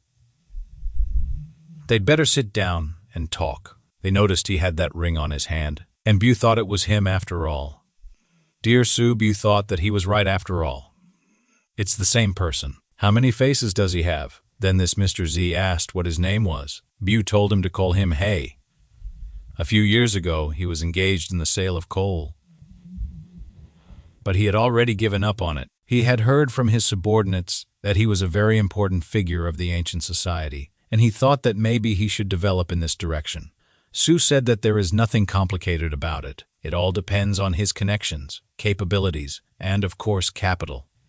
If he is interested, then he could bring him up to date. Bu said fine, let him tell him everything. Su said it was a very lucrative business, but the risks are not small either. But he should not doubt their professionalism, Bu asked. What kind of professionalism? He should just tell him how to make money. He thought that he should pretend to be an amateur because they need to talk to him. He asked him if he was very poorly versed in antiques. Is it really possible to make money on this? Is it at least profitable? Can he just help him earn? What's in it for him? Su told him that he must be joking. We are businessmen. Nevertheless, we can help you earn. Our operation is specified. You have nothing to worry about. Bo said yes, they were going to use it. Do they really want him to invest in their empty chatter? Su said that he did not understand it because it was a trade secret. This is a rather difficult question, but you should not doubt their capabilities and authority. Bo asked him if he really thought he was doubting. Then he should see his capabilities. He wants to invest in it, and he asked him how much he needed, Su thought. Who is this kid anyway? Is he really some lock? Al Big Shot, or did someone else? Bu said. How slow are they? Have you spent so much time on idle chatter? How can it be that antiques make a profit? Maybe I should find another company. Maybe I should find another company. Lao Wang was delighted and thought that the boss was playing arrogant. So cool. He didn't even dare to intervene. What should he do? Bo asked the fat man. Didn't you say there was a more reliable company? You should take me there. Then Su got up and called out to him. He told him that he shouldn't worry so much because they are an honest company. Recently, a lot of forgers have appeared, and he needs to be very careful. Bu asked him what he had just said. Su said that recently, they had a big antique business that needed funds. If he, Mr. Hay, could believe them, then they would have gone to a big plus. Of course, dividends will be paid in accordance with the investment. Bo asked, what is true? Su said that, of course, he was so attentive. Bu thought that he was still being cautious, but he is lucky if he is still used. Then including in speech such big words as big business or lack of funds. Does this mean that this bank is really related to forgers? The system said that the probability of connections between the bank and a group of scammers is 100. Bo, seeing this, was surprised but said that it was good. He impressed him. Then he left. When Su was left alone in the office, he said that this guy seemed to be a local big shot, but people were still afraid of questions about investments. They wondered if the system had already recovered. Well, the system continued its loading. Then Bu fell out, which is understandable. He will imagine that she is not there, but he still needs to sort it out somehow. They were already in the car and Lao Wang was driving. He wanted to say something to Bo, but at that moment, he got a phone call. It was Master Chay. Bai picked up the phone and asked if there had been any major events in the ancient society recently, something that requires a lot of investment. Master Chay said that indeed, one family abroad was putting up for auction a large number of rare copies. There had even been a lot of buyers who were determined to buy them. After which Bai hung up the phone and said that the antique auction involved large sums of money. Everything seems to be starting to converge, and he thought, are they really going to forge foreign antiques with their dexterity? It's like printing money for yourself. Since it so happened first, they need to deprive them of this money and bankrupt the bank. Bai thought that the only problem was that he had no idea how to deal with underground banks. They are very careful and use only special money channels. Even if he succeeds in closing this bank, it would just be a room. Besides, he has no proof. He cannot act rashly. After all, there is a whole organization of scammers behind the bank. He needs to cope with them in one blow, otherwise he can't avoid trouble. It is necessary to discuss this with Master Wu and Master Chay. They will certainly be able to find a solution. He was about to call them, but then the system told him that it seems he is not capable of solving problems without the help of the system and external people. They asked the system what it meant. Shouldn't it be rebooting? Why was she complaining? The system said that because he is incapacitated without the system, he should choose options right now. Bai thought that the system was looking down on him, but he would prove it to her. Without relying on the system or other people, he will be able to destroy the underground bank. Lao Wang looked worried and told his boss that he really didn't want to lie to him about today. Honestly. Lastly, Bai told him that if it wasn't for him, he wouldn't have realized that Su from the Wu family owns an underground bank. He is acquitted. Lao Wang was shocked and asked what he had just said. Is the owner of this bank Su from the Wu family? Bo asked him if he really only realized it now. They are run by scammers. Didn't he know about it? Lao Wang said he was in shock right now. How could he have known that?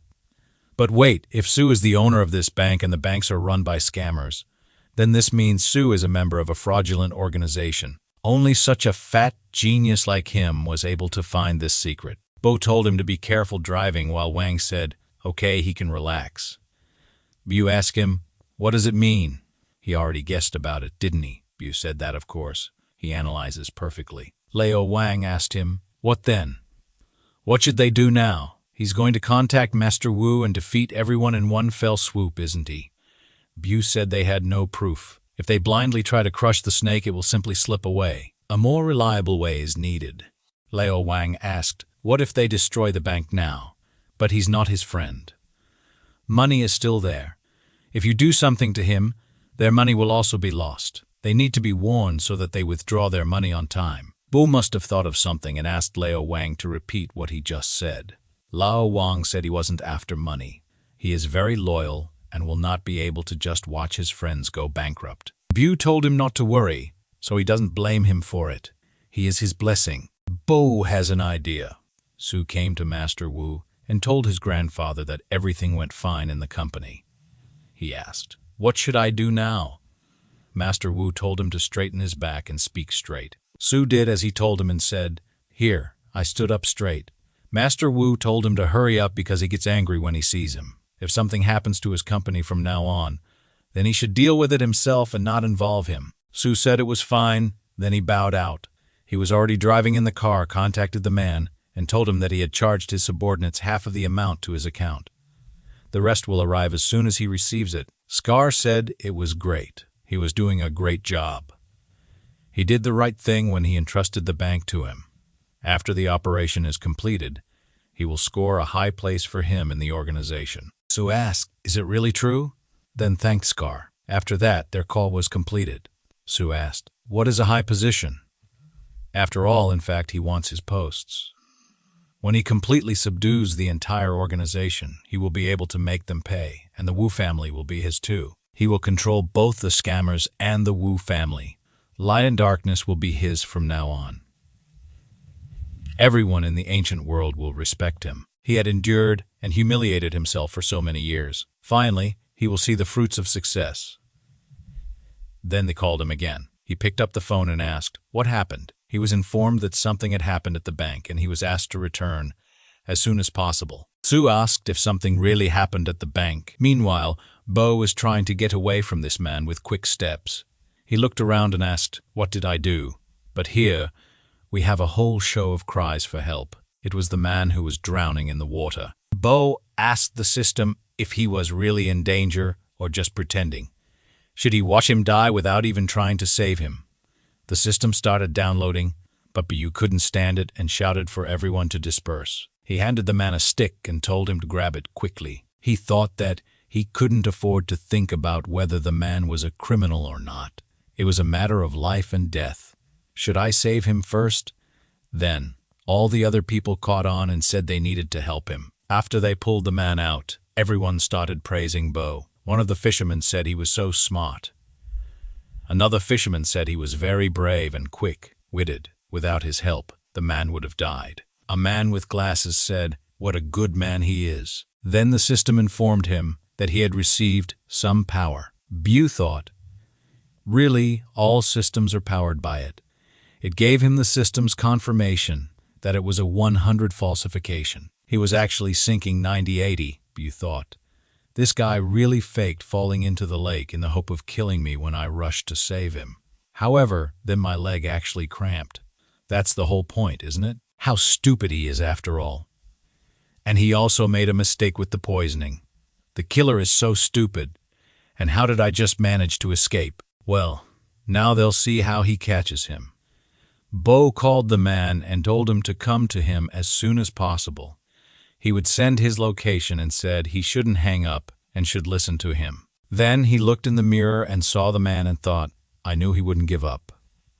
He just wants me to chase him. This man noticed that Bo was walking toward him, so he quickly walked into a shop where the woman was selling underwear. He asked how much it cost. The woman said, $30 each, 2 pairs for 50. They walked past him, and the man, talking on the phone, said that he suspected someone was trying to kill him, and that he should get him out of here as soon as possible. When Bo walked past him, the man exhaled, thinking that Bo seemed to sense danger. But thanks to his intelligence, Bai Wu didn't realize it was coming from him. This brat is cunning, he thought. The man reached for his little knife, which was in his inner pocket, and said that now he was forced to act. He started chasing Bai Wu, shouting that he owed him money and asking him, "Where the hell are you running off to?" The man thought it was better to pretend to be a collector. It would cover his tracks. Bai Wu ran into the street but realized it was a dead end. He turned around and told the man not to approach him, asking when he managed to owe him money because they don't even know each other. The man told him not to pretend. He'd had enough. Someone asked him to kill Bai Wu because he annoyed someone who he shouldn't have. The man took his knife out of his jacket. Bo asked him to wait and inquired about how much they paid him. He offered to pay him twice. No, 3 times more. The man asked, what, 3 times? And Bai thought it would be enough for him for the rest of his life. The man was afraid but considered asking for 5 times more. Bai suggested that if he wasn't satisfied with the triple payment, he could offer 5 times more. Just let him go. The man thought that Bo had found out he was just a rich coward. Still, if he lets him go, he will be killed as they are much stronger than he is. He could first extort money from Bai Wu and then kill him. The man told him that as soon as he said he would give him 500,000 yuan, he would be free. He had to transfer money from his phone right now. Bai Wu said he didn't have that much money in his mobile account. He asked if the man could go home with him so that he could pay him in cash. However, the man told him not to move, accusing him of deceiving him. He didn't believe a word Bai Wu said. At that moment, La Wang had already arrived to help Bo. He jumped over the wall with his back, and the man told Bo to give him the money quickly. Bai Wu noticed La Wang and told the man that okay, now he would give him the money. Turning to La Wang, he said that now. After that, La Wang jumped off the wall and put a mag on the man. The man asked who it was who caught him. La Wang started hitting him with a stick and said that he had asked for it. After some time, La Wang exhaled, saying that the scoundrel was so heavy he was already tired. Mike sat down next to the man and asked him if he was hired by a gang of forgers, wasn't it? If he tells the truth, he will not punish him, but instead he will even give him some money. The man just called him a jerk and said that he shouldn't even think about it. He will not betray a professional to his employer. They asked him if he was a killer with moral principles. As far as he knows, there was $1,000,000 bounty on his head. How dare they give him only 10 of the total amount? The man asked, "What?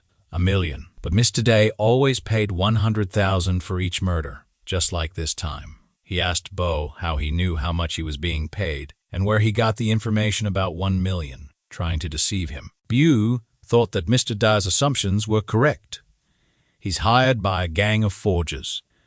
Then Mr. Kai called Bo and asked him why he wasn't there yet. Lawang kicked the man and told him to be quiet. Bew told Mr. Kai that he had encountered some problem. Mr. Kai, terrified, asked him what had happened. He should have had Hanai pick him up. Bo said that it was not necessary. He had already completely figured it out. Don't worry so much about him. It's late today. Bew asked Mr. Kai if he could come to him tomorrow morning. What did he think about this? Mr. Kai said that, of course, since everything is fine with him before the start, let him go home and tomorrow he will send someone to pick him up. He has to take good care of himself. The police had already arrived at the scene, and Bo asked Wang to deal with him. Lawang said that it was fine. Let him take care of himself. Bew asked the system when it would finally start working. The system told him that it got some power. Bew thought that he didn't want to see these idiotic notes. They were already infuriating him so much. The system said that the chance of a possible danger is almost 90. After all this, Bo went to his home. It was already very dark, and he thought that he was so exhausted today. However, he barely managed to escape. He got into the elevator and headed to his floor. He thought about how much trouble he had really had today. He really hoped that they would leave him alone for a while. But will they come back sooner or later? Were all the troubles he had encountered today accidental? Or is it a trap that had been prepared by forgers to catch him by surprise? Gang wants to kill him once and for all. If he only relaxes his vigilance, it won't be that easy. 2 days ago, Scar was on the phone again and said, "What a strange guy, he really underestimated him. They have to plan everything well. If the assassins sent by them manage to finish him off, then it will be fine. If not, then let them wait until he loses his vigilance. They will show him where the crayfish hibernate when he does not expect it. He must die." Bo entered his apartment and turned on the light. However, the killer was so stupid. Is he really a professional? Or is he just the weakest of them? But the gang of forgers will definitely send someone else. Then the system said that the owner was in serious danger. A man burst into his apartment with a knife, and Bew thought it was too late. The system said that the owner was in serious danger. The protection mode was activated. When the man stabbed Bew with a knife, he didn't even hurt him. Bew thought the system had blocked it, but why? The man grinned, thinking that Bo was just lucky the phone saved him. Then he attacked him again and cut his hand. The system said that it lacked energy, so it could no longer protect its master. Bew thought it was just awful. He grabbed an ashtray and threw it at the man, but the man deftly caught it. Sue was already going up in the elevator. He thought that he had humiliated himself in front of the Wu family for many years, hiding his claws, silently waiting for this moment. All the light and all the darkness of ancient society will be in his hands, and all of them are just steps on his path. He went up to the 28th floor and thought that he had nothing to be afraid of. Then, the elevator doors opened, and he saw a huge crowd of people who were swearing. Did someone say that they should solve this issue? He wanted to take his money. They had to hurry.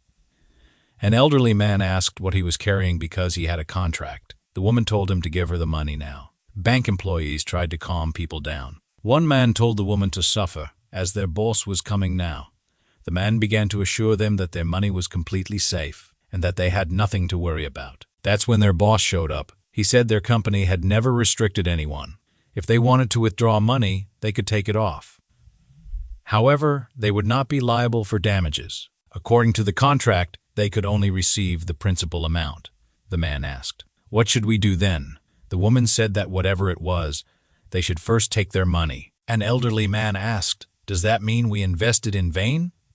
The man who was standing next to Sue was angry. He asked, "Why in vain?" Our company has strong financial resources and a reliable reputation. How was it in vain? The man said he was leaving. Rumors spread, and Su was asked, "What are the rumors?" It was good that he found out about it in time. The driver said that if there were real problems, they wouldn't be standing in front of them now. They shouldn't worry about anything. The man said he wasn't sure if it was their family savings. The woman said that even if this was the case, they still had to return the money to them. Su said it was fine. They had to go through formal procedures, after which they would add them to the blacklist of companies. He asked the others if anyone else wanted to withdraw money. The others asked him to give them more time to think. Su chuckled and thought that they had spread rumors, alarmed his people, and were now retreating. It was a bluff to delay them. He needed to calm them down somehow. He turned to his driver and asked, "What about the people I was looking for?" The driver said he had reminded them, and they were almost there. Then, two men burst in. One of them said that he had heard it was much safer to invest here. The owner of this place was very talented and insightful. He was definitely reliable. Another man asked where the owner was. They wanted to invest all their money, as they had several tens of millions. The driver informed Su that it seemed to be them. Su thought it was just in time. Turning to Messrs. Chang and Ju, he greeted them and mentioned that he was already waiting. After that, he introduced them to the people gathered there, stating that they were influential figures from Beijing who came specifically to invest. An elderly man inquired if it wasn't Wang Ergu and Li Huzi. Another man confirmed that it was indeed them. The elderly man then asked, "When did these individuals manage to become the big bosses of Beijing?" Approaching Mr. Chang, he claimed that Mr. Chang still owed him 300 yuan and questioned where he got millions from. He speculated if it was Ming Bai. This led to a fight breaking out, during which a man pulled a suitcase from their hands, and it accidentally opened, revealing no money, but only old clothes. Mr. Chang admitted to the boss that they had been found out, and their performance didn't work. Mr. Jiang also fled, claiming it wasn't their fault. Remaining dissatisfied, people questioned the boss about his association with these individuals, as something seemed off. They asked why he would engage in such activities. In the ensuing chaos, they demanded their money back, expressing concerns about leaving their money with an unreliable company. This led to an attack on the boss, with people insisting on getting their money back, prompting questions about the nature of his association with these individuals. The boss, in a panic, tried to calm everyone down, stating that there was a misunderstanding and that he wasn't familiar with them. An elderly man challenged this, recalling the boss's earlier statement about waiting for them. People shouted about the danger of leaving their money with the company, expressing concerns about its reliability. In the heat of the moment, they attacked the boss, demanding their money back.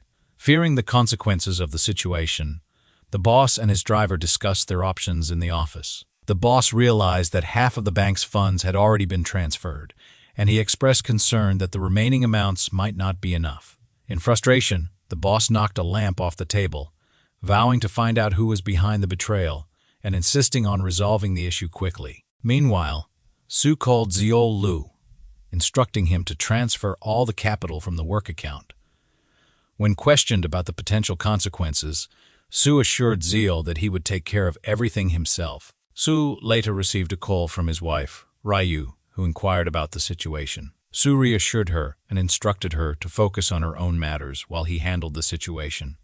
He pondered what Ryu might be doing at that moment. Master Wu burst into the room after overhearing Su's phone conversation. He expressed surprise and concern about one of his children being involved in deceitful activities. Master Wu demanded answers. An explanation about who was stealing their family's money and questioning the bank's connection to a group of scammers followed. Su contemplated shifting the blame to Bu and concocting a story to divert attention. Taking a deep breath, Su asked for his grandfather's forgiveness and claimed that Bu was responsible for the bank's mismanagement. Su explained that Bo manipulated him into taking control of the bank, ultimately causing the current situation. Su admitted his guilt but emphasized that it was all because of Bo's deceitful actions. Master Wu questioned the authenticity of Su's claims, prompting Su to argue that Bo deceived him and manipulated the situation to his advantage. Su said he was ready to prove his guilt and that he would bring justice back. He thought that he seemed to have figured it out when Bo entered the room in disguise and asked Mr. Z why he was on his knees. Bu said he was glad to meet him again and that he seemed to be very busy today. At that moment, Bu took off his disguise and asked if Su didn't recognize him. He had heard that someone was accusing him, and that was why he came. Su turned pale all over and thought, no, it's impossible. How did he reveal it? Bu asked him if he really thought he could get away with it. Su said it was all because of him. Bu patted Leo Wang on the shoulder and said yes. He had asked the fat man to spread those rumors so that people would start taking their money. The fat man asked, isn't it thanks to his wide connections and influence that everything worked out for them? Their group of scammers spread bad rumors about him, tooth for tooth, an eye for an eye. They said the same thing about his 2 visitors today, who were replaced by him. Su said, it's no wonder they revealed themselves like that. So he framed me. Bo said that he noticed money from bank accounts beginning to be transferred to fraudulent organizations and to organize an auction of fake foreign antiques. He took out a flash drive and said that the proof was here. He foresaw that Su would covet the Wu family's bank account. Master Wu had been keeping an eye on his people beforehand, and he clearly heard their phone conversation. Then Master Wu joined the conversation, saying that he had come here before, with the last hope of giving him one last chance to confess and get on the right path. Unfortunately, he had let him down. The Wu family accepted him, but he spat in their face. But the most unforgivable part was that he swore an oath to a group of scammers. Su told him that he knew better than anyone why he did it. When Bo heard this, he thought, was there really something that made him do this? Su said. Wasn't he the one who made him like this? Master Wu was furious and asked Su what he meant by saying that it was his fault. Su asked, what? Didn't he become like this only because of you? Leo Wang asked Bo, what is going on here? Bu said, it looked like it wasn't that simple. Master Wu called Su ungrateful and asked him how dare he bite the hand that fed him. He threw it and asked him what was wrong. He demanded that Su say what he did. Su got to his feet and said that ever since he became part of the Wu family, he was constantly looked down upon. No matter what he did, he was always unhappy.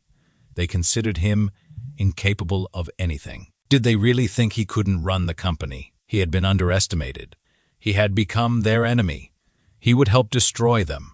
To everyone who hated him, he would show them what he was capable of. He would prove to all of them that they were wrong about him. He also asked, why did he become like this? And what does he have to do with it? Leo Wang, wiping the sweat from his forehead, said, in large families, everything is always so confusing. Bu said that's why Su became like this. Master Wu exhaled and said that this was what had always tormented him. He sat down on the sofa again and said, everyone except Bo should leave them. After everyone left, Master Wu said that Father Rui and Zio had left them early. He couldn't hand over the family business to such young girls. Rui was too soft and Zio was too hot-tempered. If they became heirs, it would be very difficult for them. When Su became part of the family, that's when he checked his data. His abilities may not have been strong, but he had character. If he had to develop everything, he could have become an heir. Su Wu, temperate, said that he had been rude to him ever since he became part of their family. He was always picking on him. Master Wu said, you can't bind a sharp blade. He motivated him to do better. Unfortunately, Su was never able to understand his efforts. He crashed at the first obstacle and decided to go the slippery slope. Then Su realized, and he asked, does this really mean that you don't hate me? Master Wu said that if he hated him, he wouldn't be responsible for their family's biggest company. If he hated him, would he have let him marry Rui? Su asked. What does it really mean? That I was wrong all this time. It turned out that he was to blame for everything. He started bowing at Master Wu's feet and said, I always thought I was smart, but it turns out I'm an idiot. Watching all this, Bu thought that he felt so sorry for him. Master Wu said that the family would not be able to raise him again. He must sever all ties with the scammer. They would like to comply with the laws, expel him from the family and put him on trial. Su said it was all his own fault and that he would accept any punishment. Master Wu said that their family would not allow someone like him into the family for the sake of Rui's reputation. He should get a divorce. Su said it was fine. He didn't want to involve Rui in this. He would get divorced. But then his wife ran into the room and said, No, don't. Everyone was in shock. Su asked her what she was doing here. Master Wu told her to stay in the car. Had she been eavesdropping all this time? Rui stood up for her husband and told her grandfather that, since childhood, she had always obeyed him. But this could not be. She was not getting a divorce. Su told his wife to come to her senses. She would be better off without him. Rui said no, because he is her husband, and in sorrow and joy, they should be together. She hugged him and said that they exchanged vows, and no matter what happens, they will always be there for each other. If he leaves the Wu family, then she will leave too. The Wu family treated him so unfairly, and she was so blind that she didn't even notice it. What happened is also her fault, so she should leave too. Su hugged his wife and told her that he was wrong. He wanted to move forward, but he constantly made mistakes. He was to blame. Bu did not bother them and moved to the exit. He thought that this only concerned their family, and he was superfluous here, so he should leave. He fought for fame and fortune, but did not appreciate those who were nearby, so he lost. He needed to become the best version of himself for the sake of those who were next to him. He didn't finish so badly. The underground bank may have closed down, but its claims against forgers had only increased. Things could only get worse in the future. Meanwhile, Scar contacted his man and said that the bank had closed. They did not have enough funds to hold an auction. He was currently looking through the papers with information about Bo. Scar said he underestimated him. In his rage, he scattered all the papers and said that Bo had to die. Bu was talking to Mr. Kai. Kai told him that it was all thanks to the fact that he found the bank so early. Otherwise, the forgers would have raised a huge amount at the auction, and the consequences would have been simply terrible. Then Master Wu also intervened in the conversation, saying that he was completely right and thanking Bu. He destroyed an underground bank in one fell swoop. Great job, Iowa said. It's good that everything ended well.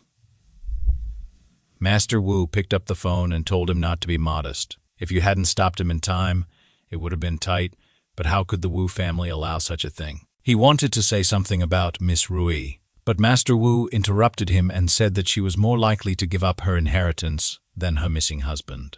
He would accept whatever choice she made, but they wouldn't talk about it. His old friends would be back in town in a few days and Bo should come too. Bo thought, friends. Are they also from the ancient circle? Does Master Wu want to help him expand his influence? Could this be a thank you for the bank? He also needed to thank them somehow. But to go to the forgers? Master Wu said he would let him know when they arrived. Bu said that if so, he would be in touch, and he thought that the bank was destroyed now. The scammers had a grudge against him, but knowing their methods, they could also kill him. The system reported that this was a very high probability. Then Mr. Kai took the phone from Master Wu here and told him to let him talk. Mr. Kai told him that big events were just ahead. He remembered that soon there would be an election for the title of Elder, of which he spoke. Bu thought already, he said that they were only waiting for confirmation, but he heard that there were still people who recommended many people, and they were all very famous old men who knew their business. But he knew that Bu was very talented. Other old people would be more skeptical. Bu thought that his influence and connections were really inferior to others. The two elders had already elected him. If he couldn't convince the others, then he would lose. But in fact, with the system, he would have nothing to fear. But now, there was not enough energy in the system, which made it seem weak to everyone. He would be able to detect forgers who had infiltrated the organization. They would be able to predict it. Not only would he be able to get a membership, but he would also kill two birds with one stone. Master Kai told him that there may be accomplices of scammers among the chosen ones. They cannot claim this, but as long as he is here, they will find them. They can't lose. Master Wu took old Kai by the hand and told him that it was Bu. What was he talking about? Sir Kai asked, requesting to be let go because they were discussing business. Bu thought that these two trusted him too much. He shouldn't give them a ride. If there is no escape from adversity, then at least he will clear the ancient cool cave from intruders. Maybe he can get rid of them completely, but now a group of scammers wants to kill him even without the system said he would be able to find them. There's a system here. He was told that the probability of a threat from a group of scammers is almost 90. For leaving Hajul, he will receive 95 energy. They didn't expect her to answer him and told her that she had scared him. It was so little energy in her. "So, what did you ask? What energy? What is he talking about?" He realized that he had said it out loud and explained to Mr. Chay that he was saying that the phone was low on power. He thought that maybe he really should go and fight monsters to replenish his energy. But he already knew about it. Running away would not solve his problem. Sooner or later, they would collide anyway. "Sir," she said, "I will not distract you anymore." Bu asked him to wait and thought he needed to talk to them about the scammers who had infiltrated them. Without the system, the support of two elders was simply necessary for him.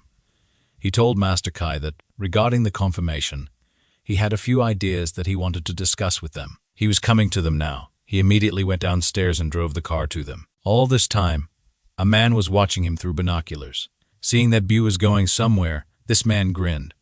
Bu was driving along the road when there was a very slow truck in front of him, which he decided to overtake. But at that moment, the truck broke down and crashed into him. Bu got out of the car, all scared, saying, "I'm alive." His whole life flashed before his eyes. He called on the phone and said that there was an accident at the intersection. He told the person on the phone exactly what happened and said that there were no fatalities. He himself thought that it was really just an accident because a little more, and he would have been dead. The driver of the truck was also very scared, but the system informed him that the probability of a threat from a group of scammers was almost 90. Bu remembered that the system had already warned him about the danger. Could everything have been arranged in order to remove him under the guise of an accident? The police arrived at the scene and said that they had looked at the surveillance cameras and concluded that he was innocent. The truck driver would take responsibility and Bu could leave, but only as soon as he contacted the insurance company. Bu thought that this driver looked very respectable, and he told the policeman, "Well, the people from the insurance company will take care of the rest." It was time for him to leave. He thought, if the driver had nothing to do with it, then maybe it was his car. Could it be that the criminal is among the crowd? I'd better get out of here soon. He went down some street, and then a cactus almost fell on top of him. Bu raised his head up and shouted that there were people there. Then he thought, "What if it's them?" and rushed away. Then a motorcycle came toward him. Bu deftly dodged. He thought, "Is it really a murderer?" The motorcyclist shouted at him to watch where he was going. After some time, Bu reached the center, and looking around, he thought that he should be safe in crowded places. Maybe, of course, it's already overreacting. He didn't think they all wanted to kill him, but there are a lot of coincidences. Somehow, whatever it is, God takes care of it. He needed to get to the master as soon as possible. It would definitely be safer there. The streets were full of people. It would be difficult to defend himself. But if he got out of the crowd, he would be killed in some alley. In addition, they might be armed. There's a subway with weapons in this shopping center. They will definitely not let him in there. He was about to go down the stairs, but then someone accidentally pushed him. He turned around and thought it was the killer, but it turned out to be an elderly woman who also fell because of him. He thought, "She scared me to death," but it seemed that she really did it by accident. He asked her for forgiveness and said that he was very sorry. The woman said that it was nothing. It was her own fault. Her ankle hurt, and thanks to him, she did not fall down. The system told him that it captured energy. Bu thought, what other energy? The woman grabbed his hand and said she was scared of the attack and thanked him. Bu said she was too polite, that it wasn't worth it, and thought that he still needed to be saved. But the woman took him by the hand and said, "No, I should thank you," and invited him to dinner. Bu said it wasn't worth it, and he thought that it would be nice to eat. But a restaurant is a crowded place, and it is unlikely that anything will happen there. Besides, she was very strong. They got to the restaurant, and the man was watching him the whole time, giggling. He thought, "I finally got caught." He was holding a test tube in his hands. The system said it was advising him to leave a dangerous place. Probability of a threat from a group of scammers is almost 90s. Bu and this woman took a table. The man was watching them and thought, "I'm invisible until he gets it in his mouth." Meanwhile, Bu had already cut off a piece of meat and was about to eat it. The man said that yes, that's how he should try it. After Bu put the piece of meat in his mouth, the man thought that he would die in 3 hours and no one would even know the cause of his death. But then, Bu choked. The woman asked him what had happened. "He should try it," she said. He looked so skinny. Bu smiled at her and thought, did the chef make a mistake with the seasoning? Why does he feel such a strong taste of soda? The man was furious and thought, did he spit it out? Had he discovered something in him? Bu drank a glass of water, thinking the steak with soda tasted so strange. Did the chef come from another planet? If the steak was poisoned, then he had choked. The woman got up and started slapping him on the back, asking if he really choked. Apparently, he ate too fast. The man who was watching all of this was delighted. Then the system informed him that the steak was sent 100. But the user was poisoned by 0. He thought, I wasn't poisoned, but the steak was poisoned. What the system meant was that he only survived because someone made a mistake while trying to poison him. Is there a killer here somewhere? He then looked at the man, and the system said he was 100 a killer. As soon as Bu found out, he pretended that nothing had happened. The woman asked him what he didn't like about the steak and what else he would like to taste. He could order any dish he wanted. Bu said there was no need for that. The steak was fine. He thought it was very likely that it was just an attempted murder. It seems that staying in the crowd wasn't so safe, and maybe he had even dragged an innocent person into it. This man laughed and thought, this time, he would definitely die. After some time, Bu said goodbye to the woman. The man followed him and thought, how is this brat still alive after such a dose of poison? It was strange because he was supposed to die of a heart attack. Meanwhile, in the killer's lair, there was now an accomplice of the murderer who took the poison from the table and said, who tore the label off his bottle. He barely recognized her. This man kept chasing Bo. He thought that he must have been deceived by an unscrupulous seller. He had to rely only on himself. After that, he began to catch up with Bo. Bu noticed this and thought that this man was in good physical shape. He tried to poison him, but he was still alive. Bu abruptly sat down to tie his shoelace and thought, he failed to poison me, so now he wants to push me under a car, so I'll get hit. The man remembered that he was told not to panic. He should die in an accident. And he himself thought, this is what the boss needed to complicate everything. I just need to take him to a deserted place and kill him. It'll be done with. With one hand, Ben found a spray can and a lighter on the sofa and asked the man if he wanted to do everything quietly. The man put an ashtray under the TV and said he was right. Even if he made a lot of noise, he could still kill him before he left. He should take his word for it. There were a lot of alerts from the system, indicating that it did not have enough energy and could no longer protect the host. The probability of the owner's death increased greatly. She was developing a new plan and strongly recommended that the owner update immediately. Ben wondered if it would work this time. He would upgrade the system only if it gave him some powerful weapon, such as a shield or armor that could restore him countless times. The man told him that he had better stop resisting and let him look here. The combatant looked here. The combatant looked where the man was pointing and thought, what is Wuziu doing here? The girl was lying unconscious in the corner and was tied up. Ben was very scared and thought the man was planning to commit arson and then escape himself. But this plan wouldn't work.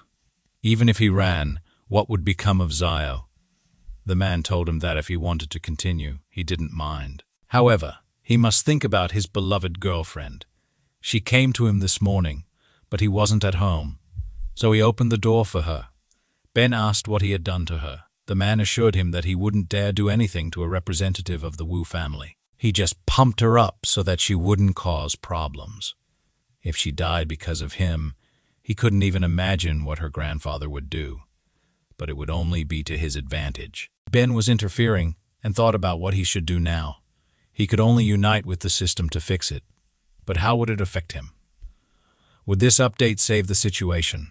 The man told him that it was better for him not to shout and put the pepper spray in place. He wouldn't hurt him for burning himself alive. After that, the man approached Wuziu and put a knife to her throat. They shouted at him not to touch her, and he was already ready to start a fire. The man asked if he had thought well. Should he throw the pepper spray and just accept it? Ben thought that he had no choice but to activate the last plan.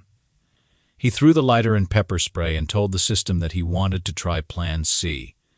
The system said that the activation of this plan would begin soon. The system would receive energy from the host, and the unification would begin. Ben told the man that he could kill him but to let Zio go. It was very important to him. He asked for a few seconds to say goodbye to Wuzio. The man said it was okay, put his hands behind his head and got on his knees. Let him not even think of deceiving him. Ben did as he said and thought that even if the system worked faster, he wouldn't be able to buy enough time for it. The system said it was recovering. Ben asked the girl if she still remembered the first time they met in a park when she appeared out of nowhere and crashed into him. Ben thought he had to endure this to carry out the plan. After that, he continued his nonsense. The man couldn't stand it and asked if he had already finished. He couldn't wait any longer. Ben asked the system how much longer it would take. This guy was very impatient. The system said the update was almost complete. He should be patient. Ben began to beg the man to give him more time. It was so hard for them together at first. Master Wu did not allow them to meet as he considered him a poor man. He put a lot of effort into getting his confession. They just wanted to be together. Ben himself thought he was behaving like a natural local son-in-law. He buried himself when he said such nonsense and asked the system to hurry up. The man kicked Ben and said he didn't care what happened between them. They'd think about it in the next life. Stop resisting already. He wouldn't succeed anyway. At the last moment, the system said that it had recovered after the update and the process of endowing the host with power would begin. Ben grabbed the man by the arm. The man was very surprised and asked, "What the hell? How did he suddenly have so much strength?" After that, Ben started beating the man. The man said it was simply impossible. Then Ben was exhausted and fainted. He woke up in the hospital. Wu Zio and Luang were next to him. The girl was crying and said that he finally woke up. Two masters, Kai and Wu, also came to his ward. Mr. Kai told Ben that he was so glad to see that he had woken up. He had been there for 3 days. Master Wu said that the doctor said he was just overworked and would be fine. Ben got up and thought, has it really been 3 days? Are these really been 3 days? Are these really the consequences of using the system faster? Master Wu approached him, hitting him on the back, and said that he had dealt with the killer alone. What a great guy he was. If it wasn't for him, Zio would have died. Ben said that he also put her in danger. This killer, Master Wu, said that Mr. Kai was so concerned about him that he asked Hangai to follow him. He saw the mess in his apartment when he arrived there. Mr. Kai said that his carelessness, he was to blame for everything. He did not expect that they would hire a professional killer. Thus, the loss of the Hahala intermediary would not cause huge damage to the classifiers, which would push them to use even more terrible traps. Bu turned to the two masters and said that there was enmity between them and the gang of forgers, so they would definitely use insidious means to deal with them. Since that's the case, they better get it over with as soon as possible. He told them to tell him already what they were up to. Bo said that the test had a high degree of importance, so the forgers would do everything in their power to stop them. They should take advantage of this situation and find all the rats hiding in the antique society. Then, they would be able to take the initiative to completely eliminate their group. It was dangerously risky, but he wanted to try. He asked them what they thought about it. Master Wu said it was just fine. He'd been having the same thoughts as Bo for a long time, but he hadn't had such a good opportunity before. He couldn't disagree with him. So, she said they should get rid of the traitors. But since this was such a large-scale case, he did not know how the chairman and the others would react to it. As for the liquidation of the group, they would not be able to cope on their own. They needed to enlist more support and help from other societies. After listening to both masters, Bo thanked them for supporting him. He said his plan might be a little cruel and told the masters that they could discuss it later. In the meantime, he would prepare for the tests. Cersei told him that he should get a good rest first, and after he was discharged, they would discuss everything down to the smallest detail. The two masters were already standing in the doorway. Master Wu told Master Kai that he was behaving like a coward. How could he even think of such a thing? Master Kai said they would discuss it later. When everyone left, Bu thought that he had barely managed to escape, but these killers must be patient because soon he would make them all pay for everything. He turned to the system and said he knew it was working properly now, and asked it to boot faster. Then, some light appeared, and Bo asked what it was. The system said that using part of the system's energy to force the owner's gain would affect its loading speed. However, the system had been successfully upgraded to version 2.0. Bo asked if it was really serious now. The system mocked him even more and stopped working at the crucial moment. The system told him that she wouldn't do that. Was it clear to him? Bu told her not to be so rude. First, she should just tell him what she took from him to recover, and why did he sleep for 3 days. The system said it was the owner's decision, so the system did not take responsibility for it. Bo asked if it was really all for the sake of fixing it. Why was this responsibility not on her? The system said he was lucky. The energy that the system received from its owner during the repair was not important in itself, since it would not be able to have any effect on the health of the owner. They asked if he was not satisfied with something. Why was the system not taking responsibility? Bu told her that he was fine with everything. The system said okay, and then the next question was very urgent. According to the analytical data of the system, the owner had no chance of winning due to a significant difference in strength. Therefore, the system made a choice in favor of mentally stimulating the host to provide him with a short-term influx of energy. Undoubtedly, the energy level was closely related to the health of the host, and yet it was too weak. Bo said, "How rude." The system said that he was always welcome. Bu thought that it meant that what he experienced was the result of surges of additional energy. It could be regarded as the last breakthrough he could work with in a limited amount of time. After that, he would be forced to wake up for 3 days, but he really helped him turn the situation around. It was cool. Then he would train more. The surge of energy would be more powerful and last longer if it was stronger. The system said that dreaming was not harmful, and he had the opportunity to transfer the gym membership to someone else if nothing worked out. Bo asked her if there was something else that was slow, except for mocking him. The system said that the new version of the system could become his friend. It had a friendlier interface. Bo asked her to tell him about it in more detail.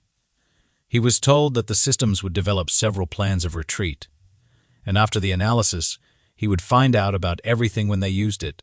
Bo asked where she got the energy from that time. The system said that changes in the host's abilities could provide the energy. He wouldn't understand anything even if she explained. He needed to do more right things. Bu thought that he needed to calm down. He was just annoyed to death by the manner of communication of this system. The system informed him that he had spent his luck on restoring the system, so she had to rely on him. Therefore, from now on, he should treat her better. Bu thanked her for her understanding and asked her what she meant by saying that he would not lead right. He took a deep breath and thought that he had run into a lot of trouble over the years.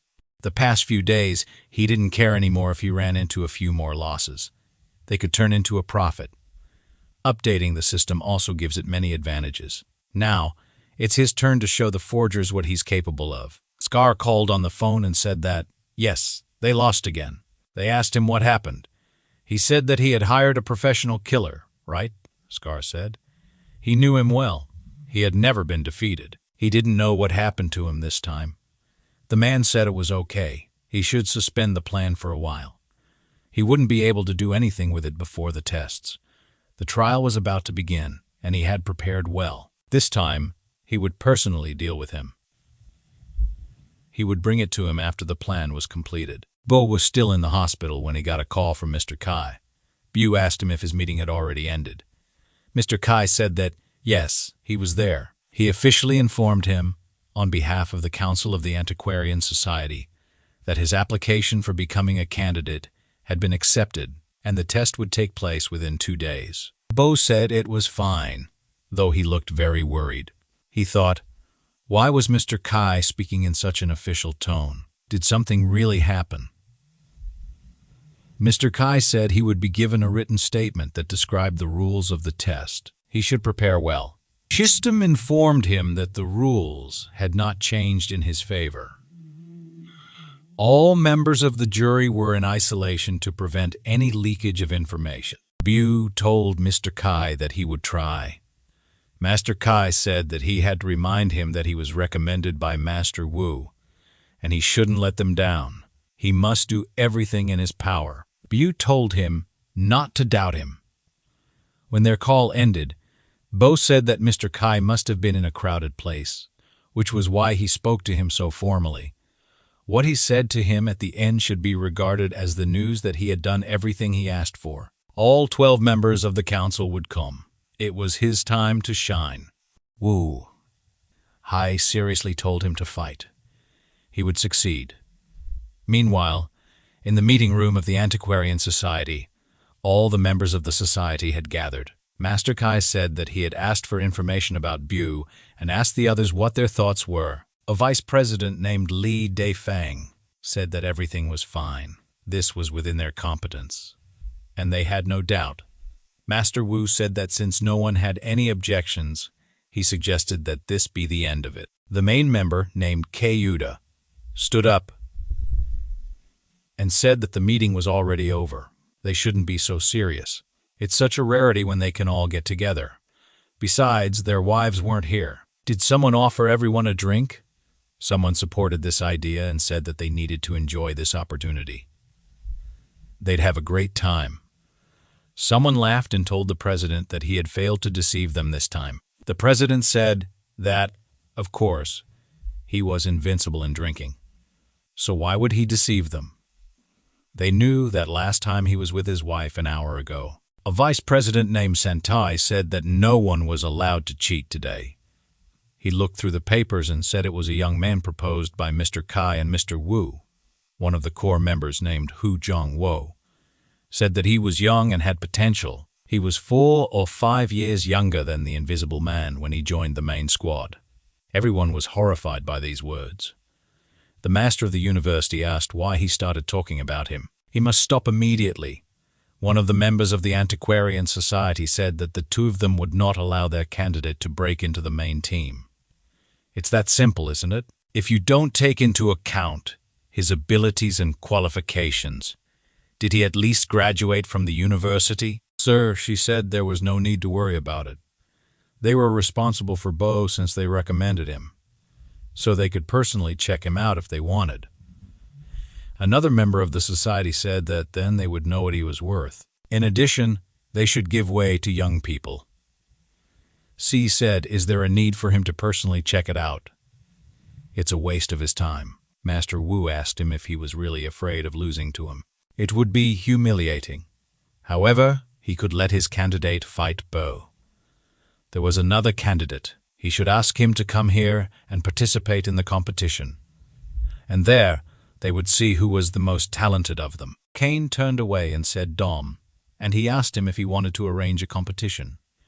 Didn't he? The person he suggested was a well-known collector in their society and would be able to easily beat him. So, let them compete. Let him ask for other candidates and ask who he recommended to participate in the competition. The president said that it was inconvenient for this person to get here to begin with. It was better for them to discuss the additional stage of the elections. A core member named Sak said that Mr. President was right. Only 1 or 2 candidates would reach this stage of the election.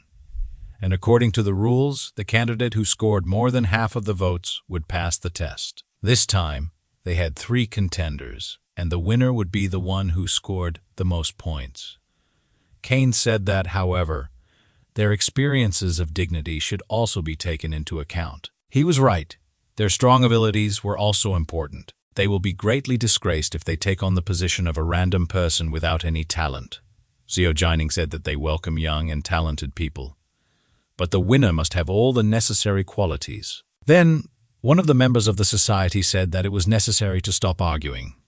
All their opinions had the right to exist, and he asked the others if they could listen to his opinion. The test result can only show a person's personal skills, which are quite objective and are based on merit. The outcome will depend on their votes. He thinks that the final result should be determined in 2 stages. He asked the Steel Ones what they thought about it. Boss Wu couldn't stand it and jumped up saying that it wasn't fair to Boo since he was young.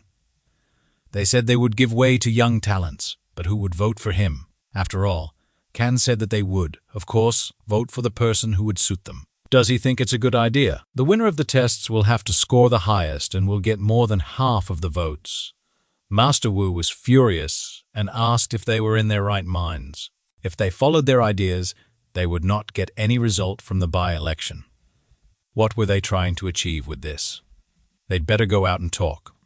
He'd like to know what he meant by that. Then, 2 members of the society got up and began to calm him down. She thought that Mr. President also put up his candidacy. But what does he want? All these years, he was out of elections. Why was he involved in the process this time?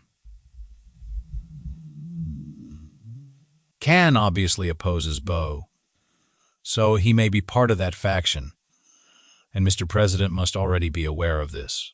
Then one of the members of the society got up and shouted that it was enough to argue. They should all monitor their behavior.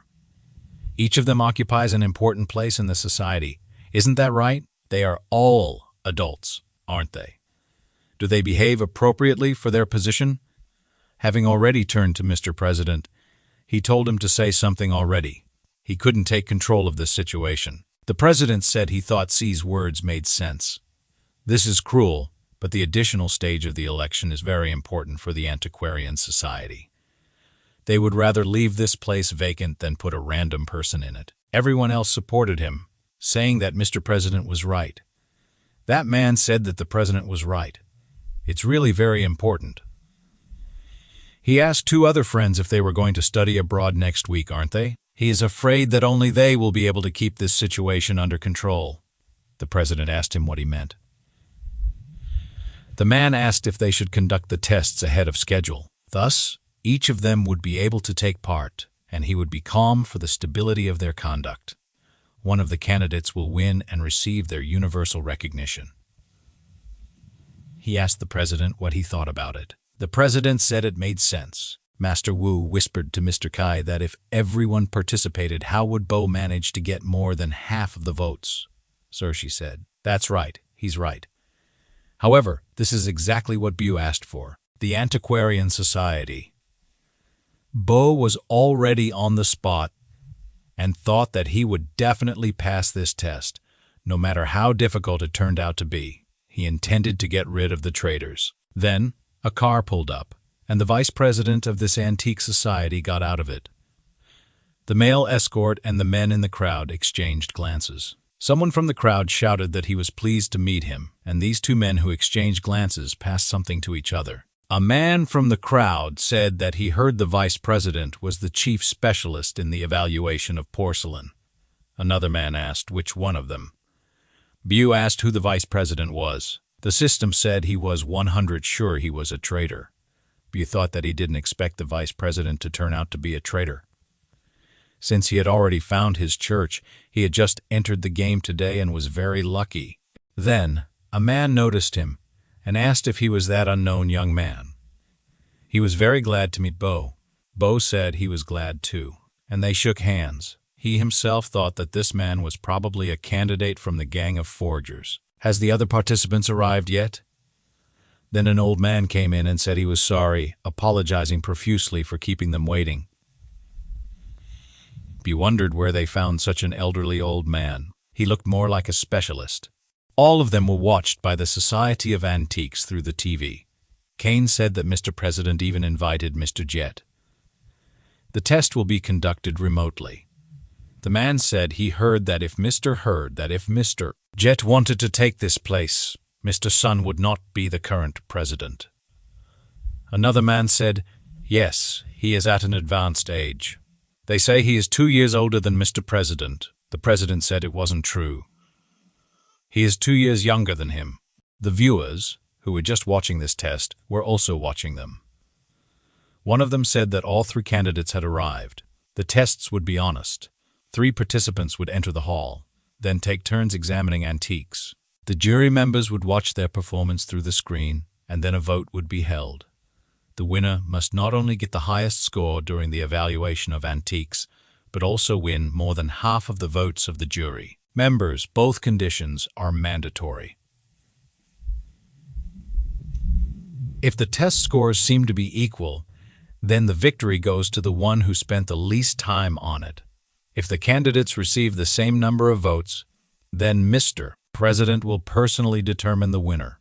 After this announcement, one of the spectators said that he needed to go soon because the competition would begin shortly. After hearing this announcement, Bo thought that, of course, he would score the highest test scores, but as for voting, who would vote for him with his icon among the main members? The traitors are definitely trying to cheat. The rules are against him, aren't they? Then they announced that the competition was starting. All three participants entered the room with antiques. They stared at one of the antiques and thought that since the system had upgraded to version 2.0, it would be a piece of cake. Then they began to walk around and look at all the items they had entered in the performance room. The other two participants were surprised and said how fast he was. We thought that he didn't say the answers out loud because he needed to maintain the right balance. The members of this society were also shocked. One of them asked if he was serious. Another said it only took him a few minutes to check the antiques, and he was already done. Kane said that the current generation behaves so self-confidently. Here, they were interrupted by Master Wu, who said that Tisha, the candidate, was preparing for a speech. Bo came into the room and introduced himself as a member of the Cherry Society. His name was Bo. He said that one antique item was a golden elephant bowl from the Chu era, the Ming dynasty. This series was first produced 3 years ago. Its luster is visible, and the color is well preserved. Its current market value probably ranges from 17 to 20 million. The next item, a jade figurine, was a fake. It was produced about 10 years ago and was made by a modern craftsman who works in the style of Yu. The quality of the work is excellent. The third item is a 3-color ceramic product covered with glaze from the Jiangguang era of the Tang dynasty. At the moment, there are only a few similar ones. A ceramic product of this kind is characterized by a market value of more than 30 million, which is an excellent purchase. The jury members began to check his information, and more interference came in, saying that he was absolutely right. Master Wu was proud of him and said that, yes, it was a great job. Bu kept saying that the antique at number 10 belonged to the Huizong era. Kane asked how this could have happened, and Bu thought that was for sure. But would he be able to get proof? The system said he couldn't do it. This man flushed the note in the toilet before the start of the competition. They thought how mean it was. It wasn't so easy to get evidence. Moreover, he cannot prove that the vice president is also connected with this. Then, another participant came to Bo. Bu smiled at him, and this man just chuckled. Now the last 3 participants performed. Bu thought that he was trying so hard to outdo him, but he did not succeed at all. He has no manners, and as for the one who goes last, he has no chance of defeating him anymore since he has spent too much time. Even if he scores as many points as Bu does, he doesn't have to worry. He has to meet all these bigwigs from the jury if he wants to figure out the moles. The plan he had discussed with Master Kai should have succeeded. Then, he was still in the hospital and told Master Kai that all the jury from the Antiquarian Society probably wouldn't recognize him just like that, and the moles would immediately want to take advantage of it. The master told him that first, he and Wu would be with them, and then they would act against them by all means. When they think they have already won, he will convince all members to hold by-elections. Bu said yes, so they wouldn't suspect Master Wu in him right now. Bu thought that the rules of the test had been changed. The candidates and the jury cannot meet to prevent cheating. Did they miscalculate in this? It was announced that all the candidates had completed the test, and now they would announce the test results. One candidate, Bai Wu, answered 10 questions correctly and spent 16 minutes on it. The second candidate, Mr. Wu, correctly answered 10 questions, spending 28 minutes on it. The third candidate, Mr. G, answered 10 questions correctly and spent 43 minutes on it. Then, the members of this society contacted them and told Bo that it was a great performance. Although he is young, he already knows a lot about antiques. Among the 10 antiques, some are fake while others are genuine, made in different dynasties and different types. Bu told the smallest details of these antiques and answered questions without hesitation. which happens very rarely. It was a flawless performance. To be honest, they have been in the antiquarian society for quite a long time, but they have never met such a talented young man like him. Bo said he was flattered. He just learned a lot from the elders in his family. He himself thought that this was their plan. First, they will praise him, and then they will try to fill him up. Just then, this man said that it would be a pity if he missed the opportunity to ask him a couple of questions, and asked him if he didn't mind. They said that, of course, he was only in favor. He himself thought that this was exactly what he wanted, just perfect. Then the man told him that among the antiques there is a roux oven that imitates the style of the Song dynasty and was created during the Qing dynasty. How do they know everything? The roux furnace is the official furnace of the Song dynasty, but it is rumored that it is also the furnace of the northern Song dynasty. The man asked Bu what he thought about it. Bu thought it was a history question. He clearly considers him uneducated, or does he have some other purpose? The system said it was 50-50. Bu thought so. This question was prepared especially for him, and the moles will definitely not let him rest. Perhaps they came up with the idea that it would not be difficult for him to determine whether the antiques were genuine or to find out its details. But they decided that he could not cope with the history because he is still young and not that experienced. It will not be difficult to pass the test, but what should he do after that? What should he do if their votes are equal? The gentleman asked him, "Why are you silent? It must be too difficult a question for you. You learned crafts very quickly, but then why are you silent?" Well, it's kind of weird. They asked him if he really thought he was cheating. He thought that he was the one who cheated but was trying to blame it on him. The gentleman said he didn't say that. He thinks that today he has already surpassed himself on the test given his age and level of education, and asked Mr. G what he thought about it. The old man said he didn't know if he cheated or not, but he was just wondering how he managed to look at all these antique items, because he spent so little time examining them. Bu thought that they started knocking him down as soon as there was even the slightest chance. It's great. He will give them more such chances. He can't wait to see what they do next. In other words, the official furnace of the Northern Song dynasty. The gentleman asked him, "Why did you suddenly start stuttering? You also talked about fakes without hesitation." Bu was actually delighted and thought, let him continue like this. The president thought, doesn't he really know that? But it can't be, can it?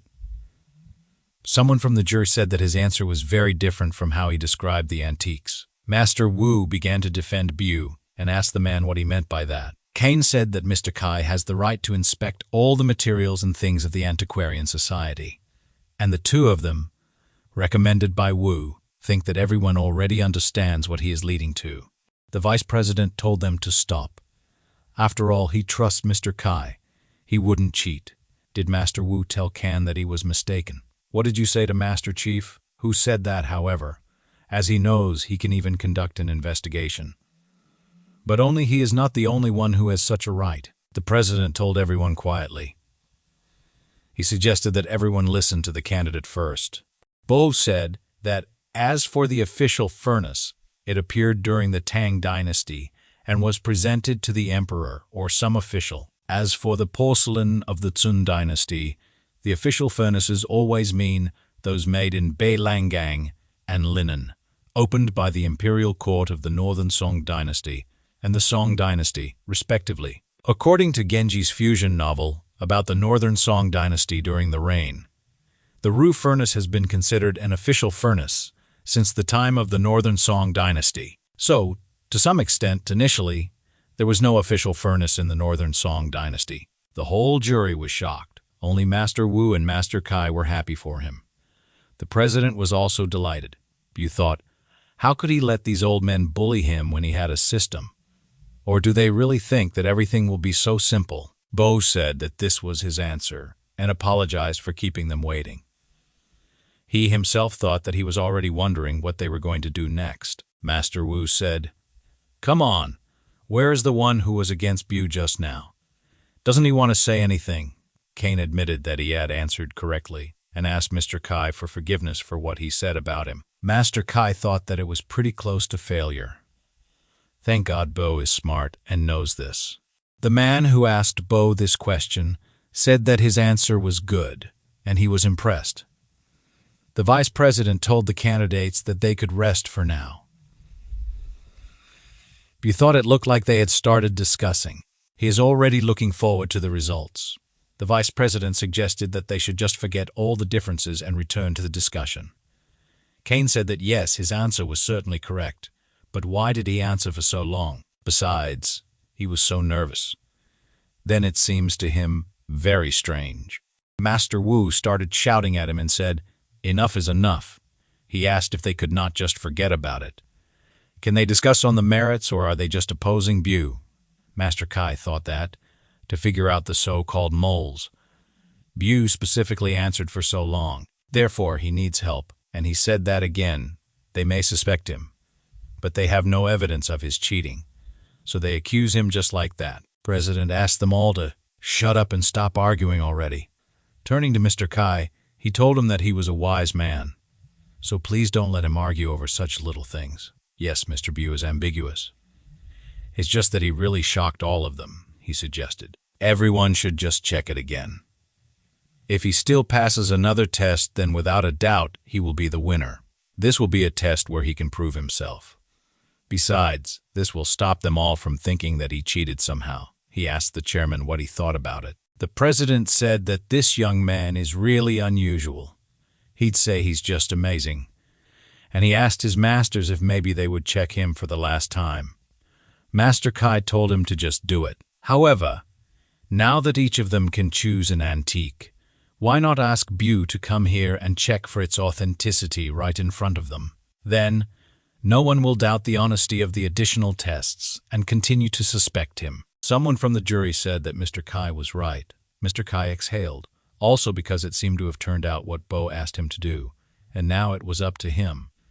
After some time, all three candidates went to another room, where they were met by the jury. The vice president told them that choosing a key member of their antique society is very important. After discussion, they decided to conduct an additional test, and turning to Bu, they asked him to try to show them all his knowledge. This is his chance to prove himself, the vice president said. Bu said he understood and would take it very seriously. He himself thought that, of course, he would take it seriously, but were they already ready to admit defeat? Had his old people prepared something for them? The vice president thought that it didn't matter if he was lucky then, or if he somehow cheated, but nothing would help him this time. He thought that he would have to check the authenticity of this antique before he found these moles. He even wondered what they had prepared for him there. The system began to show him the truth of all these products. Almost all were 100 fake. Only one thing was 50 fake. Only one thing was 50 fake. They wondered if these crafts were made by a group of forgers. The system said, it's almost 85. The vice president told Bo to start already. You thought that it turns out there is only one item not made by a group of forgers. Isn't it? But apart from the moles, all the other old men believe that the antiques they presented are genuine. The system asked him why he was wasting time on such thoughts.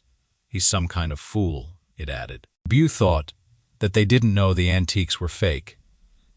The vice president watched him closely and thought that even if Bo was already starting to care, if he ever made a mistake about their antiques, he would not only offend them but also lose any opportunity to prove his case. Bo also looked at him and thought, did he really think that he had already defeated me?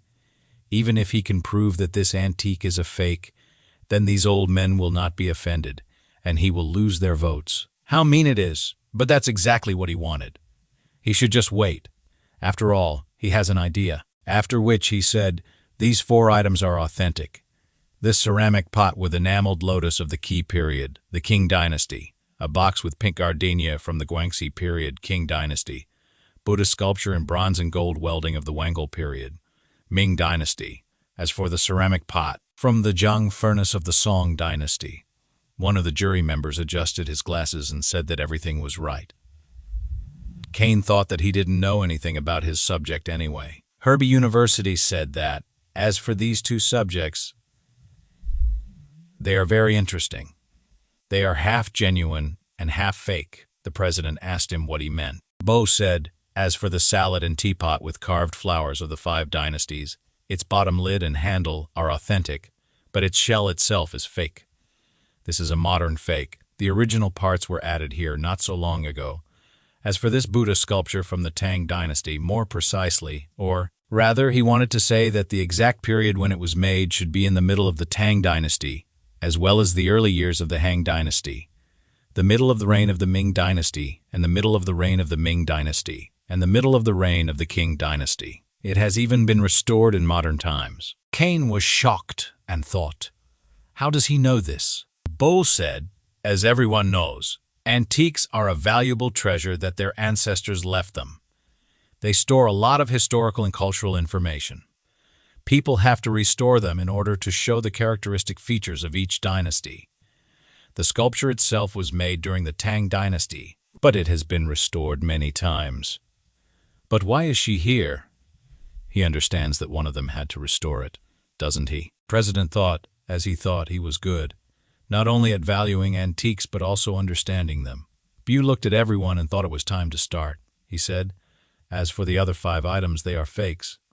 One of the jury members asked what he was talking about. What other fakes? Bo said, yes, that's right. All 5 are fakes. The vice president told him that it would better not to joke. These items are our collections. If you consider them to be handicrafts, then you must show us the evidence. Bu asked, what is the evidence? Cain seized with anger and said that it was so. He is obliged to show them irrefutable evidence. Otherwise, his words are just an empty place. Bu said, of course, as they wish. The vice president chuckled and thought that the only proof is inside the porcelain. It is impossible to prove without breaking it. He dared to break the vat with the 9 dragon patterns just because she was protecting him. But will he dare to repeat the same thing here? He can't do that, can he? But then Bu broke the vase. Cain couldn't stand it and started shouting at him, asking if he was really crazy.